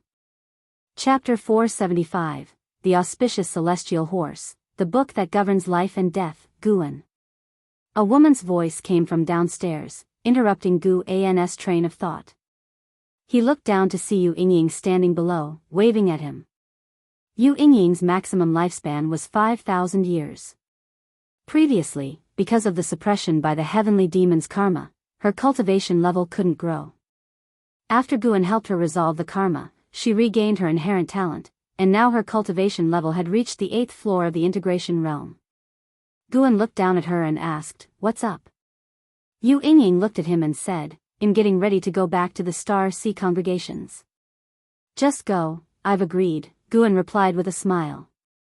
Ever since Gu An's identity had been exposed, various sects had been trying to curry favor with him, including the Star Sea congregations, and particularly Yu Yingying's family, who constantly sent her messages. She was quite irritated by this, so she decided to leave the supreme sect and go out on her own to experience the world. Returning to the Star Sea congregations was just a pretext. She planned to wander the endless lands. Guan certainly wouldn't stop her. Hearing Gu An's words, Yu Yingying hesitated. Looking up at Guan from downstairs, she felt that he was out of reach, and her heart found some relief. Since she was already prepared, why hesitate now? Guan could hear her heart's voice but didn't say anything, just smiling as he watched her. "When I attain the cultivation level of the immortal Tao, I will come back." Yu Yingying huffed, and with that, she bowed and left. Next to them, Blood Prison Great Saint, who was meditating under a tree, just glanced over before closing his eyes again to continue his cultivation. Guan watched Yu Yingying leave, feeling somewhat sentimental. No matter how much he behaved like before, the disparity in cultivation level always created an insurmountable barrier between him and the others. They were still as close as they had been, but compared to before, something was missing. Perhaps that was the price of becoming strong. Guan shifted his gaze back to appreciate the snowy landscape of Medicine Valley. It snowed every year, and if one observed carefully, they would realize that the snowscape was different every year, like the intricate, interwoven karma of all beings, constantly changing. Guan recently had been contemplating creating his own divine power, a karma divine power. To kill enemies across space and time, making them unable to deduce his actions. Just like this winter's snow, that would eventually melt, leaving no trace. After saying farewell to an Xian, Long Qing, and the others, Yu Yingying left that very day. Her departure sparked some discussion among the disciples, but in the end, it didn't cause much of a stir in the Third Medicine Valley. Nowadays, the Third Medicine Valley had 7,000 disciples, along with many chess and painting enthusiasts, almost like a miniature immortal cultivation realm on its own. People were always coming and going, and Yu Yingying, even in this small realm, couldn't shine brightly. Her departure was destined to be forgotten quickly. The winter snow fell heavier by the minute, as if aiming to bury the vast earth itself. After the winter snow passed, spring arrived. For this year's spring festival, Guan left the valley early. He went to the world-excluding cave heaven to celebrate with the celestial demon child and her companions. In the past, he hadn't forgotten them, but celebrating with them had always happened after the spring festival. Guan sat under a tree, drinking, with the celestial demon child peeling fruit for him. They laughed together, watching celestial Cyan and Tian Bai perform, reenacting the battle between Sun Wukong and Air Lang God, complete with dialogue. Watching their performance, Guan felt they hadn't changed at all, and now reflecting on it, perhaps not all experience was beneficial. Of course, whether to gain experience or not was up to their choice. After Celestial Cyan and Tian Bai finished their performance, the celestial demon child took the stage, showing off her divine skills. Even without Guan speaking, the three women could keep chattering non-stop, keeping the atmosphere warm and engaged. Guan's heart grew more serene as he watched the celestial demon child, while contemplating his way of cause and effect. The way of cause and effect was something all cultivators were involved with. It was the simplest yet the hardest, which is why many practitioners, as their realms advanced, would research other great Daoists. The same way of cause and effect, what made Guan's path different from other practitioners? After so many lifespans and rebirths, Guan's accumulation of knowledge on the way of cause and effect was deep. What he lacked was creation. His Dao fruit had nurtured a path unique to him, and he had created his own great divine power exclusive to him, the longevity true words. Longevity true words, using language to determine fate, made use of the way of cause and effect. Guan looked at the fate pen on the table. He had a pen that could utter the words of karma. Did he really need a book too? Speaking of which, in his life, he had an inseparable destiny with writing books. He had written many books, some where he copied classical Wuxia texts, and some he created himself. If he could write the way of cause and effect into the books, would it be feasible? Guan suddenly thought of the Book of Life and Death from Journey to the West. With one stroke in the Book of Life and Death, one could determine life and death. His ideas began to burst forth, slowly entering meditation. After a while, the merry celestial demon child, Celestial Cyan, and Tian Bai suddenly sensed Guan's Dao intent. They turned their heads to look at Guan, their eyes filled with astonishment. Not daring to disturb Guan, they exchanged glances and then sat down to meditate, feeling Guan's Dao intent. The world excluding cave heaven followed suit and quieted down.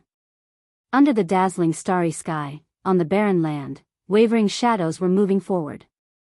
Leading the group were two men, namely the divine exotic realm master and Jianghu. Jianghu was dressed in a set of worn black clothes, which loosely revealed his robust muscles, quite striking to the eye. His black hair was carelessly draped down his back. Looking up, his eyes bright and clear, he asked, "Master, how far are we from the celestial spirit great world?" The divine exotic realm master replied, "Very far, so far that I can no longer sense the power of divine exotic city. To have come to this place is our fortune, perhaps we should let go of the past." After leaving the celestial spirit great world, they had been traversing the great heaven and earth non-stop until a few years ago when they were swept into the darkness by a river filled with the rules of space and time, completely severing their connection with the celestial spirit great world. Upon hearing this, a look of sadness crossed Jianghu's face. He missed his martial uncle, longed for Liya. But he was no longer that weak self.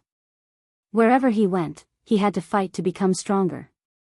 Suddenly, he saw meteors streaking across the starry sky like torrential rain, sweeping across the entire starry sky, a magnificent sight.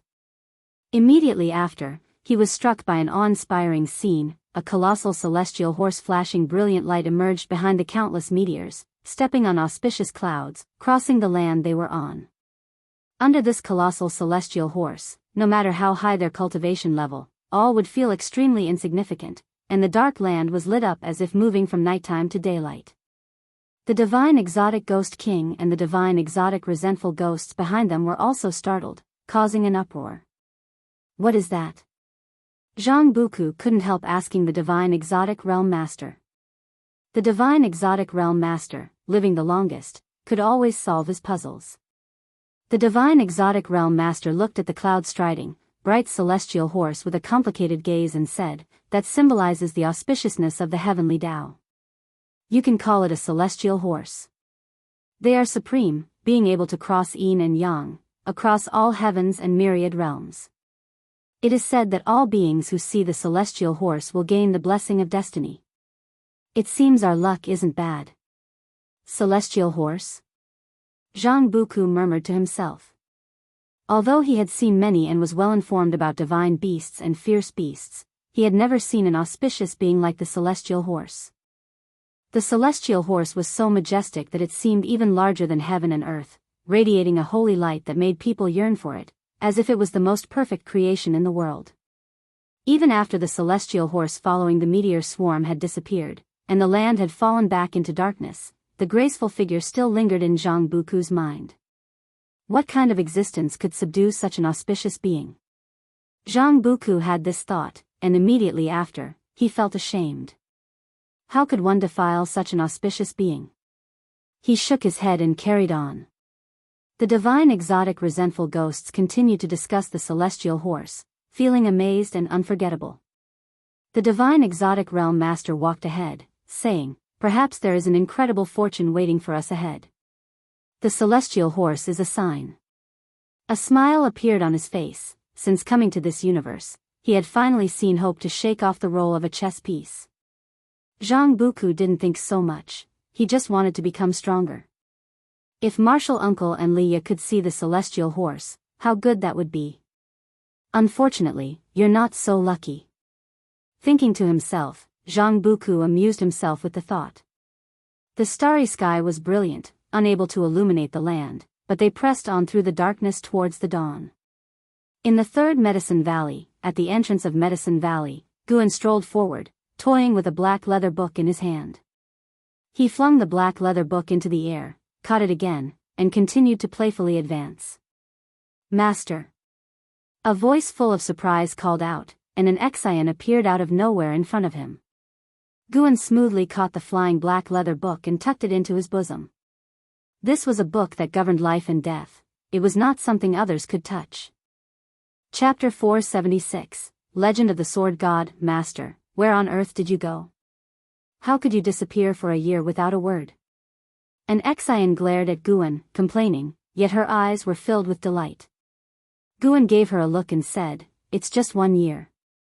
In our sect, when great cultivators go into seclusion or leave, isn't it for decades or even centuries? Look at you, without me around, can't you manage Medicine Valley anymore?" He had been in a world-excluding cave heaven, absorbed in enlightenment, sitting for a year, worrying not only an Xian but also the profound mysterious Jinren of the North Sea mountain ridge. The folks in End of the World Valley, on the other hand, didn't show much reaction. After all, that Medicine Valley belonged to Li Xiandao, and Guan was just overseeing it. Third Medicine Valley and Profound Valley were also not in disarray. Most disciples believed that nothing would happen to their master after being away for only a year. Who in this world could hurt their master? The reason for Enzin's panic wasn't fear that something had happened to Guan, she was just afraid that Guan might leave the celestial spirit great world. She had heard that beyond the sky lay an even vaster world where many great cultivators never returned, pursuing their own great Tao. For someone with cultivation like her master's, staying in celestial spirit great world was only good for tempering the heart. It offered no other benefits to him. Having followed her master for so long, an Xian certainly didn't want to be abandoned. People are only scared. It's because you didn't even mention it. An Xian said with a hint of melancholy. Guan, who held affection for his disciple as if she were his own daughter, didn't continue to tease her but assured her, "Don't worry. If master really were to leave, I would tell you, and if you wished to follow, I would take you with me." Upon hearing this, Enzin's face lit up with joy. She clung to Guan's arm, pulling him toward the valley, and at the same time, she recounted the events that had taken place in Third Medicine Valley during the year. With so many people in Medicine Valley, conflicts and amusing incidents happened every day. An Xian spoke of nothing significant, and Guan listened carefully. After listening, the only thing that really mattered to Guan was that profound celestial intent had returned and had brought a bunch of books he liked. When talking about this, an Xian looked at Guan with scrutiny. If not for the fact that Guan could hear her thoughts, he might have suspected she had used divine sense to peek. Along the way, every disciple and cultivator who saw Guan greeted him excitedly and paid their respects, causing quite a stir before Guan finally returned to his loft. He sat at his desk, took out the black-covered book he had been holding, and placed it on the desk. The cover showed black scale armor patterns which felt textured, mysterious, and bizarre, quite unsettling to behold. Because it was a cause and effect treasure, Guan had purposely fashioned an imposing appearance for it. Different from the immortal path ultimate treasure, the fate pen, this treasure was shaped by the Tao intent of the heaven-encompassing free immortal. Its tier was higher, and having just taken shape, it could still grow. It needed Guan to continuously nourish it with the way of cause and effect. Now, what Guan needed to do was to inscribe it with a name. What name should I give it? Guan fell into deep thought, his right hand rested on the desk, fingers lightly tapping the surface. It wasn't until the sunlight outside gradually reddened that he finally came up with an idea. He picked up the fate pen and began to write on the black book. Infinite. Sword. Book. When the final stroke was drawn, the 4 characters burst into golden light and began to sear the cover, then sank in, forming golden letters. Infinite Sword Book. Guan thought of his primordial infinite body and the power of infinity, and he intended the book to embody limitless potential, omnipotence. The reason it included the word sword was that he did not want to forsake his sword Tao. He wanted to combine his sword Tao with the power of cause and effect to create a sword Tao of cause and effect capable of slashing through universes. The infinite sword book began to tremble, then floated in the air, absorbing the power of cause and effect from heaven and earth. In an instant, all the cause and effect within the Taitsang continent shone within it. Its range extended farther and wider until the entire celestial spirit great world was reflected within it. Every being who had reached the realm of a free immortal felt a sudden palpitation, but when they opened their eyes, they saw nothing out of the ordinary, nor could they discern any cause and effect. Inside a hall shrouded in clouds and mist, the saint minister sat cross-legged on the steps, below which there was a pond, its surface a shimmering blue, fantastically beautiful, with faint starlight twinkling within. The saint minister opened his eyes, frowning. He started calculating with his fingers but could figure nothing out. The end of the era, the rules recede, it truly becomes all the more dangerous, the saint minister muttered to himself, feeling immense pressure just thinking about the situation now. Recently, many mysterious forces had appeared outside of heaven, attacking the silent extinction domain. Within heaven as well there were quite a few indeterminate free immortals, and then there was the supporting Tao sword venerable who could easily annihilate the entire celestial spirit great world. As a saint minister of the Holy Court, he greatly disliked this feeling of being unable to control the situation. It left him feeling powerless and even unable to see hope. Could it be that the fate of Holy Court was running out, just like the dominators of the worlds in the vast stretches of time that had passed away? The saint minister sank into confusion. In a daze, he saw a figure approaching from the far end of the great hall. Your Majesty, the saint minister spoke to himself, as if in a dream. When the free immortals of the world felt panic, the common people did not notice anything unusual. The Holy Court and immortal dynasty still fought as always, but compared to several hundred years ago, mortal spirits were seldom affected, so there were still many places of peace in the world.